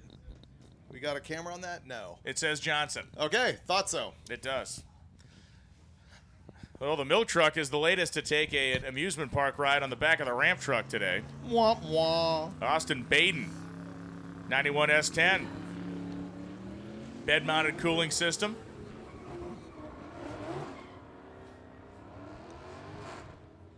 And Baden will go 10:29.2, 104.52. 11.806 and 117. A reminder, racers, you're going to hand your time slips in at the Hot Rod Toter. Hot Rod Toter is where a time slip hand-in is happening today. Charlie Lanes are closing at a time of 11:55. You have 9 minutes to get in for C. Delta lanes are open. D, Delta lanes are open. Supercharged factory ZL1 Camaro right. Jared Fowler. Scat Pack Challenger left. Man, that was a perfect launch for the ZL1, but the gear change from 1 to 2 was very slow. But a very good example of walking the car out on the clutch. Did not spin the tire. Goes 11.83, 124 as Jared Fowler goes 12.72, 8 at 111.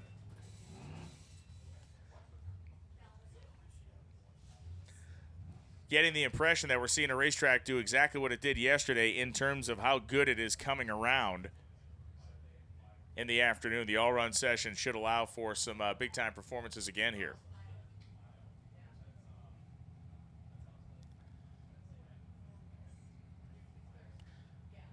Mike Hamilton and Evan Oles. Hamilton, the 85 Monte Carlo. Oles, the 81 Malibu.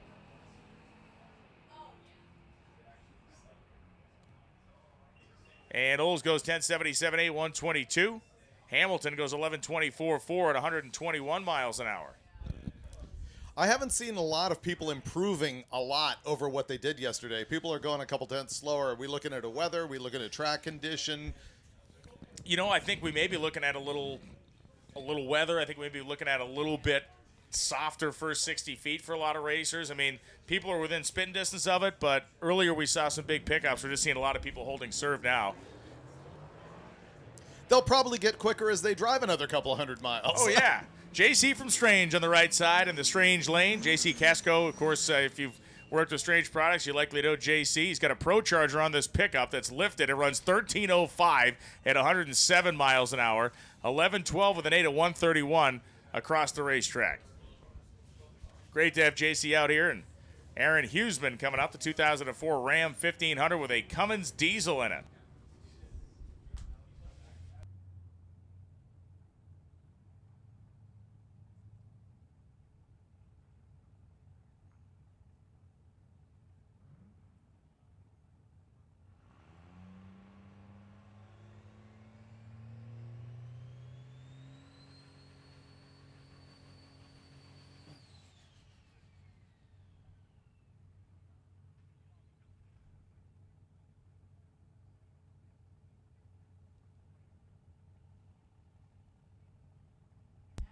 Mike Galimi choosing a very strange time to assert any sort of executive authority around here, but he's doing it to Mike Washington. Aaron Huseman going to try to restage this truck, which with its Cummins diesel is going to be a minute to spool this baby up. I'm wondering, it may be a big single on it. Not sure if it's compounded or a big single turbo. I guess the spool time may tell us that story.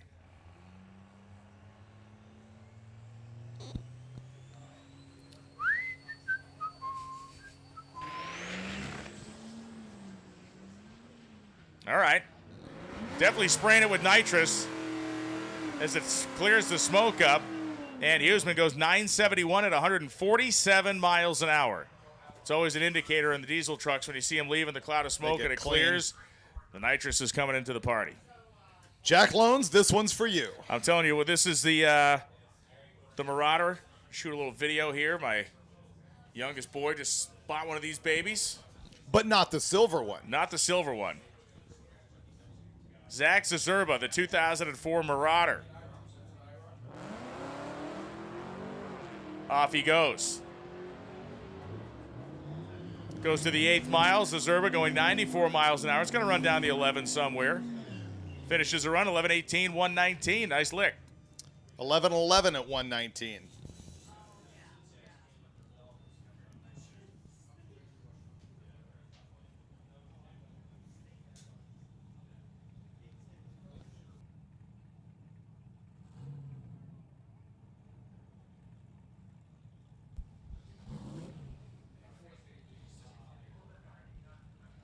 Mike Gillette and Ricky Edwards. Edwards, the 2016 Camaro Supersport. Gillette, the 1998 Pontiac Firebird.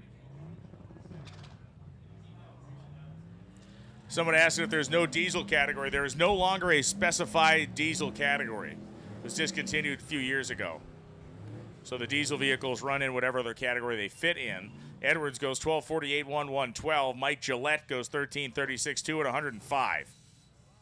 We killed that diesel category because just nobody was showing up for it. It might have been too soon.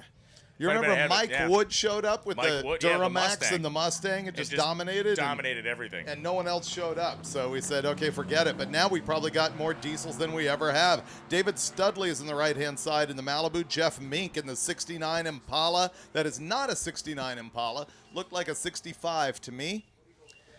The data was wrong. 10-0 Impala. That is a very nice run for that thing. Right on. And 12:03 at only 76 miles an hour on the right-hand side. We have to go into the comments because you and KJ have engaged in a side battle of culinary opinion, which I think I'm siding with KJ on this one. Bangers and mash, is it an English or Irish delicacy? I know you can eat it in both places, but for those for the folks from the UK that are watching, Bangers and mash, I believe, are more of an Irish program than an English program. And, of course, this is the type of content that people are tuning in to watch. Let's go to the Wikipedia because that's always right. Let's not do that. We're going to the population of the island nation. Bangers and mash is a traditional British dish consisting of sausage and mashed potatoes. Keep reading. Keep reading. I'm just saying, you don't sell us short here just because you read the headline. We didn't get the whole story. Well, in 2009, the dish was listed as Britain's most popular comfort food in a survey commissioned by the TV channel Good Food. All right, there we go. I've seen some videos of like a guy that sells like baked potatoes, like it's like a food truck, like in London or something, and the people get beans on them. It's horrible. That's wrong. It's very wrong. Right. Ugh. Like the idea of dumping baked beans onto a perfectly good potato is it's a travesty. C. Loans, English bangers and mash. What about rashers? Rashers. Loans is familiar with that. Bangers and rashers. Yeah. Yeah, it says British. Yeah. Yeah. Then again, I mean, we do have French fries in the United States, so you never know. You got to have the onion gravy. That is true. No Pontiacs this year. Yeah, there are. 3 or 4 There's a bunch of solid ones. There's a bunch of Kaufman-powered stuff. Yeah. Anyone who drinks warm beer is suspect at best. I have been to England, and this whole warm beer thing is a very bizarre thing because I've not that's had wrong. warm beer there. Yeah. Get a look here at the staging lanes as we're just getting a touch up of the racetrack. Oh, even worse, the beans are not regular baked beans. They're in tomato sauce. And you're trying to talk me into this? Yeah, that's... Hi there. Look, we're being filmed for the Mike Finnegan YouTube channel. We are. Yeah. Mike Is that Finnegan. because he's broken down and out? What's going on down there? They're waiting to run again. Fantastic. Big wheel stand. We saw that.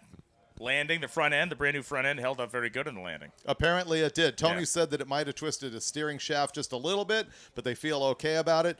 The problem apparently was that they had no chip in it, and he left at 8,000 RPM. I asked Mike if they were going to change the suspension, move some weight around. He said, "No, I'm just not going to launch at 8,000 RPM," which, whatever. You do you, but yeah. Well, hope to see him back because as it is right now, Wayne Baker is going to take a step ahead of Finnegan if Finnegan does not improve his number or run at least 879. Yeah, Baker is right there. Yeah, 879 is the number in order for Finnegan to be able to keep his average because Baker ran 879 twice.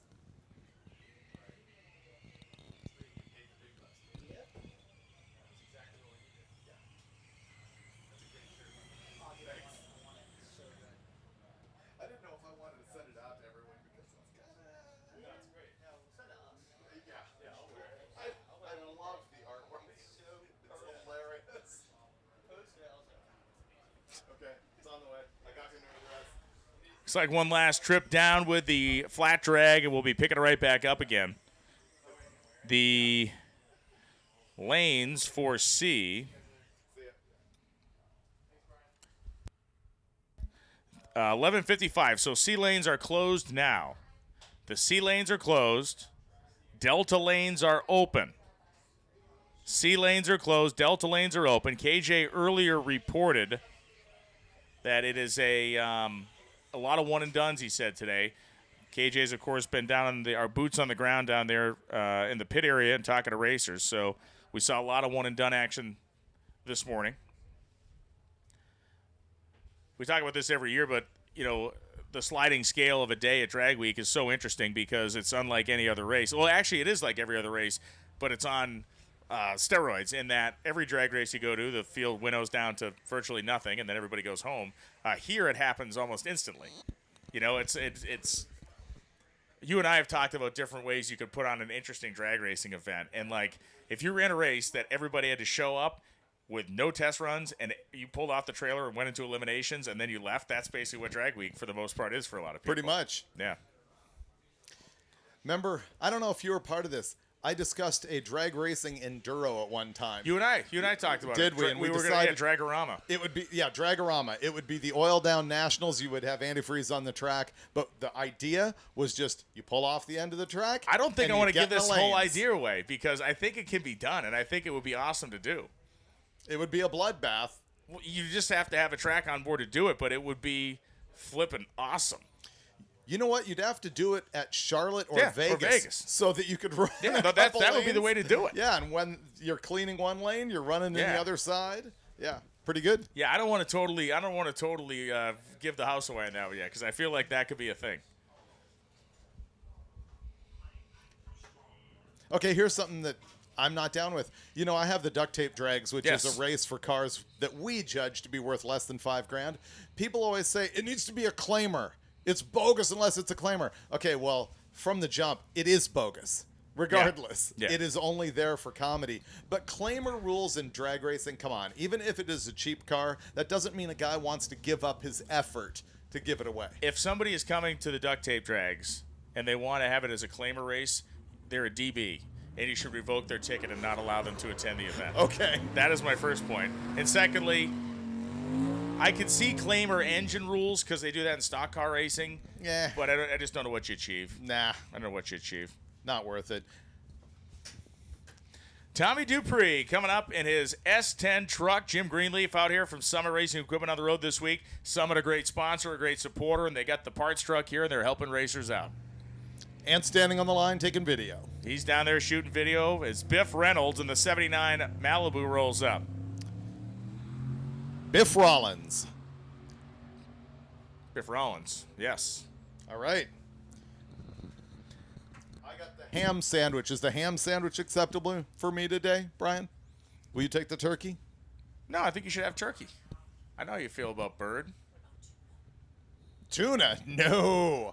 Hard Chicken, no. of the sea? Heck yes. No. 10-22-8, 133. I will have the turkey, David. I will spare you the emotional pain of having to consume this bird. Yes, I will eat the ham. Big bird guy. I don't eat bird.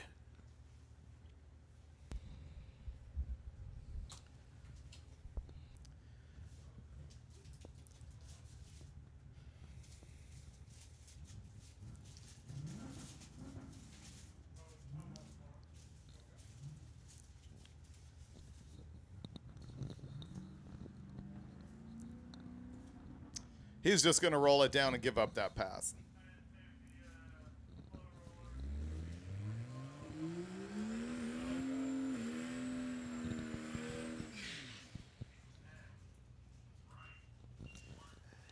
Kevin Adams is in the left-hand side in his 94 Mustang. And in the right-hand side, Joe Harris. Oh, wait. That's described as a 99 Sierra 1500. I'm not sure if that name is correct. I'm not sure if the thought process on this Chevette is correct. It does have a Mercedes diesel in it. The best thing about this Chevette is the black soot all down the side and the stance of the Pro Street look on it. Then you go under the hood and you're like, oh, whoa. It's a classic example of two wrongs don't make a right. Looks like an economy car. It is adorable. Looks like an economy car. Smells like an Alice Chalmers. Yeah, I'm concerned that the ET is also adorable. That's the problem. Ran 15 yesterday, I think almost 100 mile an hour. Spooled up and gone. And by gone, I mean rolling forward. Kevin Adams. Okay, things are coming to life big time at the 330. Kevin Adams is like, wait a second, what's that thing in my rearview mirror? 17-17 for Adams. 14-16 at 117 miles an hour for the Chevette. And now I'm kind of impressed. It had a 3-second 60-foot time and then went 14-16. There's a lot happening there. So to me, the greatest thing about drag racing is that everything doesn't have to be as fast as it could possibly be. The internet always says, oh, that thing's slow. But is it slow for what it is, or did somebody achieve something cool and run 14s with a combination that no one in their right mind would have ever come up with? That is going to be in the 13s the next time we see it. And when was the last time you saw any Mercedes diesel run in the 13s?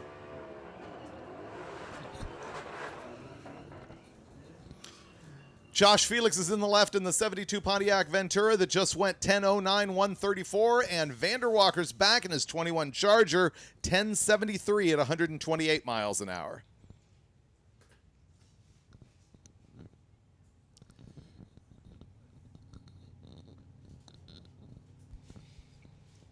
So Veneziano coming back up with a high-winding Shelby GT500 and Rick Callahan.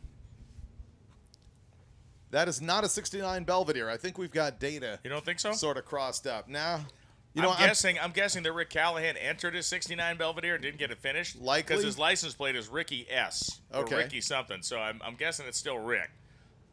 And you know these Mopar guys are going to own everything they can of the brand. Yeah. Plan B, as they often call it at Drag Week, sometimes Plan C or D. Veneziano screaming to a 1071 134, and the Challenger 1038 131.66 miles an hour. David Lips, the purple Hellcat Charger, and Feeden Barisa in the 2015 Ford Mustang. The Mustang without a face. I'm trying to remember what that color is called. Competition orange? Is it as simple as that? And Barisa on the brakes goes 10:04 at 112. Dave Lips goes 10:28.9 at 137. That might have been a play to make sure that he didn't break out. Big time. Yeah. Big time. Because he's running in Street Machine Eliminator and he can't hand in a slip quicker than 10:0, so he just went 10:04, which is a good play.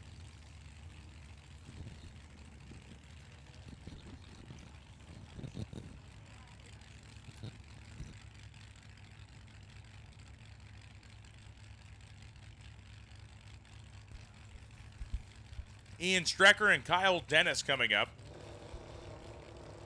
91 Mustang, Strecker the 2014 Grabber Blue car.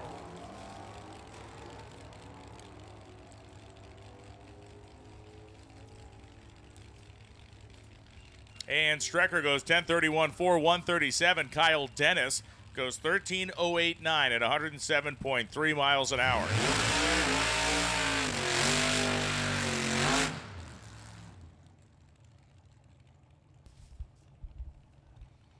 And that's Chuck Stefanski left lane coming up. The Wacko headers coming up through the front fenders of the 81 Le Mans station wagon. The Pontiac Le Mans Safari wagon. He is running second behind Clark Rosenstengel, and we know that Clark has had a major mechanical issue of some sort today.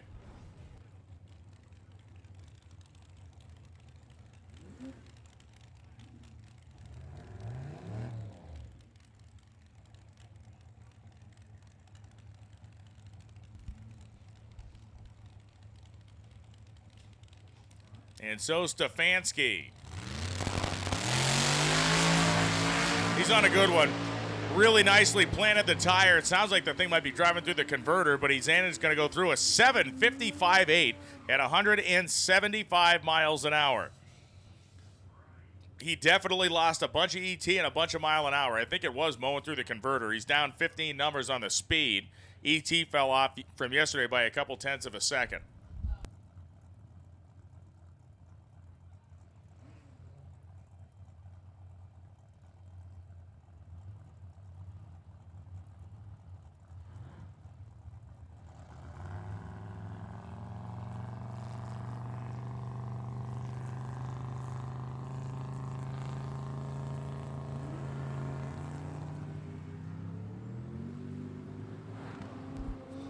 Kimball Hodge on the left side. And that big, beautiful Monte Carlo we saw cruising down the highway yesterday. Charlie in the Monte goes 10:42.2, 128. Kimball goes 10:95, 122 in the Camaro. The Ken Pimenter Dodge over there, the Langley Dodge lettering. This was probably a former stocker or super stocker. And it has it's not like made to look like that. It has all the cool period vintage Cam Dynamics logo, Krager logo on it, Childs and Albert, all that stuff. And it's this car, if it could talk, probably has a lot of great drag racing stories. Front end is very strange. The front end's like plowing down the racetrack. It's actually towed way in. There's something wrong with the front end of that Dodge. It is driving in a very scary fashion at the top end. Oh boy, there it goes, making a huge move at the finish line. 13:69.4 at 92, and that thing needs an immediate examination as Mike Sweeney goes 11:69.1, 117. The second that they hit the gas in that car, the front end towed inward. Very bizarre.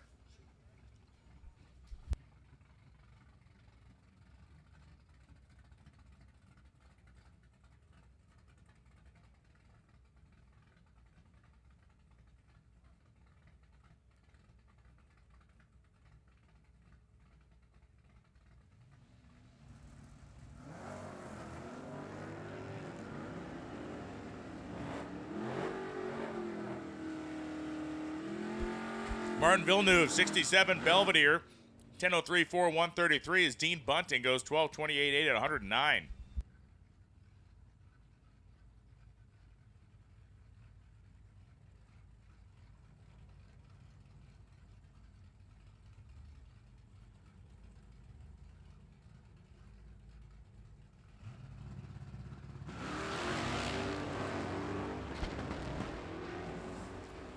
There goes Steve dumping the clutch, ripping the shift handle back and forth as Brent Webb.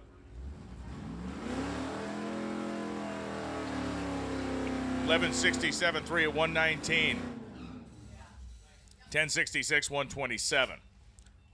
All right, I have a thought-provoking rules question for you once you finish chugging that warm British beer. I mean water. Provoke me, Brian. Okay. With the late model rules changing for legality for NHRA legal cars, you can go 9 flat 150 now with a late 2018 or 2014 model year to newer car. Why not Street Machine Eliminator allow 9 second as the floor now instead of 10? Because the rule is there for the quicker cars to run in the theoretically quicker classes. Right, but and if we look at this, and we've discussed this further on the ride today, but if you look at who would not be there or who would be out of a class, what difference would it make? You got a lot of guys that are, if you got a car that can run that number, you're going to be in contention to win a heads-up class. Yeah, true. But, well, yeah, I'm stumbling over this one also. I'm not trying to put you on the spot. I just think it's an interesting conversation to have. It is. You know, I'm irritated by the fact that you can enter one of the so-called fast classes and you can do it with a 14-second car, and if the attrition falls down, boom, you're on the podium with a 14-second car. You should be in Street Machine Eliminator. That's why there are rules that say you have to have a 999 certification if you're even going to be in this class. Yeah. And there's some cars out here I honestly question that. Yeah. Paul Mangelsdorf coming back up again. He had an issue. Had to kind of cycle the power on that car on the last run. It is the 1940 Chevy Coupe. Electrified. He did all the work himself. It's home built.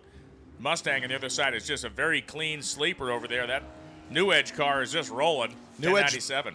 New Edge Bullet 1097 at only 90 miles an hour. And the electric car 1214 112.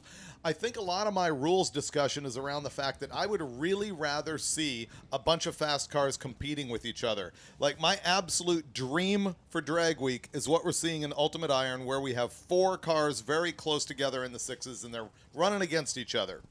And I don't think we see that because we have too many classes. Sometimes there are top 2 that are very, very, very tight. Yeah. But often we see a third place guy that just doesn't belong in the class, in my opinion. But the rules are there, so, I mean, it is what it is. Here comes Steve Speece on the next pair as Devin Noyes and Kevin Augustin go down the racetrack. 10:63.2, 133. Noyes goes 10:47.6, 130. It's going to give us a second here for Speece. This is, as we mentioned yesterday, a 1969 Nova that has a twin turbocharged Boss 429 Ford engine in it. And it is third in this class that I was saying is really close, Ultimate Iron. He went 683 yesterday, and when we saw it hauling a trailer on the highway yesterday, it was actually huffing some smoke. I think Mike Galimi from Hot Rod had an astute observation that could be turbo oil return rather than a problem with rings, Right now it is very, very clean, and when he pulled into the stop last night, it was blowing smoke rings. Yep. It is not doing any of that now. So this car yesterday went down the racetrack 683 at 205. See, now Herb White on the right-hand side, we were talking about this too. Much slower car than what you've got over on the left-hand side. It would be nice if he just went ahead and double bulbed and gave Speece all the time in the world to bump in. That is something that I feel like, if you're not the most experienced drag racer and you're going to be rolling up next to a guy like Speece, that move is good. Come on, baby. Yeah, buddy. All right. It's moving around. He's going to take it to the house, though. 160 in the 8th. He goes 690 at 206 miles an hour with his hands full. Now, it's interesting because Alex Taylor also slowed down to a 690 today, so it'll be curious to see if they trade spots. They won't because the math says it won't happen. They didn't just slow that car down in 60 feet. It was like you taking your dentures out. They gummed their way through it. 113.60 foot time. Then they started making power. I feel like there's more out there than that, and I think if they wanted to give another shot, I hope they will. That car can go as quick as it went yesterday. Yeah, they're holding their third spot in class, but yeah, they could tickle their way up and take out Armentrout and be second. We have not seen the Armentrout car run today. We have not.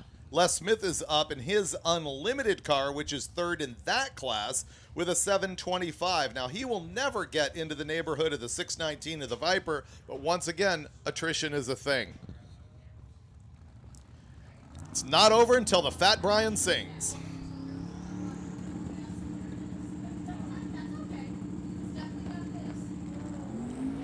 Where's he looking to go? The drag pack? Suites 1 and 2 up there across. Les Smith, once again, a casual 60-foot time. He goes 8:04, 194, slowing down from what he was doing yesterday. Right-hand side, 1693, only 53 miles an hour. Chris Lewis is here on the right-hand side in the 68 Dodge Dart.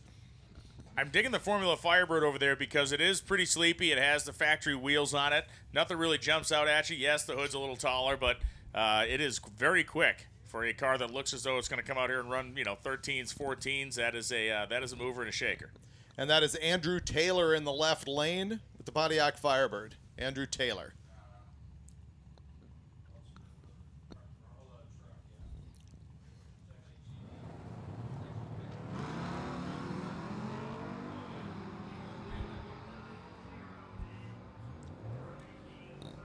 And Taylor will take that Pontiac down ahead of the Dart and do so at a 1090 at 125. Lewis goes 1146 at 116.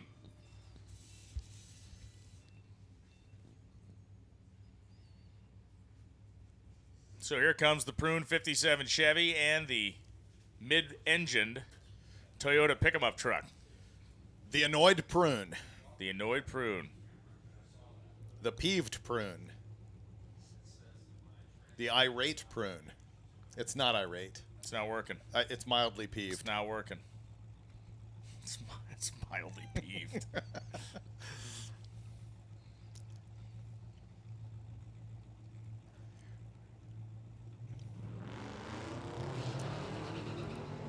Low 12s for this little Toyota pickup. I think he's hunting for his first 11-second time. Most aggressive launch we've seen out of the thing. 90 in the 8th, he's going to get there. It's going to be a very high 11-second run. Nope, 12, 20, 111 miles an hour. Yeah, that's definitely more RPM than we've seen out of it at the launch. He was concerned he was going to huck an axle out of the back of it. He said that he got some chromoly steel super aerospace double Zama Jamma axles to keep that from happening. Well, listen, if you're running a 4.8, you better have that type of stuff. Yeah.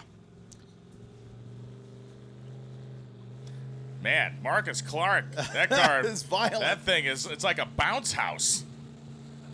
What is going on? Yeah, no, he's in there like a 9-year-old at a birthday party bouncing around in there.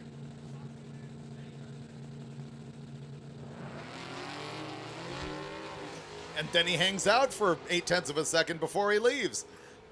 It's one of those weird things that I think staging the car is more fun than launching the car. Clark goes like 966. it was for us. 966 to 142. Steve McNew goes 11-12-1 at 127.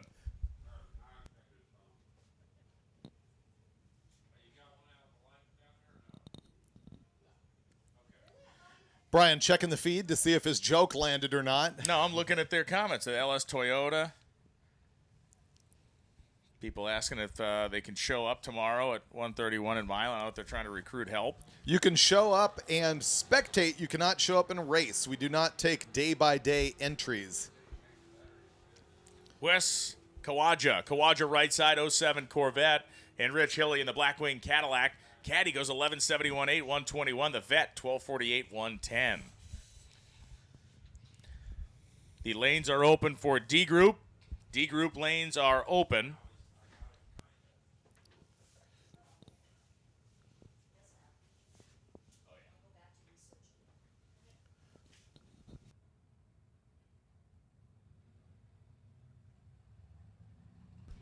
Ton of cars in the lanes back there. D group lanes are open. Michelle just looked back there and let out a pretty profane expression of surprise as how many vehicles are in the staging lanes. She did. She just let it fly. Very, very surprising. Probably the cookies. That's done it to her. She's on a cookie high? On a cookie high.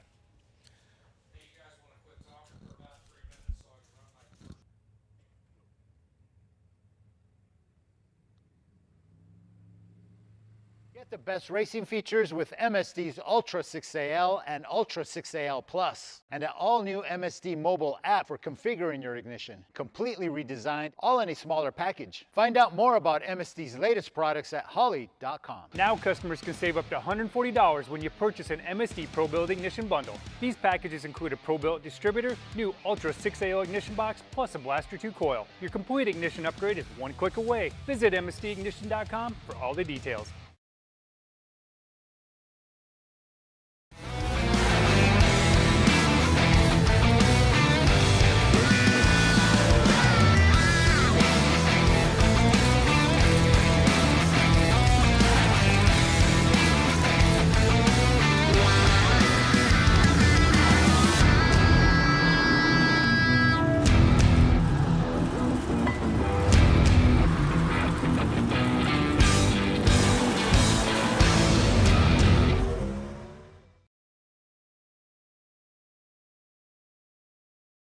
All right, you guys aren't ready for this, man. This is from Tremec. It is their TKX. It's not just the latest offering in a 5-speed. This is the first performance-based aftermarket 5-speed designed for us in the aftermarket. You said it, man. It's got awesome features. I didn't want to miss this one, man. Yeah. Everything from an in-load versus a top load. So they spent a lot of time getting this package shape down so it fits up under tunnels a lot easier. You can drop this in a Chevelle A body without a single mod of the tunnel. Yeah, no floor pan work, not near the tunnel work.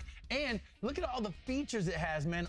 Everything is designed for performance, from the guts to the gaskets to the packaging. And check out these shifter positions. All right, you can alter it. If you don't like the shifter here, you can move it here. If you don't like it there, you can move it up here. Yeah, and the synchros inside. So this is the old TKO, a single centered bronze, a single friction surface. Now you've got a modern multi-cone, right, with carbon fiber lining on the inside for extreme bite, extreme durability, and 7,500 RPM shifts all day. Wider gears, everything's been shot peened, roller bearings on the in shafts. I mean, this thing is ready to go pound and hound the guy in the next lane. All right, there you have it, man. The TKX from Tremec, the brand new 5-speed. Woo, it is sweet. Oh, I'm fired up on this baby, man.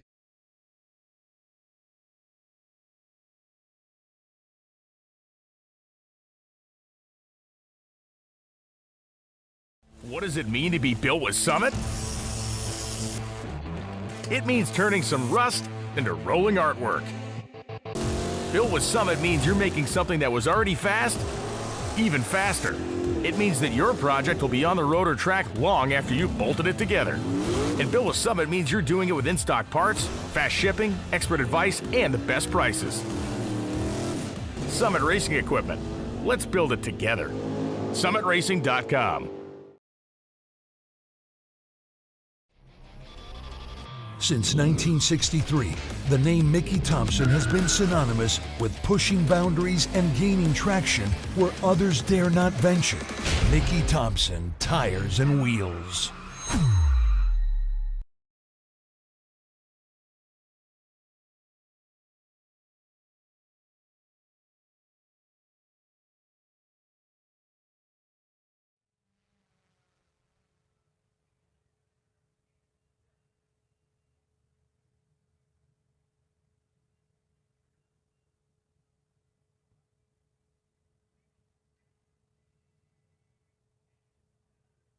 And we're back. Track prep being touched up here as we do typically during the day.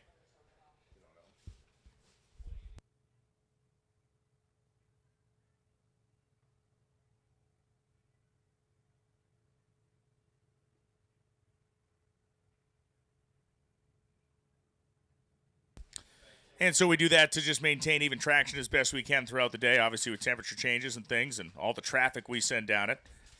A big thank you to our competitors for being prepared and geared up for action today, as you always are. Staff here at Lucas Oil Indianapolis Raceway Park getting it done as well. A note to racers, if you have had packages delivered to the racetrack, they have been delivered to the main office, which is at the front of the facility where you pulled in this morning. That building on the other side of the train tracks from where we're all standing now is the front office. It is not the timing tower. We don't barely have room to stand in here, let alone stack packages. So all packages are at the front office that you drove past coming into the facility this morning.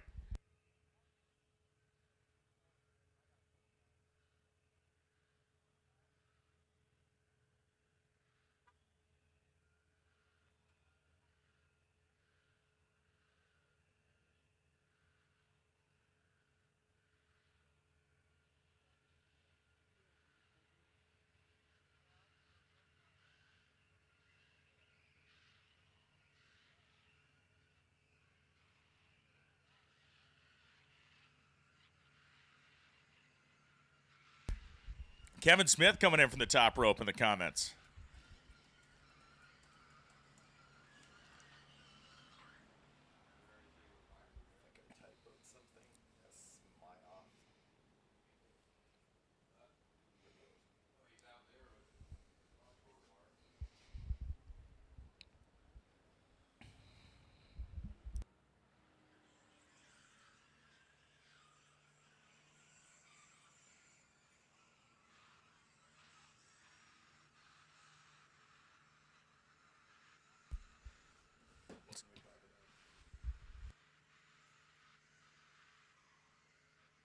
Well, David, we have a minute here. You know, we started the broadcast yesterday talking about Hot Rod Drag Week and the role it has played in this kind of drag and drive world that we live in now, and the fact that you know, this event is the one that got everything started back in 2005. And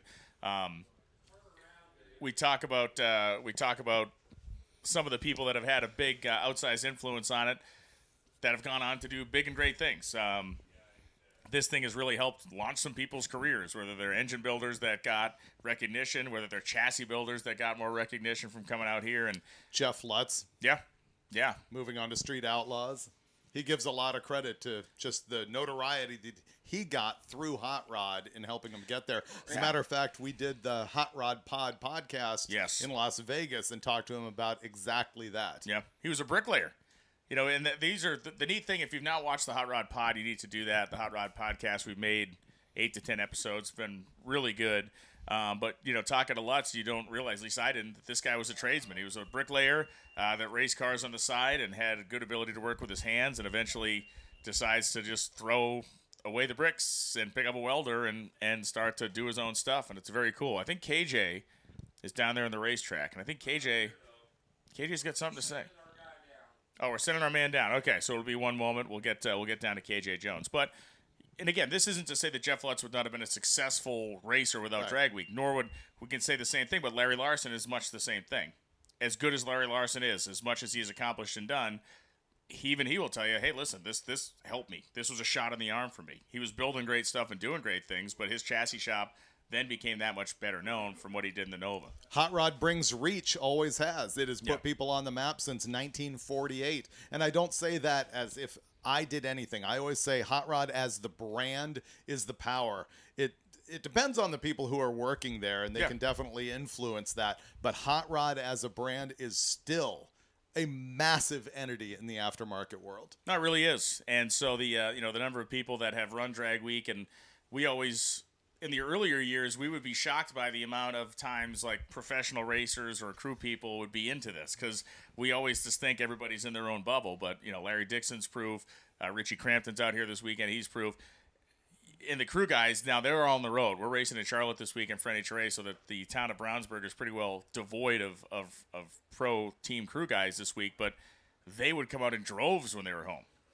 Well, they're probably watching on the road, too. I've heard from a lot of those guys that they got nothing to do on the road other than be staring at us, as if they need more of you.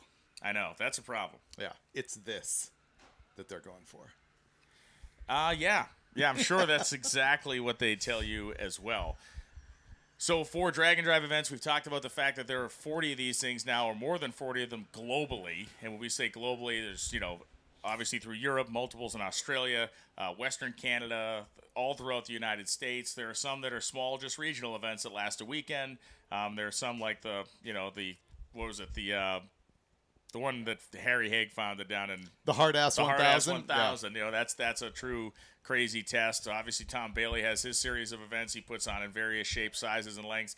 And so, you know, it's interesting for me to look at what's next. How does it change? What does it do? And what do you think? Well, a lot of it is up to the rules changes that Hot Rod will be working through because this is the last year of the current rule set. And I suppose I have influenced on that now. People on the live feed are saying they're blaming me for enforcing or not enforcing some rules that they're seeing here this week. It's not my party anymore. I come here and gab about it, and I come here to get ridiculed by loans. I'm not actually the rule maker or enforcer, although clearly I have opinions on what I would like to see. And that's fewer classes and greater competition. However, I also think there is room for the stuff they're doing at Sick Week, which they have some events which are more just for the fun and less of a hardcore competition. Let's go down to KJ Jones. Thanks, Brian. KJ Jones here in the pits, courtesy of Mickey Thompson Tires and Wheels. You know, we talk about the fast cars, the guys and ladies in Ultimate and the really fast Unlimited, Ultimate Iron, and the really, really fast classes. Small block, Super Street small block, naturally aspirated. This little Mustang right here, this is Danielle's car, and the attraction is the paint. Beautiful silver paint, and I understand Danielle is the painter who put this together. I am. Yeah, I even painted the Cobra that's on the hood. That's supposed to be a factory decal, but I had decided that it'd be more fun to paint it on. You hear that? It'd be more fun to paint it on. That's really legit. That's top level legit right there. Is this your first drag week? It's my first drag week, but not my first drag and drive. Okay, and how are you enjoying drag week? Absolutely awesome. I love it. I can't wait to do it again. That's good to hear. That's good to hear. Well, good luck. I just wanted to point out this paint job. Very nicely done. Keep it up, and good luck on the track.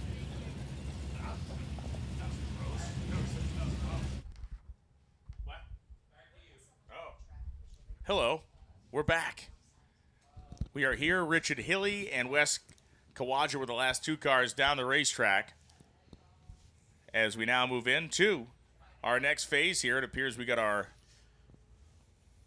next group of cars rolling around the corner. We'll wait for Lonnie Grimm to give us the clear sign to open up the all-skate session of the afternoon, which will happen when we free up some lanes down, or some room down there in the staging lanes. Live feed is looking at that black GTO of Vince Rash, one of our original drag weekers, and over on the other side, the green Duster of Chad Witham. Yeah, Witham's car, we were joking yesterday that's might have a slant 6 in it, and see what he runs today, because if he backs up, I think it might have a slant 6 in it. Or a Loans tuned 318, one or the other. Yeah, no, I went down there and put the Demon Tweak on it and knocked a couple of seconds I piled a couple seconds onto the elapsed time. Vince has been having trouble with his Pontiac, too, and he is, they're both on a very interesting pace. Remember I was saying that one of the things in the future is the vacation drag and drive? Yeah. That's what they're doing right now. He outran him 2080 at 49, but Whittam was about to run him down. He went 20.94 seconds, but at 64 miles an hour. Apparently he was just getting to the good part in War and Peace by the time he got to the finish line. Yeah, he was chapter 50. Scott Montgomery going down the racetrack and his WRX has problems. Maybe he took our advice from yesterday. Just put it on the rev limiter and sidestep the clutch. So it's fine. 12.76.8, 111 for Danielle Doyle as Scott goes 19.78 at 66. Tim Gregg and John Marecki. Marecki, that 82 Grand Prix, Turbo LS, the faux wire wheels, the faux white walls. It's a really nice, clean Pontiac. The Landau top. How are you on the Landau top? When they're in that kind of shape, I think it looks cool. Really? I don't want a Landau top, but if it's in good shape like that, it's classy. That to me is a guy who has taste for the finer things in life. Right? He's not your normal Grand Prix owner. He wants to be a cut above, carries himself a little different. Takes a little extra pride in what he does. Little cut to his jib. Might have, yeah. Might be rocking the gold Cartier watch in there. Nobody really knows. A mink stole. Who knows? So many possibilities. John Marecki, a level above. A level above. A cut above. A cut above. It does have a certain je ne sais quoi. Yeah. And if it was accurate, if we go back to 82, the inside of it would smell like a burning trash bag. I think it'd be a lot of Drakkar Noir on that. In 82? No? I thought it would smell like old cigars or something. Oh, okay. Tim Gregg goes down the right-hand side of the racetrack. 12:07.9 at 93. John Marecki, 12:64.9, 111. We saw that thing pulled over. They were wrenching on it the side of the road. Oh, the Drakkar Noir. I'm sorry. It was on my mind because of Galima last night. Yes. Full Ginzo. Nick Latomsky, the 1986 Camaro, and Kyle Wimmer, the 1964 Buick Electra. All the car plus a car. And the Buick moves first as Latomsky shifts gears in his third-gen 86 Camaro and quickly parts company with the Buick. 12:37.6, 117 miles an hour as Kyle Wimmer's big Buick goes 1340 at 101.87.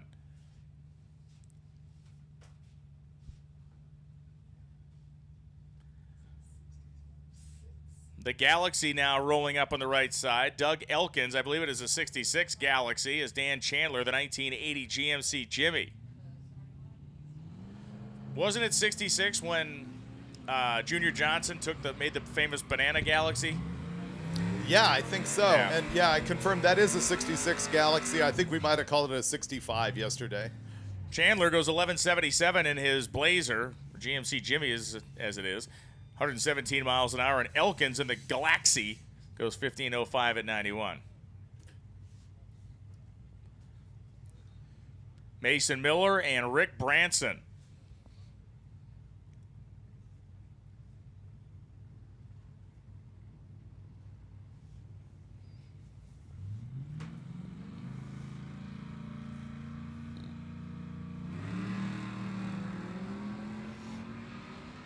So Miller and Branson leave within a tenth of each other. The car and truck are pretty evenly matched performance-wise. 13:55.2 at 104 for Branson as Miller goes 13:27.9 at 98.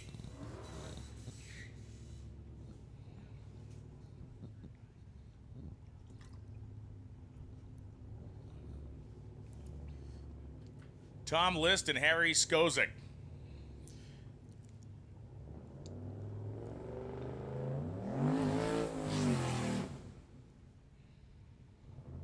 List in that 2005 turbocharged Chevy Tahoe. Looks bone stock from the outside. Well, because I was given this treatment when I stepped outside to use the restroom earlier this morning, somebody please play the fanfare because David Freiberger has exited the container and is making tracks towards the restroom. By all means, go meet him in there. He'd love to meet you in the restroom. Tom List and Harry Skozik. And Skozik will go down to the Challenger to List. Neither of them got an elapsed time. Both of them jumped the tree, so no ETs on either side for Skozik or List. They'll have to make another run. Meanwhile, maybe we can have KJ go report from David's current location. Will we get signal in there? That's the question. Yeah.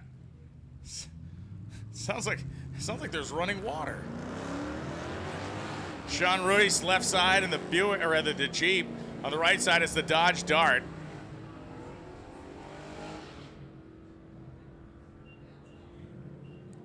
.1258, 511 miles an hour. Sean Royce goes 1366.7 at 101.51.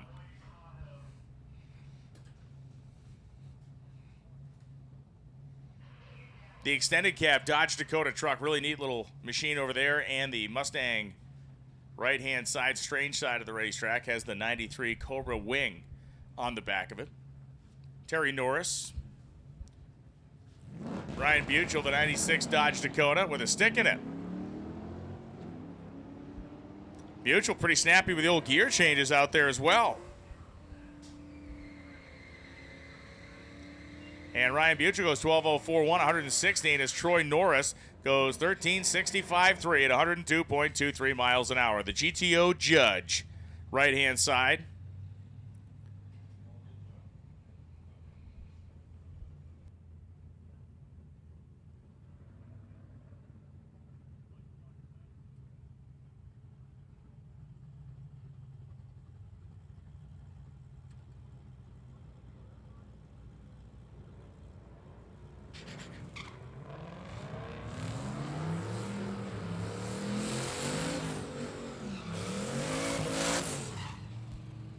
So Brian Clark and Ryan Majkrowski go down the right side. Majkrowski goes 12:63 at 111. Clark goes 12:88.9 at 114.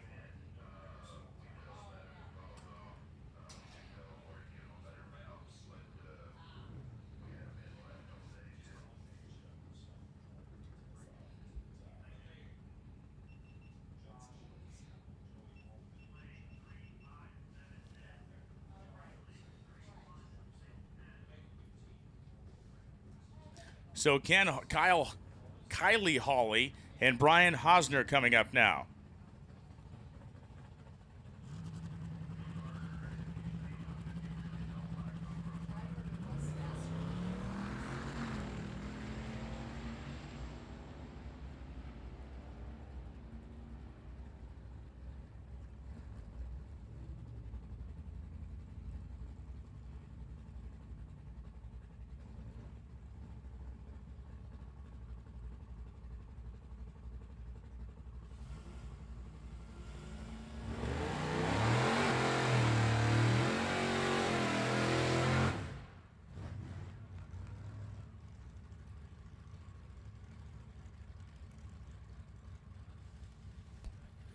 Here comes the big old pickup truck. Ha!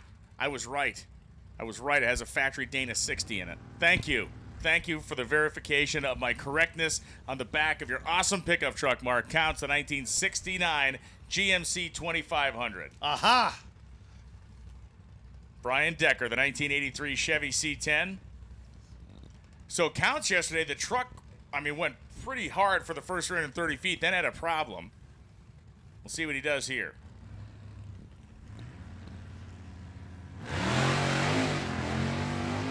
That's pretty hardcore. Yes, I and love yes it. Again. 101 in the 8th as Mark Counts is going to run this thing in the 10s. 1080 at 125 miles an hour. That is good entertainment. I don't care who you are. That is a league leader among my potential favorites for the week. 1564 at 81 for Decker, but man, that truck kind of bouncing its way off the starting line with the old aluminum bed cover on it. So good. And it runs 10s at $1.25.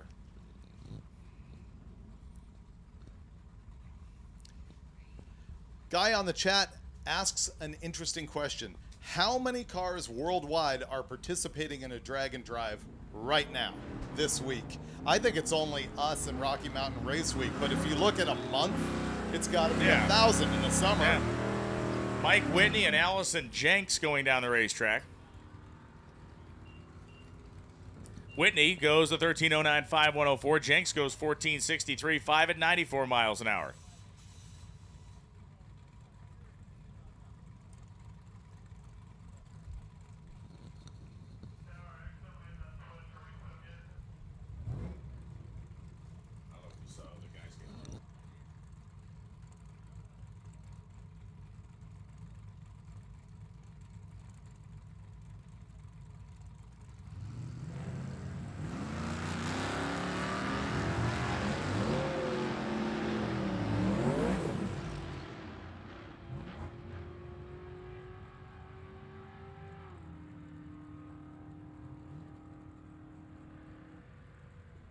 Roger Blackford and Jake Youngblood, 13:09.7 Blackford goes 14:30 at 67 miles an hour.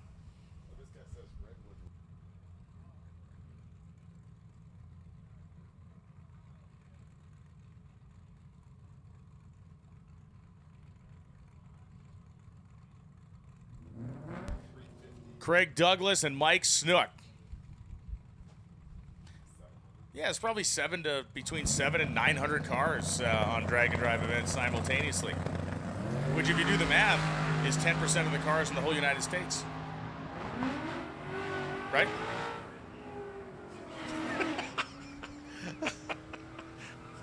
Just go with it, man. 8057-172 for Craig Douglas. If incorrectness was genius, I would be Brian Loans. That's Craig Douglas's quickest run. Picked up 0.07 of a second in 1 mile an hour. Sorry, I was too busy paying attention. I'm trying to tune out. Kathy Rugg, 67 Valiant, which ironically has rubber floor mats. And on the right side is the Fox Mustang.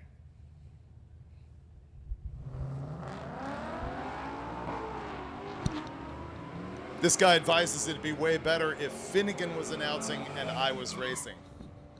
He's not wrong. Kathy Rugg goes to the top end, 1270 at 106, 1345 at 73.61. I take it as a compliment to my drag racing acumen, actually. You would. Yeah.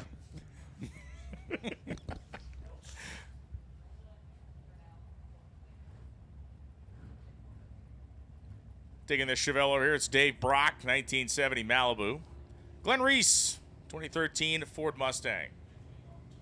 When honest question, in 70, was the Malibu still a separate model than the Chevelle, or when did the two merge into one thing? Interesting. I was thinking of the exact same thing. It yeah. is like one mind here, a complete mind meld. Very disturbing. Yeah, the Malibu didn't become its own model probably until 78. Okay. Is my guess, Okay. because they called them Malibus in the whale body colonnade era as well, but were they Chevelle Malibus? It was still a trim package? Maybe. I can't swear to that one. I know that there was a changeover in 1971 from Fairlane to Fairlane to Reno to Torino Fairlane to Torino. Jaron Nowinski going down the right side, the 1987 Town and Country Wagon 2.5 Turbo 4 Getrag 5-speed manual transmission. Goes 1425 at 96. He switched this thing over to a Mega Squirt fuel injection. He's really trying to figure it out. The car has gone high 11s on its best run. Oh, wow. Yeah. Neat. Mike Bogardus, 1977 AMC Hornet. The Man with the Golden Gun is the movie that the AMC Hornet became famous in. It's driven by Roger Moore. And he completed what famous stunt in that movie? As the lock screen on your phone would show, the corkscrew jump. Yeah, the in Astro the Hornet. Spiral jump. Astro Spiral. Mike Bogardus, 1290 with an 806 miles an hour. 1182 Ford, 113 miles an hour. And yes, my lock screen on my phone is the Astro Spiral jump car that they had built and tested at the CalSpan Laboratory in upstate New York. First stunt, automotive stunt designed fully on a computer. Jen Reynolds, 1981 Chevy Camaro right side. Bam, bet you didn't know that. You were going to learn that today watching this, did you, audience? I'm waiting for the audience to tell me thousands. when the word Chevelle was dropped from the Chevrolet lexicon. First, you're going to have to tell them what lexicon means. From 1182 the model lineup, then. Model lineup. Jen Reynolds goes 1284.3 at 90 miles an hour. Malibu was a trim level of Chevelle, yes, but Chevelle as a name lasted how long? Because the Malibu as a standalone model at least was 1978. It may have been earlier. There's the mini truck of Jim Beard. It's got the third-gen Camaro wheels on the front proper. Got steel wheels in the back with the slicks on it. The paint, the louvered tailgate, and then Nate Bender in his 91 Firebird. That thing looks like Pete Santini painted it in about 1989. Nate Bender, 1388.6 at 97 miles an hour, as Jim Beard goes 1434.7 at 100 miles an hour.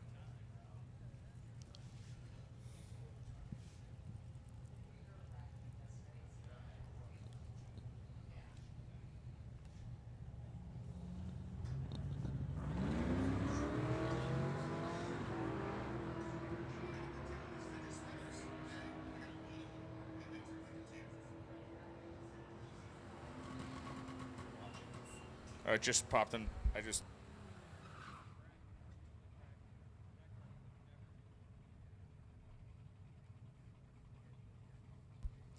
Bill Stocker just went 12:18. Matt Beebe just went 11:57.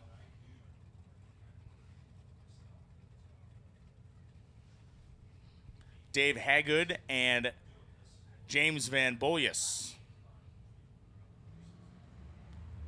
James in that Fuzzy Dice equipped 1987 GMC S15.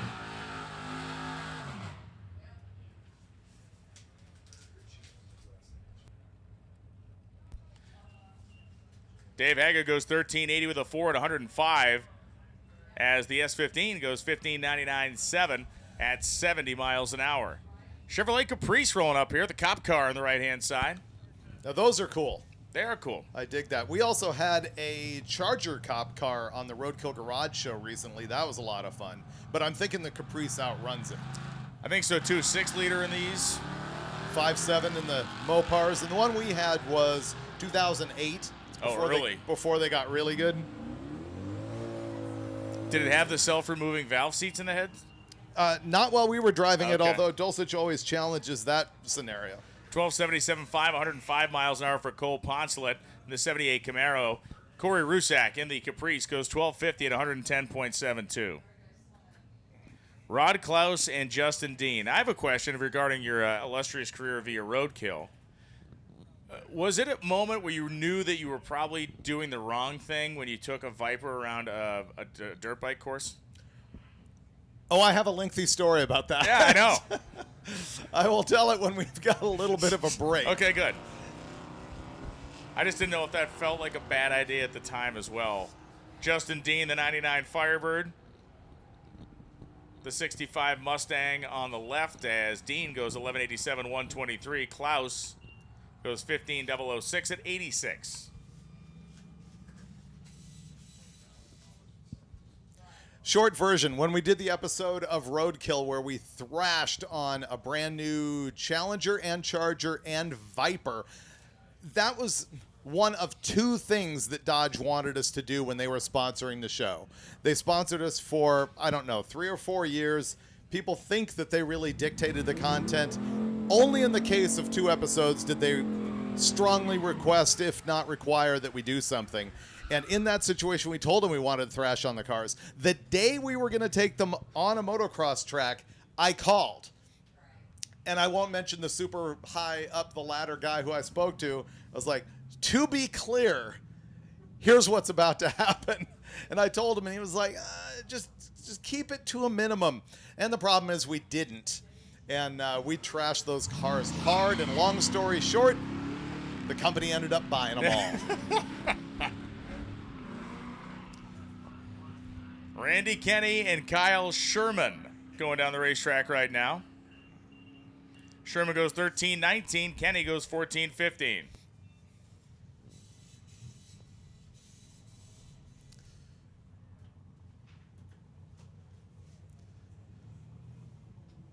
Chandler Good is in the 99 Mustang. Rob Goupel in the 85. That's not a Camaro. That would be an El Camino. But it's an El Camino Royal Knight. Oh, no way. Yes, so it has a bunch of stickers on it. Yeah. I think that would be along the lines as the GMC. El Diablo? No, Caballero. No? No, because hold on. Chandler Good goes 12.92.9 at 112. Goupel goes down in 18.33 at 73 in the White Knight El Camino. But I thought the GMC Caballero, but they also had some specialty versions of that, which you could get like sticker They packages did, but on. I don't think it was El Diablo. Okay, something else. Here comes the Beretta. Ran 12 flat yesterday. You know, we've hit a new low when we are counting on our chat people to give us the information about these 78 Black Knight. Yeah, the Black Knight's a The given. Royal Knight was also done.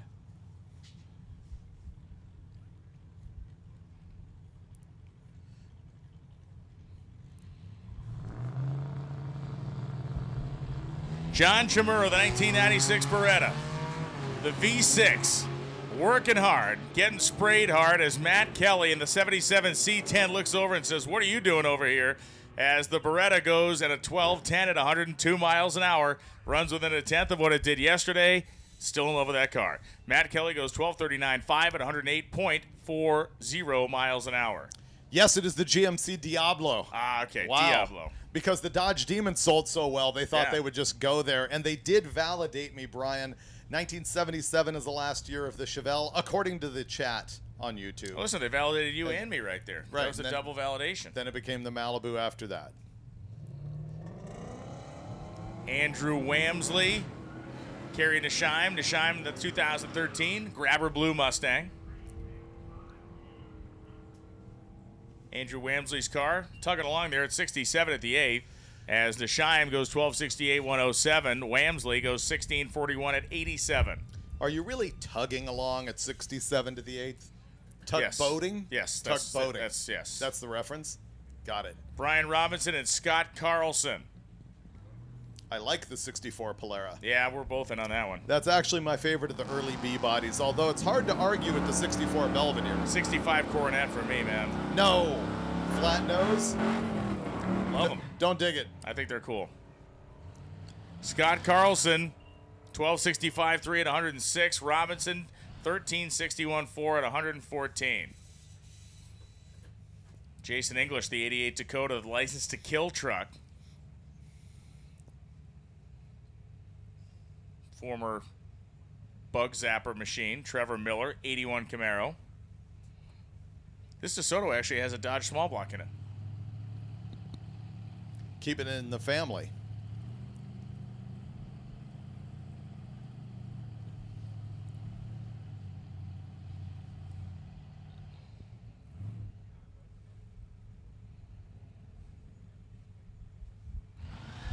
Trevor Miller had problems staging that thing.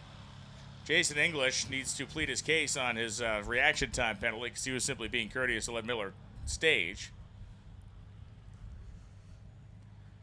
And English will take his Dakota to a 1446 at 92.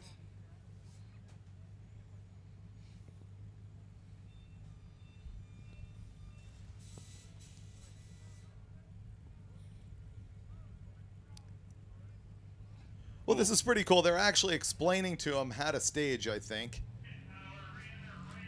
No, I think they were actually telling him that people in England put baked beans on potatoes. With tomato sauce. With tomato sauce. Some more clarity came in that Chevelle was discontinued as a model in 77, Malibu replaced in 78. Yeah, that's been repeated. Yeah. Who has more knowledge, Loans or Freiberger? Depends about what. It does depend about what. That's why we're such a good team together, because we kind of like offsetting penalties. Plus emotion. You have offsetting penalties. Emotional damage. And then you add in the emotional distress. It's a real magical thing. 15:31.6 at 63 miles an hour for Trevor Miller. The DeSoto coming up next to the Ford Ranger pickup truck. The DeSoto has a Dodge Magnum small block in it. More people questioning, if I'm not making the rules, who is? What's going on? People aren't aware. I haven't worked directly for Hot Rod in 10 years. Yeah, in a decade. Yeah, it's been that long since I was the editor-in-chief of Hot Rod. And some would argue it's probably more like 11 or 12 years, really. Yeah, you know, by the time I checked out. 1399 at 91.34. 15.064 at 92 miles an hour. You know, I've been out doing the important work of roadkill. The yeoman's work.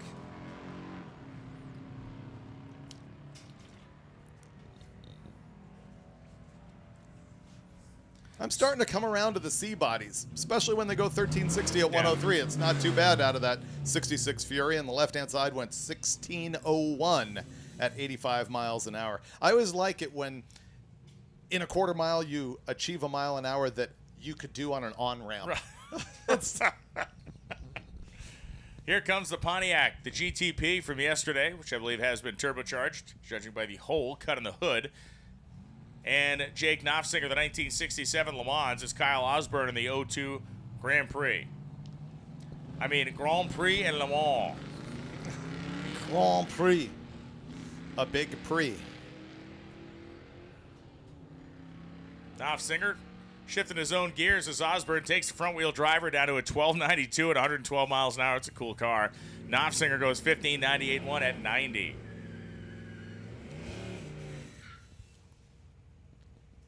Plymouth Satellite's pretty great, too. Yep. I do prefer the 67 to the 66. Saw this car in the checkpoint last night. Big block 4-speed setup. Can't go wrong. Nope. Bob Helma. The Big Block 4-speed program levels up virtually any car. Anything. Seth Lindner, I should say. 85 Chevy C10. This Ranger is great. Push bar in the front. My man's rocking the Oakley-style shades on there. Chrome roll bar. Loud and proud like it's 1988.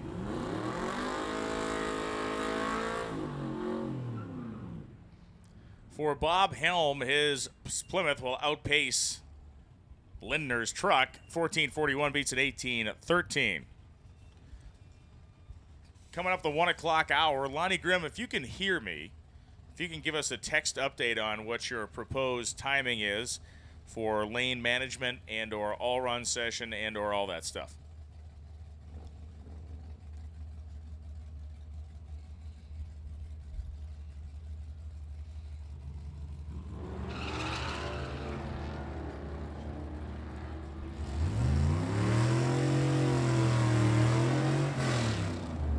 Lowell Rust and Jeff Richardson. Rust goes 12:32.5 at 107. Jeff Richardson 14:27.3 at 95. For those of you that are confused and angry and annoyed and scared, frankly, that there's a split screen right now, it is because sometimes people have to use the restroom, okay? So when he comes back, we'll go back to a single screen. But listen, calm down. We'll issue refunds. Yeah, calm down. Don't worry. Listen, Josh Jablonski goes down 12:44.4 110. John Nuccia goes 12:74 at 108. Two fail-proof options here. One would be just to close your eyes and listen and not look at How the about screen. one eye or a piece of duct tape? Right, or cut your computer screen in half. Yeah. Just do get that. a Sawzall and just run it right down the middle and pick the side you want, and then watch that. I say tape one over like it's check engine light. Yes. Yeah, or just spray paint half your computer screen. That would work. Yeah. Randy Giuliani, the Super B of the 68 variety. The first year of the Super B was 68, correct? That is correct. 11:79.4, 76 miles an hour for the Ford as Giuliani goes 11:66.2 at 115.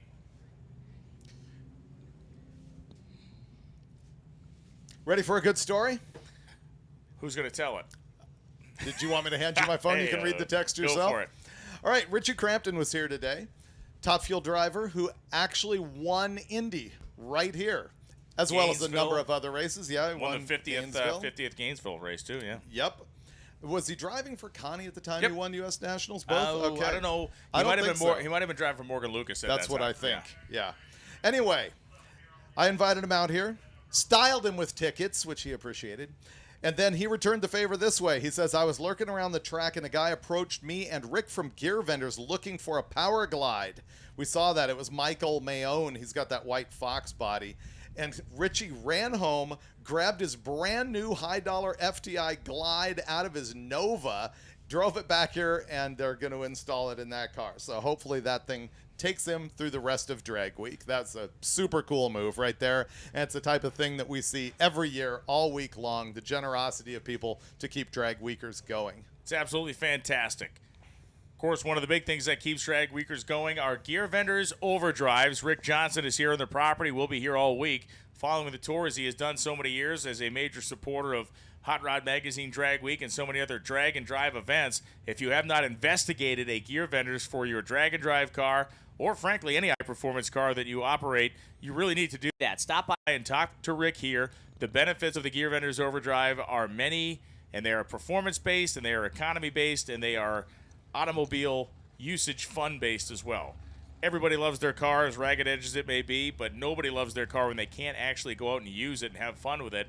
A Gear Vendors will allow you to do things with a very high-level performing car that may be a little ragged edge in terms of gear ratio and stuff like that. You bolt on the Gear Vendors and it changes your life. You can cruise it, you can enjoy it, and you can love it and race it in ways that you never did before. So make sure you talk to Gear Vendors, Rick Johnson here, about options for your particular vehicle and application.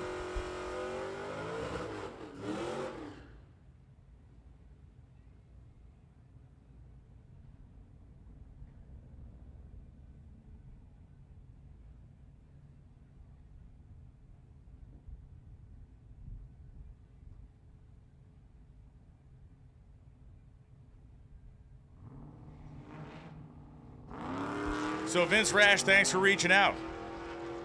The car is tech to $1,349 because it's a roll bar. It's a convertible, no roll bar.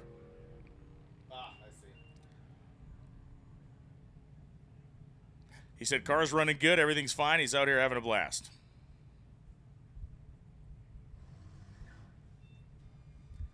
Darren Keck and Tim Woolen just went down the racetrack. Keck left for the tree. Woolen, or the Keck, I'm sorry, still sitting there. Woolen went 11.604.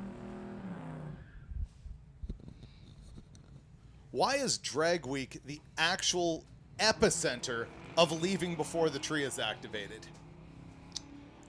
Why does it happen a dozen times a day, every day? I think people just want to try something new. That's it. They want to see what it feels like to have the complete and utter disappointment of not getting an elapsed time after a run. Maybe they just don't want to reveal their number. Right. And herein lies the real question. Herein lies the real question. Is it worse, generally speaking, to be 850 on the tree or to be so early that it doesn't record the fact that you even staged the car? It's almost like you didn't exist. Right. So which is worse? Oof. Not getting an ET. Because on one side of it, you see the number, and the number is bad. Maybe their ET is more similar to their sleep number. Okay, now you're talking. That's the problem. Yes. Chris Dubas needs a mini starter for a small block Chrysler. He is pitted in the middle of the pits with a red umbrella. If you have an extra starter, a mini starter for a small block Chrysler, Chris Dubas needs your help. Jeffrey 6 goes 13-13 at 102. Rob Brewer goes 16-13-5. Lonnie Grimm has said all run is open, baby. All run session is open. And what that means for you spectators is we're going to start to see some of the faster cars come up. We have not seen the Viper yet. It is at the head of staging lanes. Ned Dunphy is in the lanes. He is ready to go.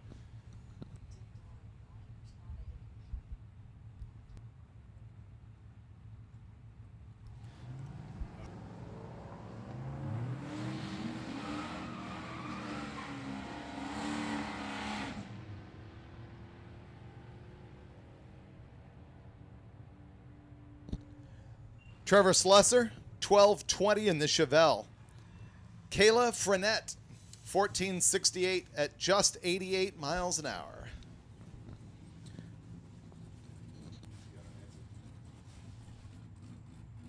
All run is open. All run session, which is our final session of the day, is open. David Hart, the 1969 Plymouth Satellite. Justin Roby, the 65 Plymouth Cutlass. Did you ever sell your red Duster? Did you ever get rid of that thing? I had a check in my hand for $18,000 for my 1971 red Duster, and I took every video I possibly could. Basically, I went to the ends of the earth to talk this guy out of it, and he finally caved in and agreed that he shouldn't pay $18,000 for the car. I couldn't live with myself, and so I tore up the check, and I still have the car. You're mentally ill. 12-009, 126. Doug Poirier, Spencer Moorfield. But I get that, though. It's going to be an honest seller. You don't want to be a guy. But, I mean, you were very detailed when they listed the car about every one of its warts. Oh, yeah, and everybody saw the videos of us putting it together, but still, I just couldn't live with myself. It was bad. So how do you do it with everything else? You know, this is how I just come up. It averages out.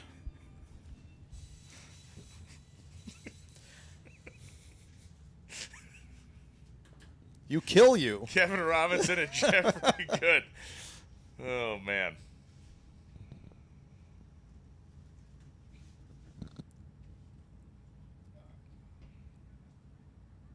'54 Ford F100 truck. Okay, where do you fall on that? Do you like the the 55 and older with the straight A-pillar, or do you like the 56 wraparound window? I like them both for different reasons, honestly. I think the whole big job era of these trucks I like. So, I mean, the subtle styling changes are one thing. Probably the later trucks have a little bit more detail to them, I guess, to admire, but I like them all. 1294.7 103 for Ken Robinson. And what happened to Jeffrey Good in the truck? Did exactly. He listened to our conversation and thought to himself, you know what? I'm not going to be 850 on the tree. No. I'm going to be invisible. I want to be one of those guys. I want to be one of the cool kids. Brian Wanke and Josh Miller. El Camino with a 4-speed.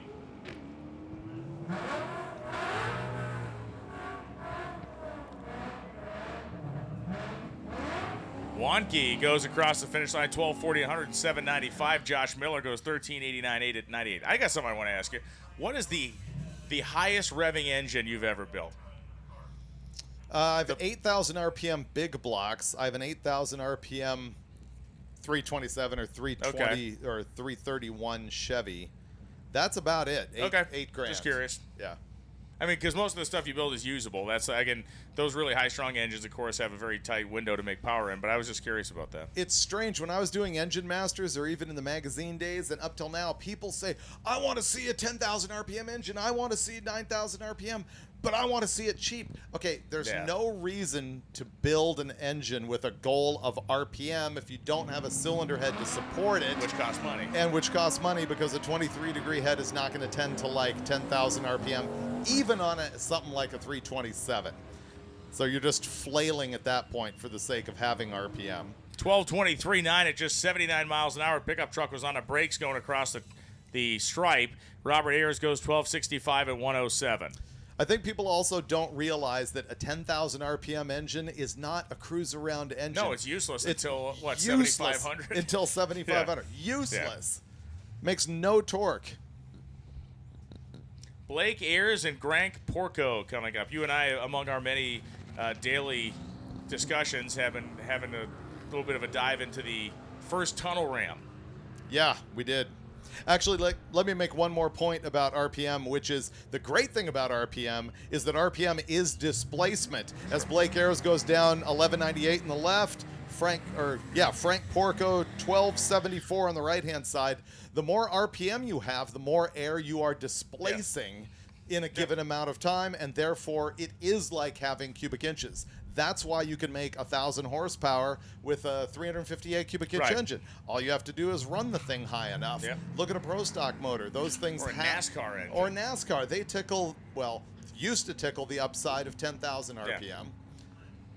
Yeah, so Pro Stock engines are 3 horsepower per cubic inch at 10,500, give or take.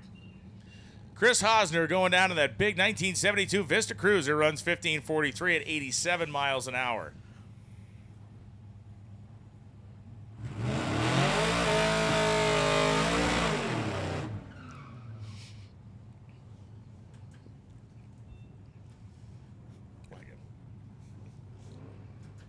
Mark Vernon and Mike Wiles. Wiles, the 1961 Ford F100, and Vernon, the 1972 Dart Swinger.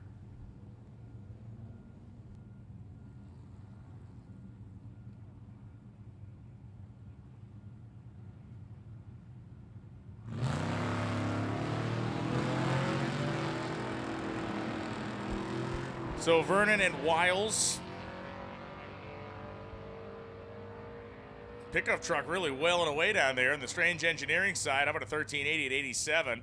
Vernon goes 1354.6 at 103.69.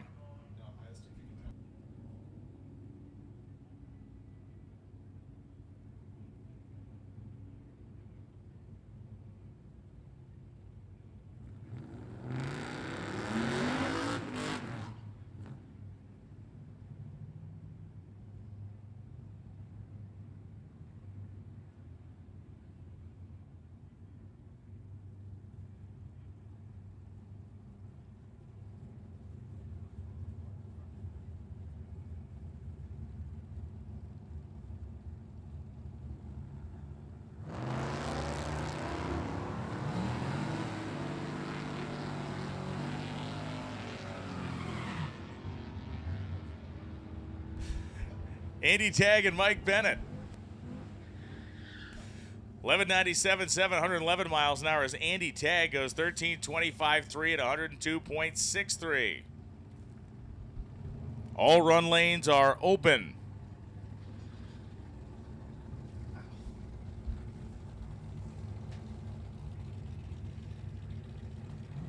Dan Mathias, the 1968 Camaro.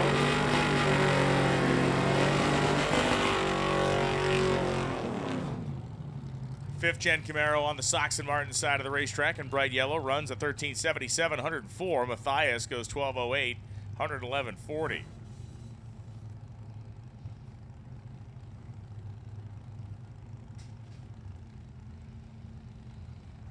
It's the fuselage-styled 71 Super B. And the high-riding Mercury on the right side.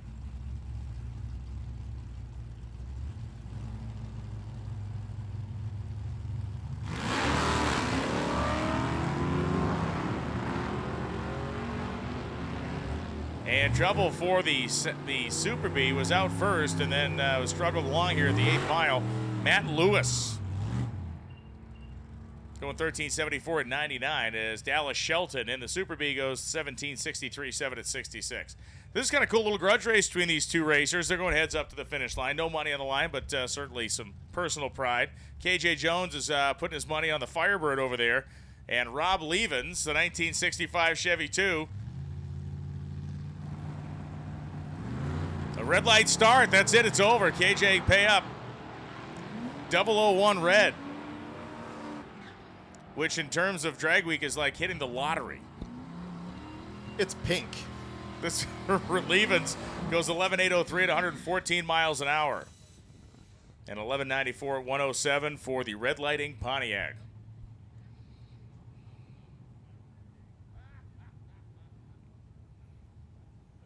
Speaking of Pontiacs, got another 400 powered bird over there. That's John Gilliard. And Nate Mahoy, the 1980 Monza Spider.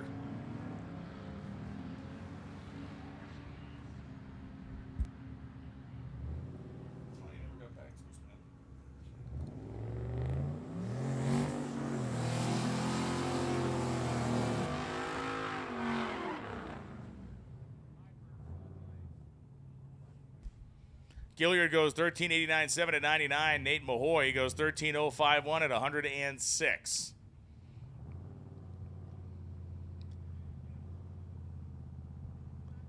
Dodge Dart rolling up on that left side. That is Nate Broom, 1964 Dart. Tom List, the 2005 Chevy Tahoe.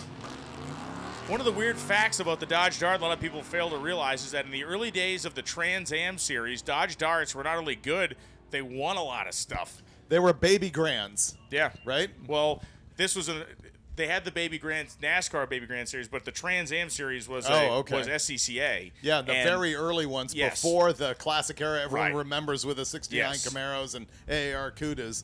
But yeah, the Dodge Dart. Bob Tullius actually raced with success and won a bunch of races in Dodge Darts back then. They had the famed D-Dart, which was a version of the Dodge Dart they released to be D-Stock automatic legal in NHRA drag racing.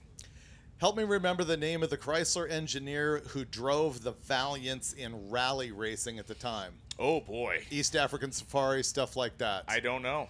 Somebody will come up with that name. It is funny how many, back in that era, that decade specifically, that idea of taking cars, drive them around the world, drive them in the East African Safari Rally, do that stuff. Because Mercury did it. They sent Ack Miller and Ray Brock. Ray Brock, but also before that, the great fabricator that worked for Carroll Shelby for all those years. Oh,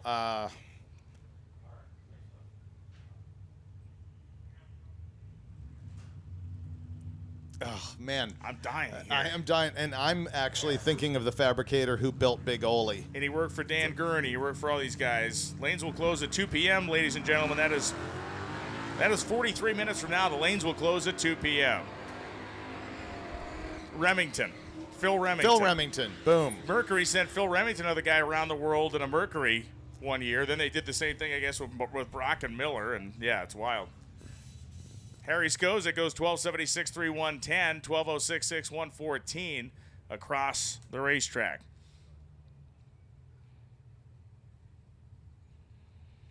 Ned Dunphy is 5 cars back, folks. If you're watching at home, tell your friends. Ned Dunphy, who has not run today, is 5 cars back. 6,500, nearly 6,600 people watching.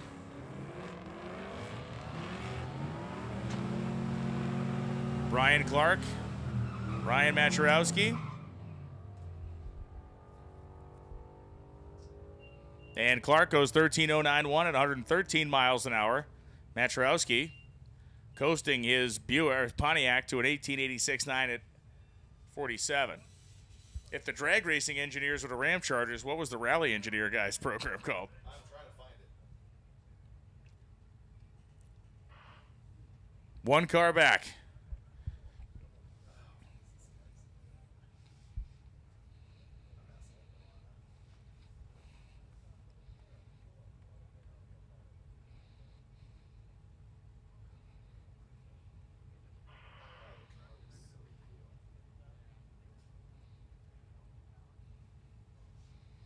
AMC Ramblers were run in the off-road races, of course, by James Garner. Then he went to the Oldsmobiles. Yeah, Bondurant drove one of those things.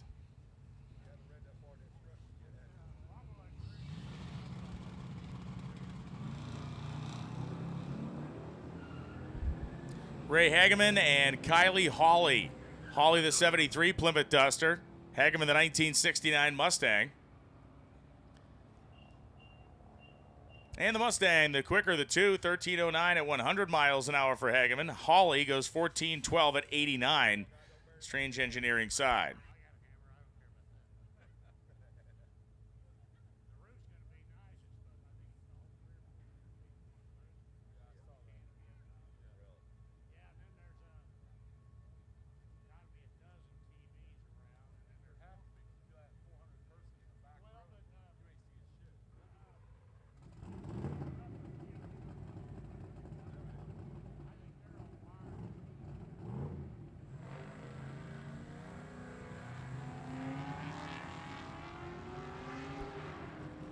Off they go.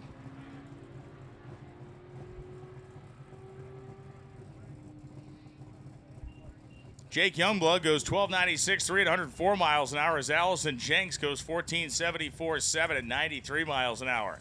And that is going to bring up Ned Dunphy, ladies and gentlemen. It is the vehicle that is currently leading the charts of all competitors here at Hot Rod Drag Week 2024. Presented by Gear Vendors, Mickey Thompson Tires.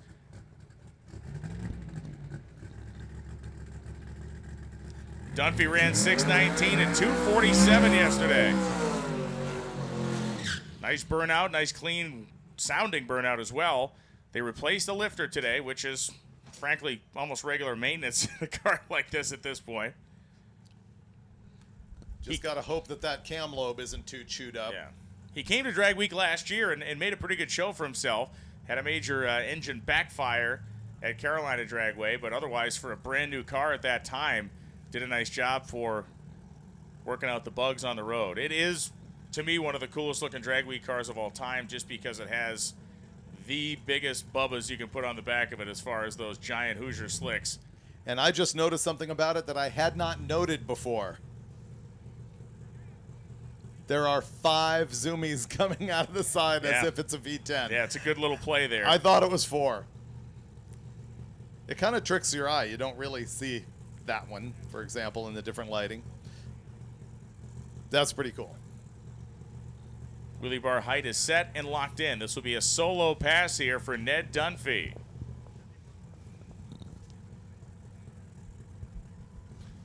It will take us about 1.2 seconds or less to know if things are going the right way for Ned Dunphy.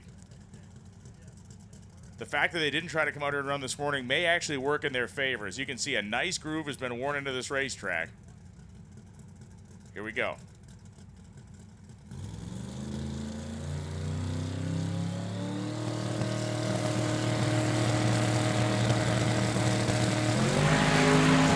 He's clean. 110.60. 190 in the 8th mile. Dunphy goes 620 at 246 miles an hour. That's a BAM. That is a BAM, and that is going to maintain his average of some 6.19 seconds. He is going to pack the chutes, pack his trailer, and head to Martin, Michigan, I am sure. Man, way to just dominate. Show up once, casually run down the track after fragging a lifter. Boom. Virtually the same number that you ran yesterday, which, by the way, was a 6.196 to a 6.203. Pick up. Oh, no, he did drop mile an hour. He lost half a mile an hour. But, man, bracket car after driving the junk however far we did yesterday. The question to me is going to be if they get clean up to Michigan and they run earlier in the morning, do they run a mid to low 16? I don't foresee them. I would foresee them on Friday trying to run a 5-second run. At this point, if I'm them, I don't do that until I get what I need to get done, and then I go for it. But right now, they're in a very command position. I mean, it disappoints us personally to watch him slow it down in order to maintain, and this is about our entertainment and not his parts. Yeah, right. So I would like to see it run that number every day, but I would understand if he backs it off a little bit. I mean, they've found their range very nicely in that 620, 14.54.2 at 97, and to me, there's a safety in that. Because when you start to try to mess with that car and slow it down, then you start talking about tire shake. You start talking about other issues. I think if you got a tune-up that's going to back itself up in the 620 range like that, don't mess with it.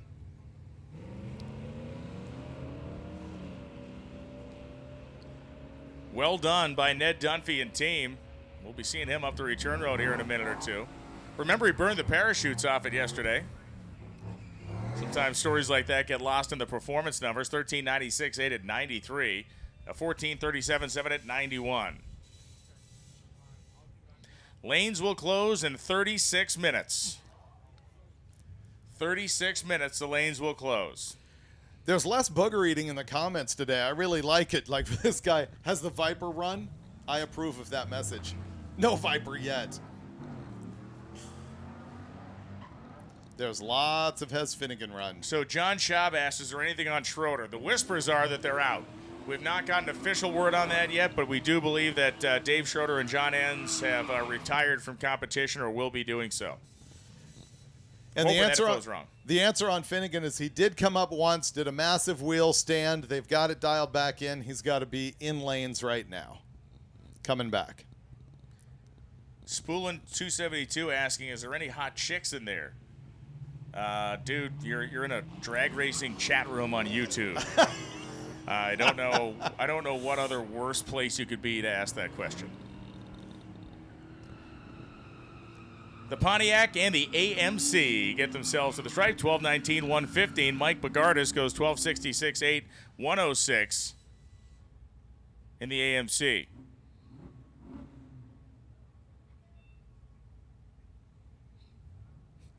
Thurgood Jenkins asks, has Reaper won yet?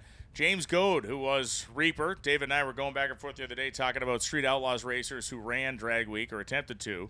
Sean Ellenson was probably the first one. Murder Nova back in about that 2008 time frame. And then it was James Goad came several years later. He's good. Goad came a few years later in a 707 powered Chevelle.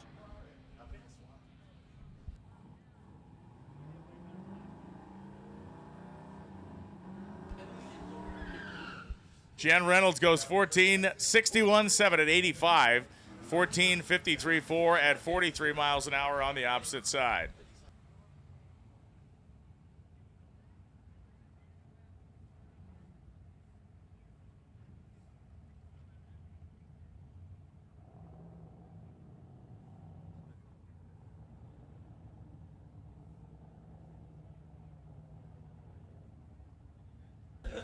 Nate Bender and Kyle Sherman coming up right now.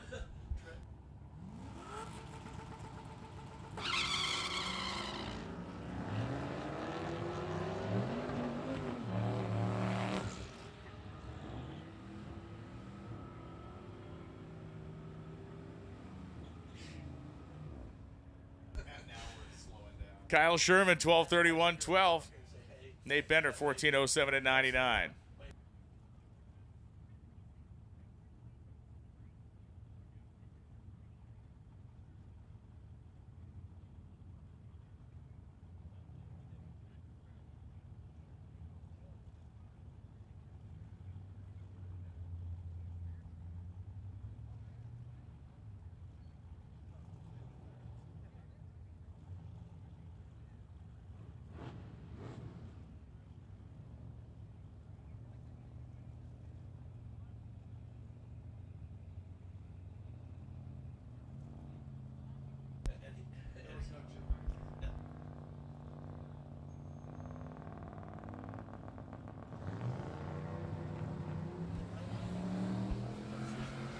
Dan Warren, the 1980 Ford Fairmont, and Aaron Green, 86 C10 truck for Green.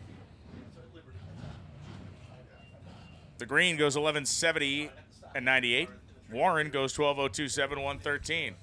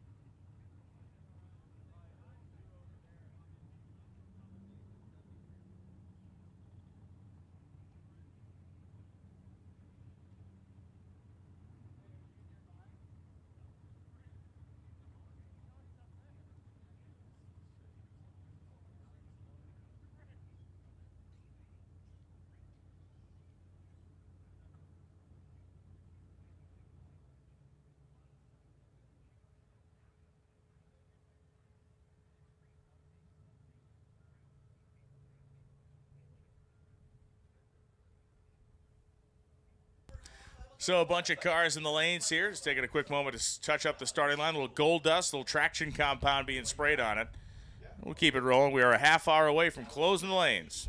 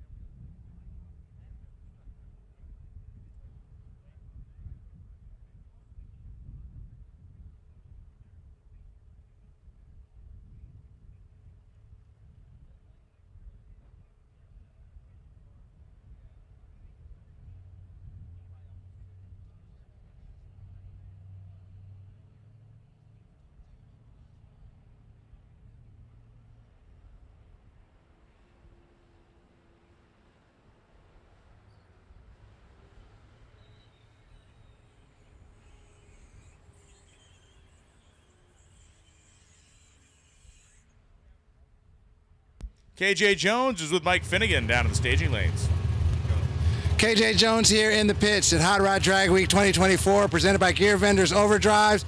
Live feeds coming to you from Mickey Thompson Tires. I'm here in the staging lanes with Mike Blasphemy Finnegan, who went for one wild ride on his last hit. Stood the car up on the bumper. We talked to Mike yesterday about some of the changes he made with the car, and I suspect maybe one of the changes he made in the clutch area might have something to do with why that car went up. But Mike, first of all, you okay, man? Oh, I'm great, man. Car's pretty good. We knocked the alignment out of it. Tony and I fixed it with a tape measure. Nothing's really bent. The wheels are still round. We're good to go again. Excellent. You let the clutch out. She climbed I can't even say it. She climbed the ring gear, buddy. Yeah, we need a driver mod here today because somebody forgot to turn on the two-step, so we launched it at 8,000 RPM. 8,000 RPM launch with this big Hemi engine, and yeah, that's going with traction here, and the traction here at Lucas Oil Speedway has been really, really good from the line. The tire's going to grab, and a car like this is going to go up. And if you look at the front of the car with it raised like this, you know, and that's nothing but transfer when the clutch comes out. Now, you do have a new clutch in here that does slip a little bit better than the other one, correct? Yeah, the thing about it, though, is at $8,000, there's no slip. All the counterweight is in, all the clamping load is there, and so it didn't spin at all, and it didn't slip. It just dead hooked and went straight up. Well, I tell you what, every photographer on the property that was on the left side of this racetrack should have the most spectacular picture of Drag Week right now. So thanks for that, and I'm glad you're all right. Thank you. Yeah, I got to be honest, the photo was totally worth whatever else was going to happen afterwards. That's how Mike Finnegan rolls, as long as you get the shot. That's the magazine guy in you, right? Get the shot. Yeah, if you can't be fast, at least be colorful, you know? Well, look, man, I'm glad you're all right. First and foremost, Blasphemy is still in it. Now, where do you sit right now? I mean, it's crude math. You don't know anything official, but where do you think you sit in the class right now? Oh, I got a pretty good idea. If I don't go 880 or better, we're going to fall from first to second. Fall from first to second, but we'll be able to battle back. We still have plenty of week left. This is only day 2 of Drag Week.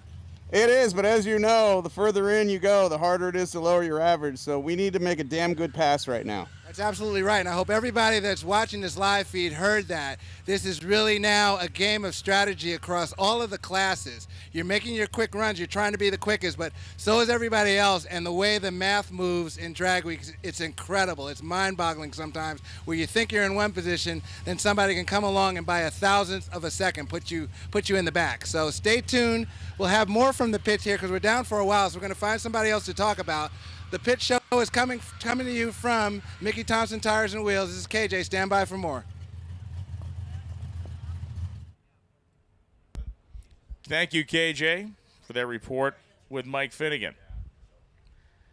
They're going to make a slight launch RPM adjustment in that car to go from 8,400 to like 4,000.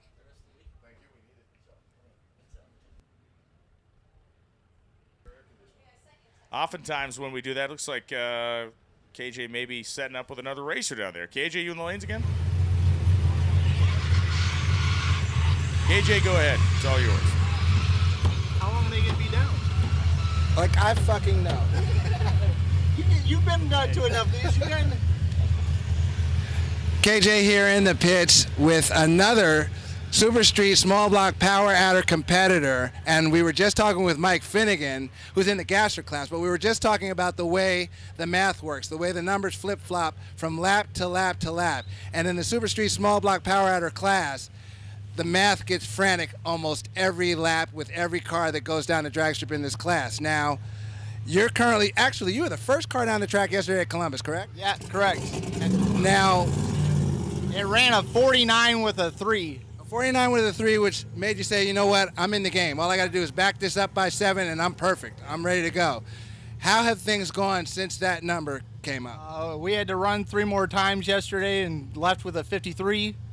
And then, so we came in with a game plan of trying to go as quick as possible today without busting out. And first pass was a 51 with the 8. So we're going to make another pass and see if we can go a little faster. And you're saying 51 and a 53, so we're talking about 8s. This is an 8 Racers, second, as a an 850 reminder, the time slip category. booth will be what, closed and in a sense, gone is your at drive 2:30. sequence You to try must- to nail that number? Are you doing it with your foot? Are you doing it with your brain in your foot? Are you doing it with a shift point of such?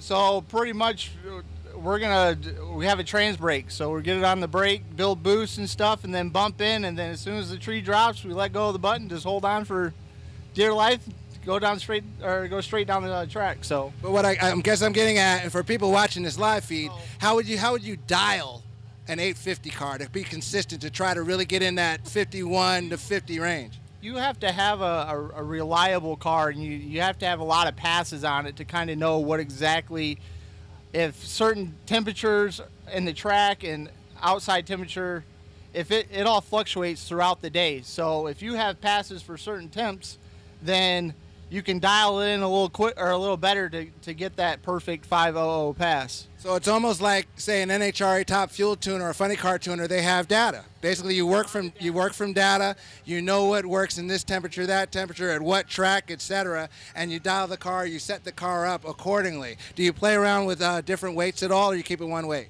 We try to keep it one weight. I know when we were at Six Summer, we got moved to a class to where we didn't have to really worry about weight because of how heavy the car was, and we were lucky enough to run a perfect 8500 pass during Six Summer. So that's what we're trying to do today.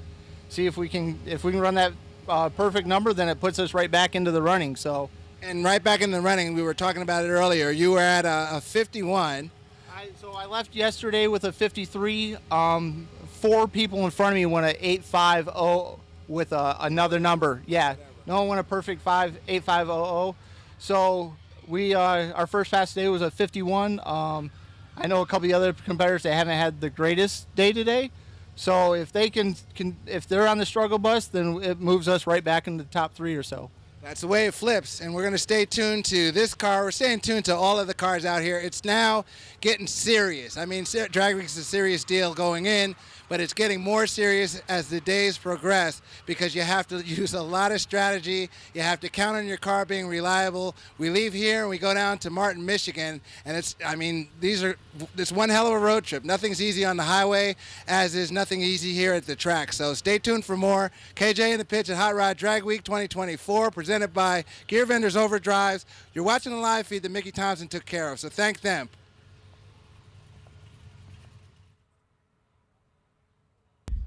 Well, we are back. Obviously, KJ will be muzzled. Kind of a more intense interview experience than maybe we expected out of that. There's a lot. Oh, there was Mike Galimi walking up to have a talking to. That might be the end. That's it. You know that last scene in The Sopranos when the guy walks out of the bathroom and you don't know what happened to Tony? That was just that right there. We cut away. When Mike entered the frame, we cut away because this could be it. Yeah, wait. Here comes Galimi walking in on the replay. Oh, they yeah. just shut it down. That's like when there's a high-speed chase and the guy gets out of the car and the helicopter goes to 10,000 feet. Yeah. That's what that just was. Yeah, when he gets his shirt ventilated, when the authorities ventilate the windshield of the car sometimes. Right. Yeah. Yeah, you got to give the guy some air. Yeah. Well, KJ will be riding with us as he did yesterday, so I'm just afraid of what my ears will be subjected to with that language. I'm not used to people speaking like that at a drag strip of all places, a place we hold ourselves to such a high moral and ethical standard. Pure as the driven snow.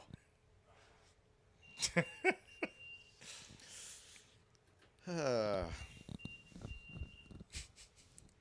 says, R.I.P. KJ.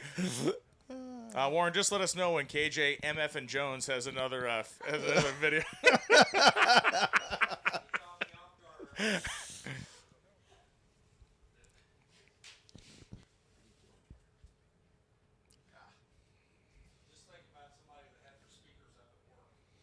Yeah. For those of you listening with the speakers cranked in a work environment, hope your boss is cool. Have you heard the rest of this broadcast? I think it would be okay. Hope Janice in accounting or Deb in accounts receivable is okay with it.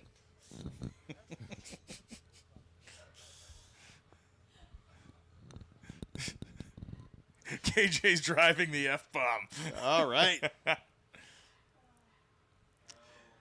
By the way, we still do have almost 6,800 people watching, and there is a reason for you to hang on because we do have a bunch of cars coming back up, Mike Finnegan among them, and other quick cars, so stay tuned. Thank you for the shout out on Put Up or Shut Up. We had a lot of fun doing that for a couple of seasons. Was it a couple? I didn't know we were that. Year? Might have been a single. Yeah, we weren't that generous to you. Solo action. Now it's over. You drove that thing into the ground quick. Yeah.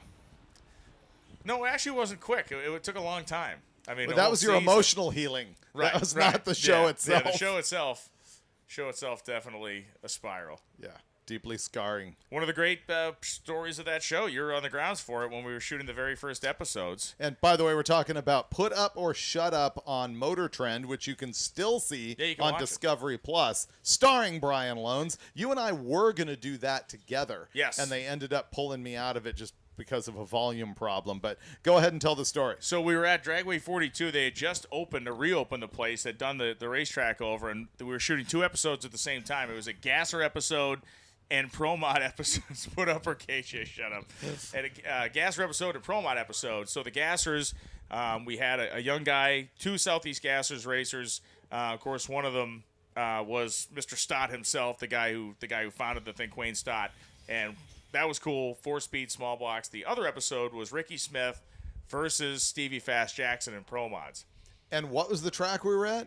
Dragway 42. It had just been reopened. Brand new. And the surface was very rough because it had been ground, but not ground. I don't think it was ground. It was okay. Like a cheese grater kind of. Yeah. And so we got one rundown, and then Ricky said, "That's it. I'm not coming back out to do this again." And it was like, oh no. And then I think it was either you or somebody else was like, well, if this doesn't happen, like this whole project just ends right now. And so they both at the time were racing for the Bahrain 1 team, and apparently a phone call was made to Sheikh Abdullah, and both cars showed up for the next round. What do you know? Although I would say it did not show up in full strength. No, it was a very it appeared in its physical presence, but not necessarily tuned up to win a race. It made a pass for demonstration purposes only. So once again, a reminder, 30 minutes after the last car runs down this drag strip is when your limit of handing a time slip in happens. If you've not handed it in and you're done, get it handed in now. Do not delay. Once we run the final car down, and the lanes are going to close in about 15 minutes, it will be 30 minutes post that.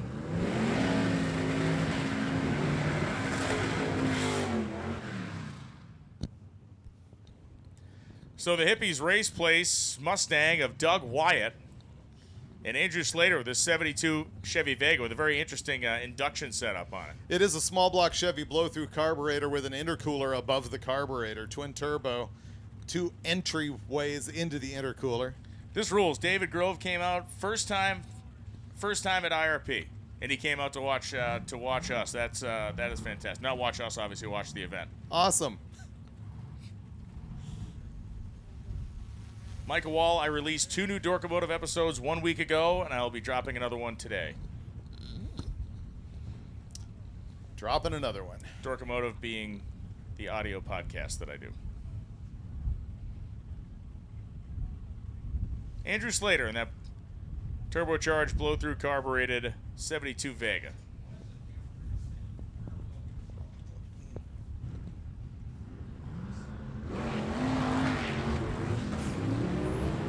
Doug Wyatt leaving like he just hates everything about the rear axle in that car, sidestepping the clutch.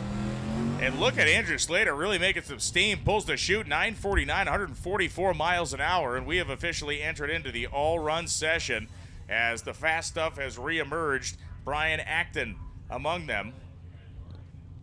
And unfortunately, Slater had a narcoleptic reaction time, 1.662. He potentially gets 0.662 added to his ET, unless he sweet talks Keith Turk. I'm thinking there's a lot of that going on. It is a difficult task, but if you get your point across, you might cut you some slack.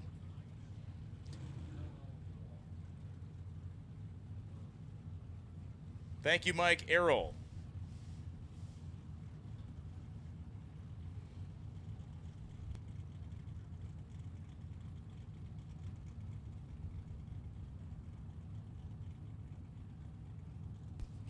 So Brian Acton in this sneaky, quick little Mustang, whose crew guys look like they have been laying in a World War I muddy trench to work on. All right, Acton's on the program. Acton to 46. He might be a little hot coming through there. 53.3, 158. He lifted. 860 at 163 on the opposite side. Acton was a little hot coming through the 8th mile. He might have felt it and ripped his foot out of it. It's a shade early. And I believe that was the Mustang that needed the power glide. Correct? You the guys that swapped the power glide in that car? Dude that looks like he laid in mud? It was a white Fox coupe. Yeah. Yep. Yep, they did it. Thanks, guys.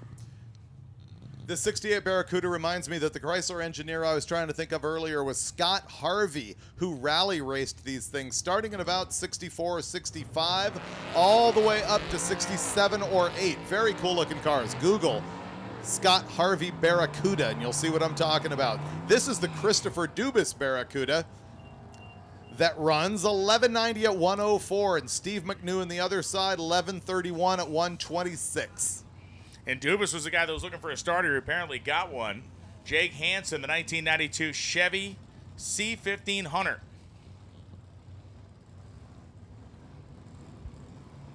The 88 to 98 Chevy truck era has exploded in its valuation, much like the 68 to 72s and 73s to 87s have done.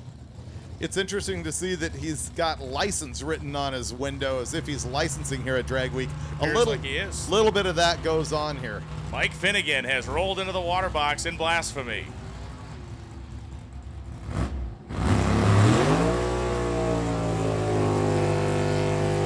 So Jacob Hansen goes 11:01.3 at 100.78 miles an hour. Finnegan will again make a slight change to his starting line routine to drop the launch RPM from 8,400 to 4,400.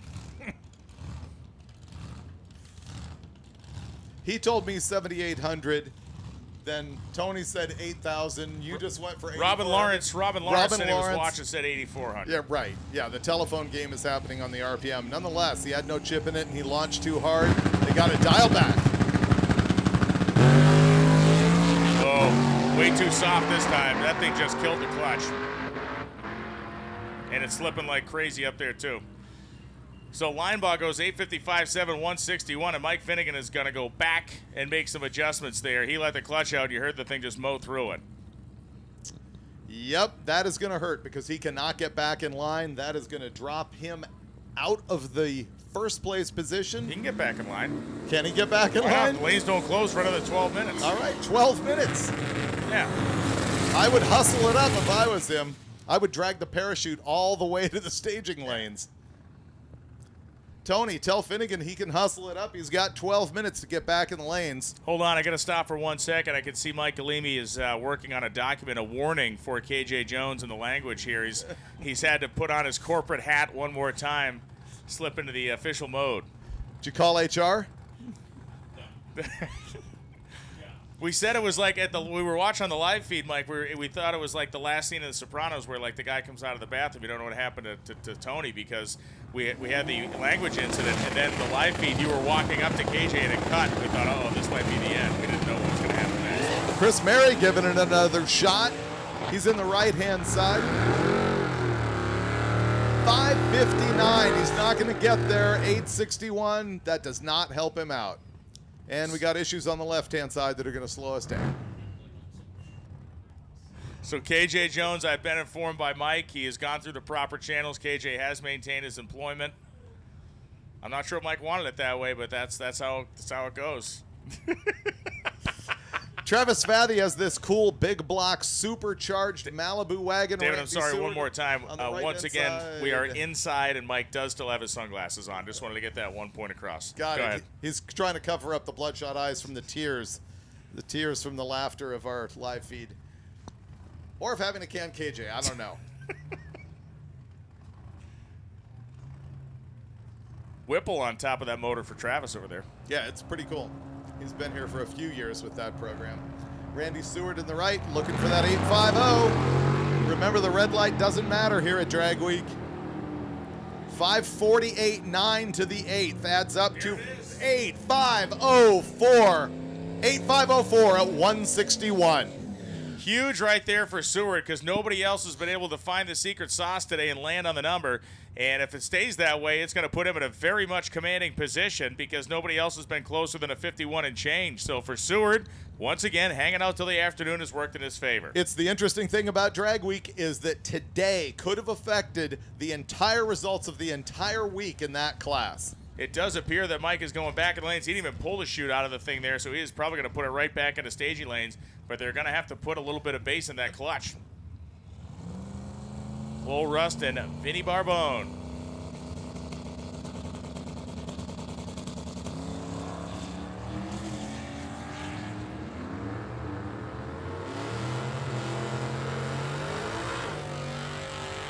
And Vinny Barbone takes the Monza to a 10:27.8 at 136. Rust goes 12:02.5.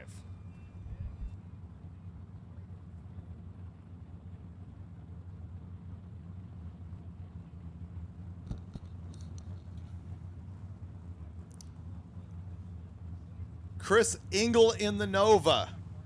Brian Anders in the Chevette.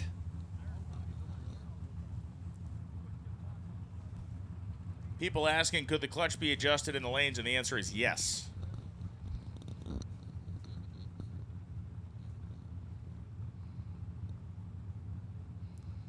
Yeah, the jam is to try and get in the back of the lanes and lie under the thing and adjust it. Yep.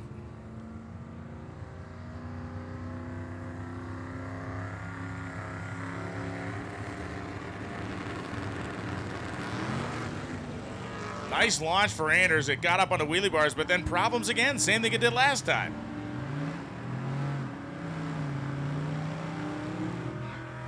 Somewhere in the 11.7 bracket goes 11.79 at 100 for Anders.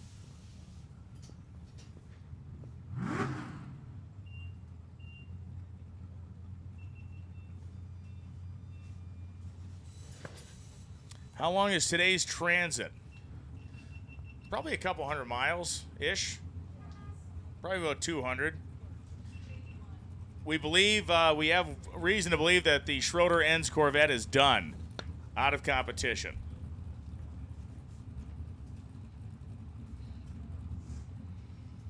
At Mickey Thompson, we never stop innovating. From our insanely quick and consistent Pro Bracket Radial to Mickey Thompson's undisputed ET drag, when you need traction, we have you covered.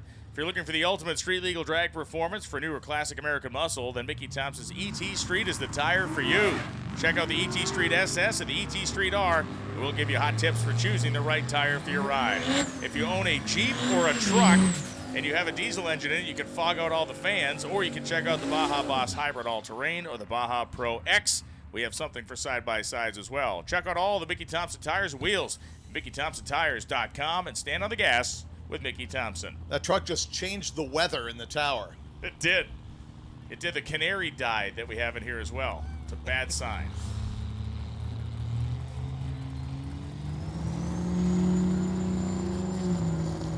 Jesse Harris doing what Jesse Harris does. Dan Demon, the left-hand side in the Malibu with Betty White.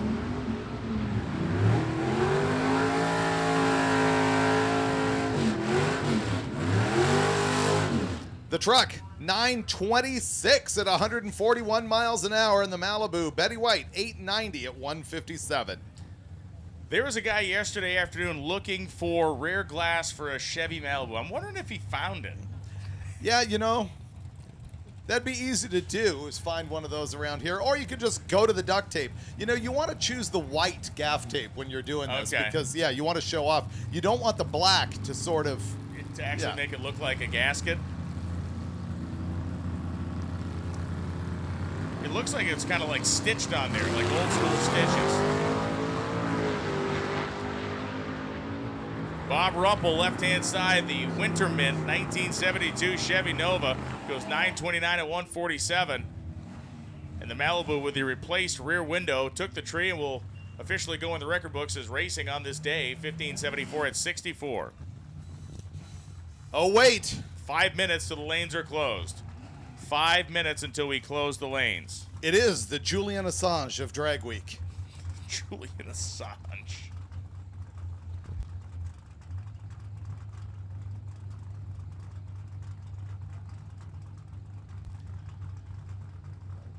So Mr. Colalillo coming up here on the right side. Left side is Kyle Oles.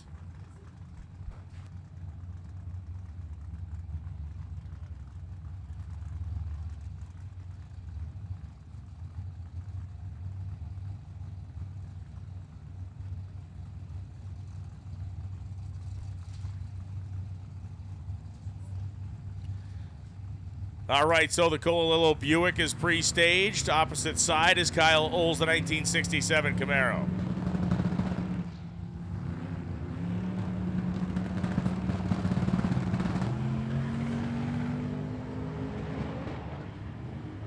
Man, fed the power to it, got loose. He's up by the center line, way up by the center line, and way loose at the top end.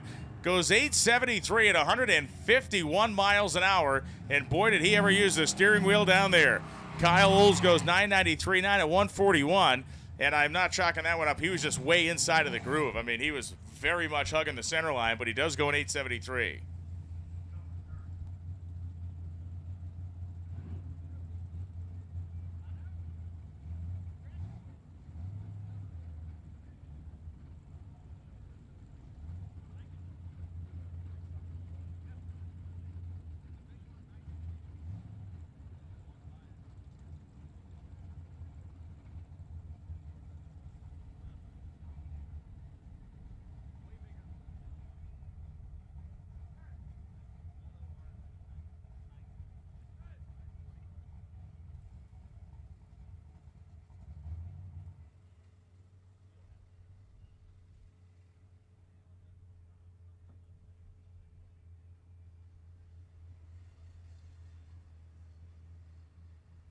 So we're going down there to give a look at the racetrack. We had a report of one of the vehicles hurt its motor, and they think there could be a possibility of something getting on. Now, the left side of the track looked perfectly fine when Oles went down it, so I don't have much of a concern there. If it was water that hit the racetrack, it's going to dry very, very quickly in a condition like today. The good news, Mike Finnegan and Tony Angelo, is that just bought you a few more minutes to get the car dialed back in if you're in lanes. Well, depending on how aggressive Mike gets with his check, it might not be too long a delay.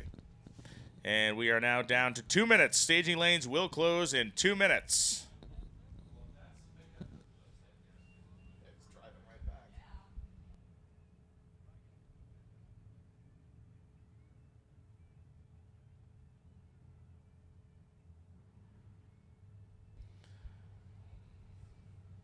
One last check being made here from the top end forward.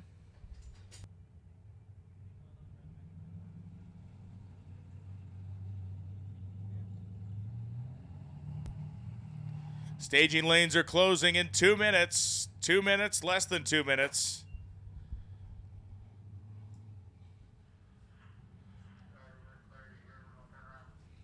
Got a clean bill of health from the top end crew.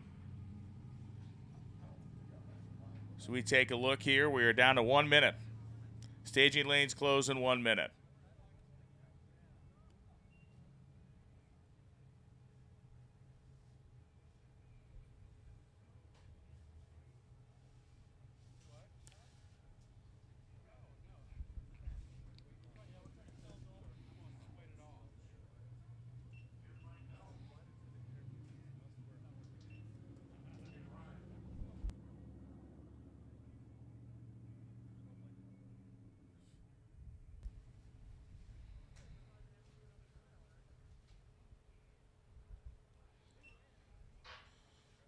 Waiting on the official text message from Lonnie Grimm that indicates the staging lanes are closed.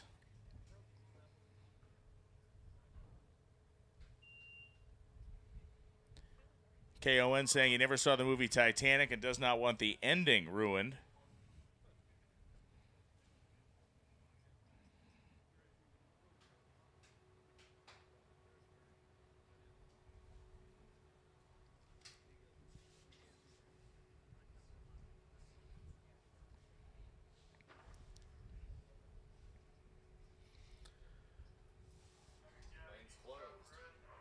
It is 2 p.m., which I believe means Lonnie's closing the lanes. They'll be officially closed when we are sent the message from him, from he who controls such things.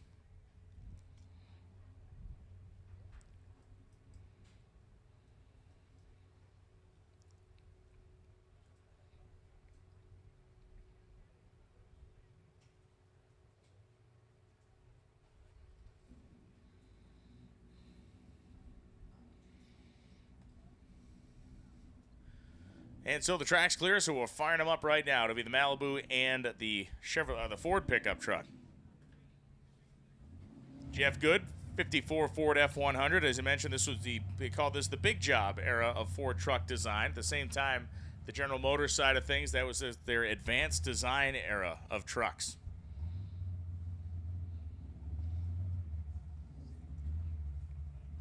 Coolest thing about the medium-duty trucks of this era were that they all used this, and really up until the 80s, they all used a regular pickup truck cab that they would then attach a different nose to.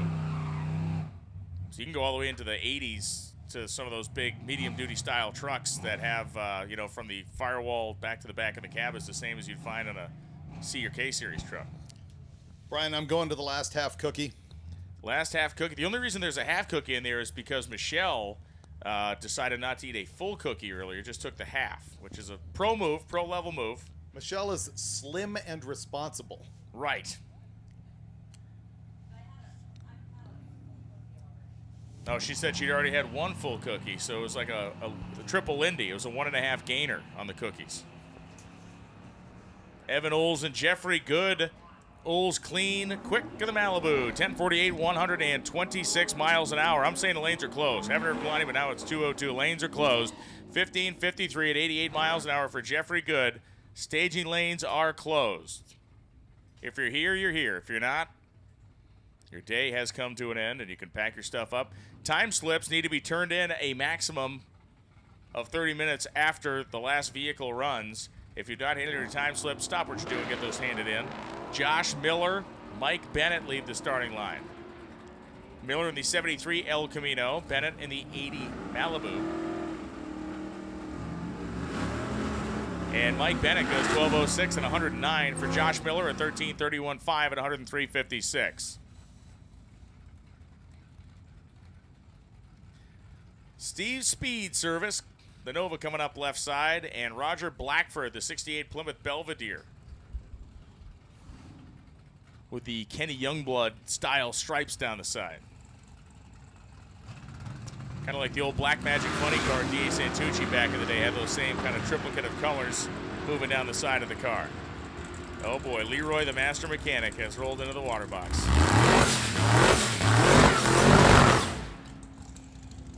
Roger Blackford goes 1191, 112, 1064.8 and 127. You know, we heard just a minor glimpse of what KJ's vocabulary can contain. Imagine what he said when he first met Leroy and he saw this thing, because he loves it. Probably a lot more of the same. More and better, perhaps. Ryan Majkrowski has been having issues with his 69 Pontiac GTO, as Leroy is going to recenter his, I'm going to call it an Altered, I guess. It's kind of fun when you build a vehicle that has no actual word made yet to describe it. Altered, I think, is fair. Yeah, Altered is fair. It is similar to a T Altered, like a Winged Express kind of thing. Yes. This would be more Winged Distress. Yeah. Special things are about to happen. Oh, look at the wheel stand out of it. Or at least a one-wheeler. Things, when it's trying to make boost, it seems to be loading itself up on fuel. You notice as soon as it RPMs, it turns black smoke starts coming out of it. Yeah. Ryan Majkrowski goes 12.059 at 107.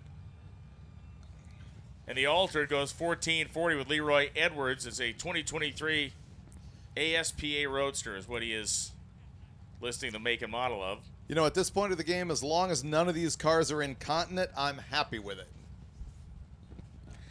Which continent don't you like? Oh.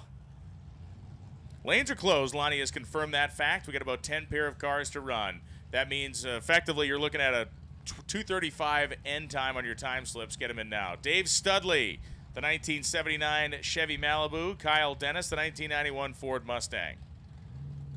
Hey, people in the chat are saying they've got some students watching. I love it when auto shops or any kind of class turns on the live feed and shows the kids. They might be learning things that are above their age range. But yeah, I appreciate every student watching this, whether they're adults or kids. Yes, the auto shop kids are great. We do a lot of stuff with the NHRA Youth and Education Service Program, where thousands of kids come to NHRA national events with their schools. They have seminars. They meet people who are able to help them with careers and stuff like that. So I have spoken at that deal, and you know who's the best at it? You do. Oh, Bob Tasca? Tasca. Yeah. Tasca dominates that deal. So, yeah, and we do a virtual program for kids that can't get to the national events. We talk to them in their schools. So, yes, you and I specifically have a big appreciation for the auto shop teachers out there and the kids that are taking these classes and learning a life skill that you'll be able to make a living with for as long as you want. Any shop teacher, any trade. Yeah. Not just in automotive. KJ is for the kids.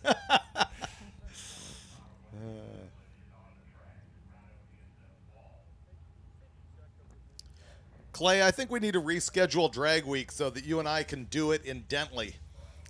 Have it not be between two national events. You are correct. Alex Taylor ran 6.90 today, and we have not seen her again. I don't know if she's in line.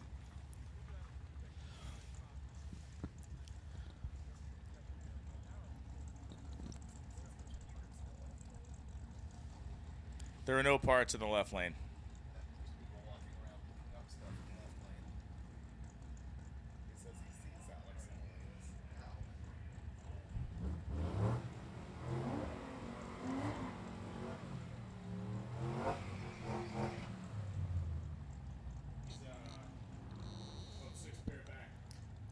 Eyewitness News says Alex Taylor is in the lanes. 6 to 7 pair back. Our view is slightly hampered to our left because it's a steel wall.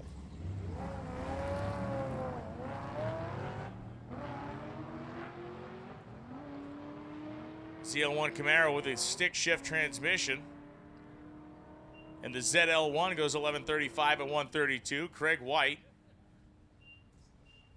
And the truck goes 16.79.7 at 68.88 miles an hour. Adam Carr says there's baked beans on the left lane. We'd know that. I would probably rather lick the ground that it's on than eat the baked beans. You beat me to that. So gross.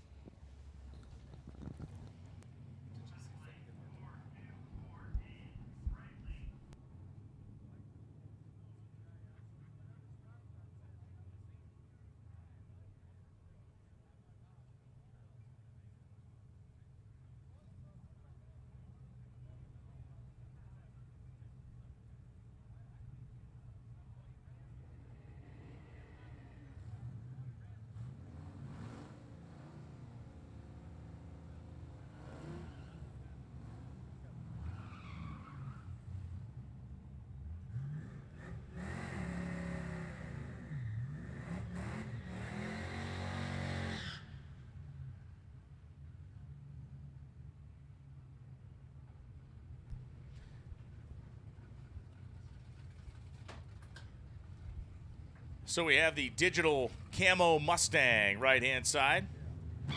That digital camo car going to come off, dump the clutch. Both stick cars. Man, a lot of stick shift transmissions out here, which is fantastic. The S10 also a gear jammer. And it will be the S10 being quicker, 12:58.9, 119. The Mustang goes 13:82.2 at 99 miles an hour. Thank Mickey Thompson. I have to thank Gear Vendors Overdrive and Rick Johnson. Again, the continued support of Rick Johnson and his company, Gear Vendors, in the drag and drive world, and as part of Drag Week, is very much appreciated.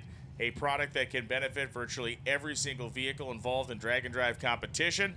Please talk to Rick. Please check out gearvendors.com to learn more about what they're making, how they're making it right here in the USA, and the applications that can work for you. No matter how exotic your transmission is, they make something that'll work for you. As George Wright and Tom List head down the racetrack. And thank you, Holly, Molly, Summit, VP.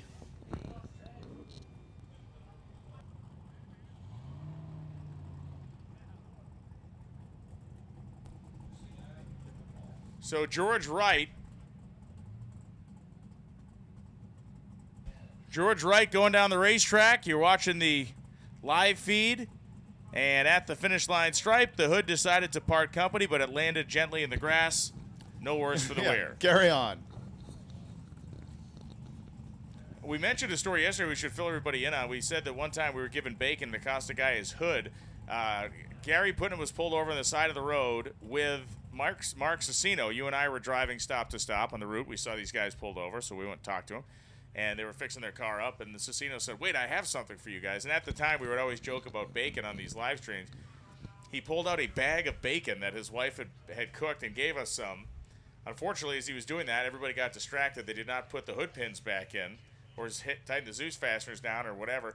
So as we're driving off, we watched them pull out, and we watched the hood fly in the air just as an 18-wheeler is like coming over the crest of a hill. It's like, let's not stop. Let's not stop. Let's They're just keep fine. going. They're fine. They're fine. Everything will be fine. That was the same night the VW Bug was hauling some other race car, remember? Oh, no, They the had a kid, yank that strap big on it. 67 Galaxy, the guy hit a deer. Right. Oh, right. When we started seeing all this garbage in the road, and it was like, it looked like guts. It looked like guts, and then it looked like transmission fluid, and then it looked like more guts and more transmission fluid, and it was all of those things because when the Galaxy had gone over the deer, it had ripped the lines right out of the side of the transmission. Right. Garrett Ryder was his name, I believe. Garrett was his name. It was painted up like an old stock car. Yeah. Boy, And- that's a killer memory if correct. And they pulled the giant car with a little Volkswagen. Yep. And that was in a cornfield, if you remember right. That route we were in, you may have more of vivid memories of that than me, but that was in a cornfield. I have very vivid memories of a cornfield on Drag Week. Yeah, very relieving memories. Yeah, we'll save that one for tomorrow. You know what? I mean, we got 7,000 people watching. Maybe it is the time. Maybe it is the time to roll out that Drag Week memory. You know, we talked about how David refuses to eat chicken or turkey. He does not eat any aviary creature that has been cut up and cooked. So, at the time, he was on this kick where he would only eat Arby's BLT sandwiches. Oh, they're so good. So that meant every time we needed to eat something, David and I would stop and he would eat an Arby's. And I don't mean like once a day. This is multiple of these a day, which, as you can imagine, has a cumulative effect that will catch up with a man. And it did. In the middle of nowhere, at night in a cornfield. And David needed to stop. Are you going to go to the 5-gallon bucket of bleach, or are you going to skip that part? David, we stopped the vehicle, 9:30 with a 7, 158 for Kurkowski. We're going to pick this up after Alex Taylor's run because that's more important. As Jen Reynolds Is it, though? goes 14:42. Is Here comes Alex Taylor, the 55 Chevy. Dennis is backing her up.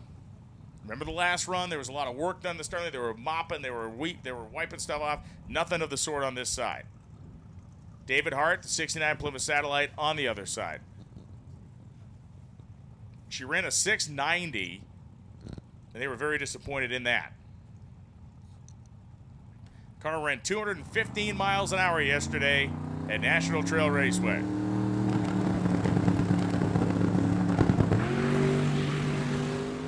This is looking good. Very, very good. 8th mile at 168, and Alex Taylor goes 689 at 213 miles an hour.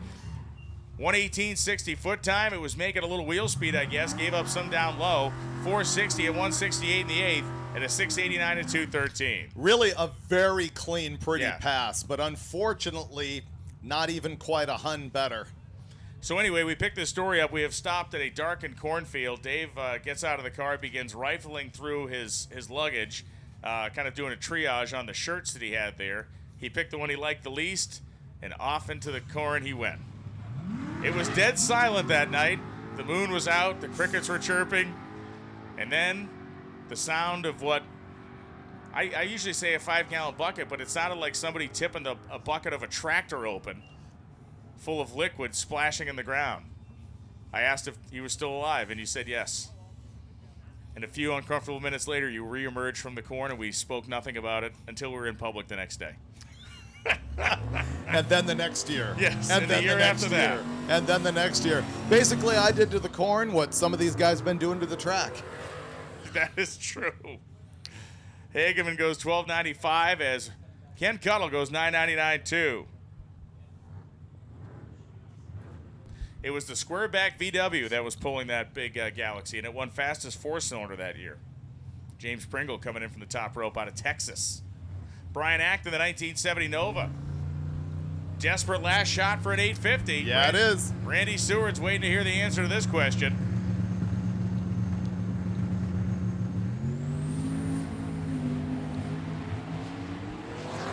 All right, 8th Mile ET, 548. He's in the room. 855, 158. It's over, baby. Needed more cowbell.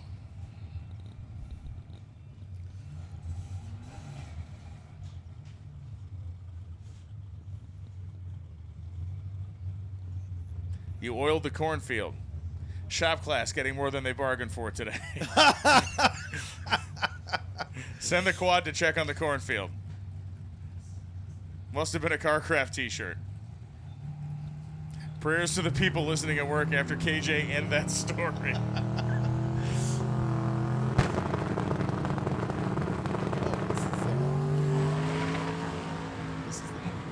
The Power Glide car, that's the second run they've made, back-to-back, a pretty close time, up by the center line. Goes an 8:53 at 163 miles an hour. 981.5 for Kyle Oles in the Camaro. Thank you, Richie Crampton and Indy Speed Shop for making the Power Glide happen in that car. And rumor has it the corn in that section of the field did grow 1.5 feet taller than the rest of it that next crop season. And then the guy bound up his corn binder with a t-shirt. It cost him $250,000 in equipment repairs. And now it's a Superfund site. It was. Now it's a Walmart.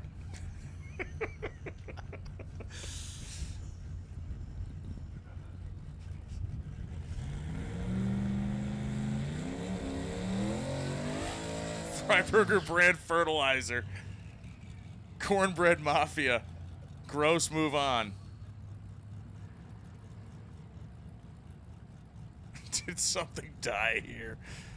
Oh, this is fantastic. Dave Biofuel Freiburger. Evan Oles and Vinny Barbone. Barbone had problems when about a 10 flat earlier, and Oles goes 10.65.6 at 126 miles an hour.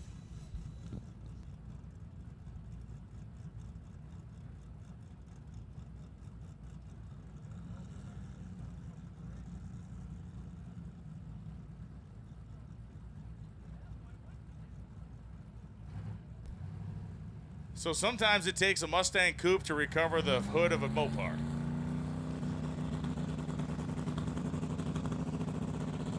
That's a good look. I mean, that hood isn't even scratched any more than it was.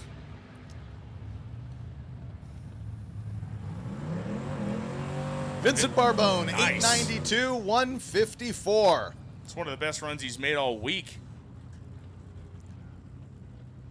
906 yesterday, so he knocks a 10th off at plus.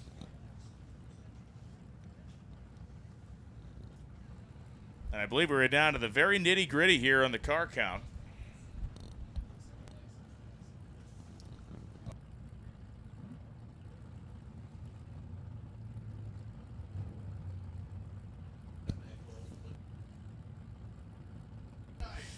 So Mike Finnegan is in the lanes.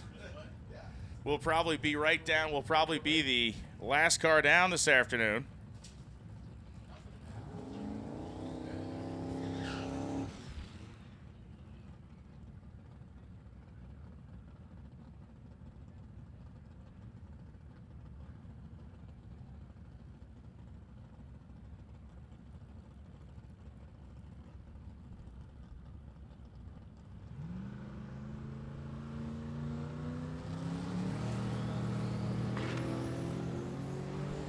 Andrew Slater and TJ Linebaugh. Slater comes off aggressively, 120 at half track, and Slater finishes his day here at Indy with a 9:17 at 148. Linebaugh goes 10:37.5 at 109.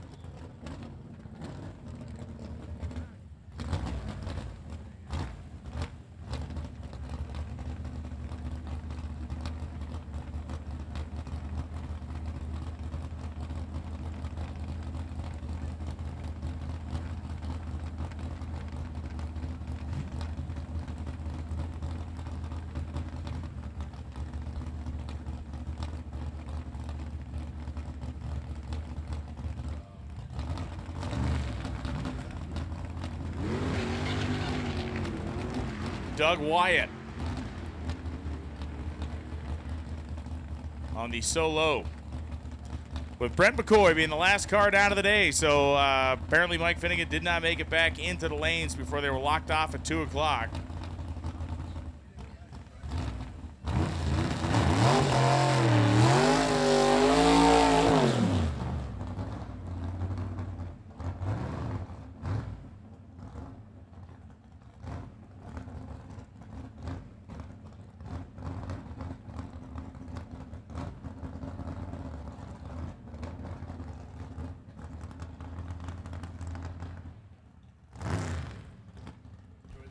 And the final run of the day here at Lucas Oil Indianapolis Raceway Park. Brent McCoy coming up in his 55 Chevy that he has just been beating the daylights out of for the last 2 days.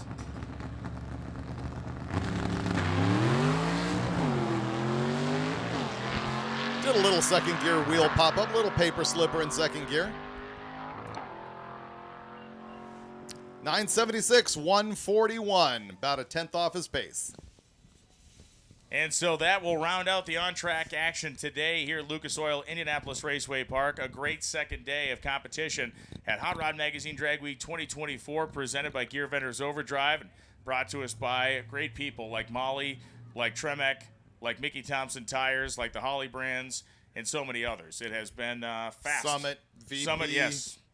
We appreciate all of them for making this happen. Man, some shakeups that are going on. I think we'll explain all of that to you in the morning because there's certain to be more as we hit the road for, did they say 200 miles today? I believe something like that. We're going to drive another 200 miles with all of this garbage, and it is going to change things up. We only saw 11 cars out as of this morning. We tripled that easy. Easy. Yeah. It was a bloodbath today. You didn't quite see it all on the track, although you did see some of it, but there was cars that were in podium positions in their classes that never showed up. We'll bring you all those details as we carry on the live video feed, which we're going to do every day this week, starting at 8 a.m. Eastern. We will counsel KJ Jones in the ride, during the ride here to Michigan regarding the use of appropriate language to a mixed audience. Do you have a final word look, he's coming for the audience? He has a final word for the audience. Hello, everybody. First and foremost, I'd like to sincerely apologize. You don't have to do that. Sincerely apologize for my expletive earlier on a live mic. That should never happen, but we all know expletive happens. Yes, it does. Yes, it does. Thank you to KJ. Thank you to Warren. Thanks, everybody, for the production side of this. Make sure you keep checking hotrod.com. You'll see updated results posted tonight. You can follow them, and you should be following them on social media as well to get them there. We will see you tomorrow morning at 8 a.m. Eastern Time from US 131 Dragway in Martin, Michigan. that you saw, KJ. He's David. I'm Brian. And we're out of here from Indianapolis. We'll see you in the morning from Michigan.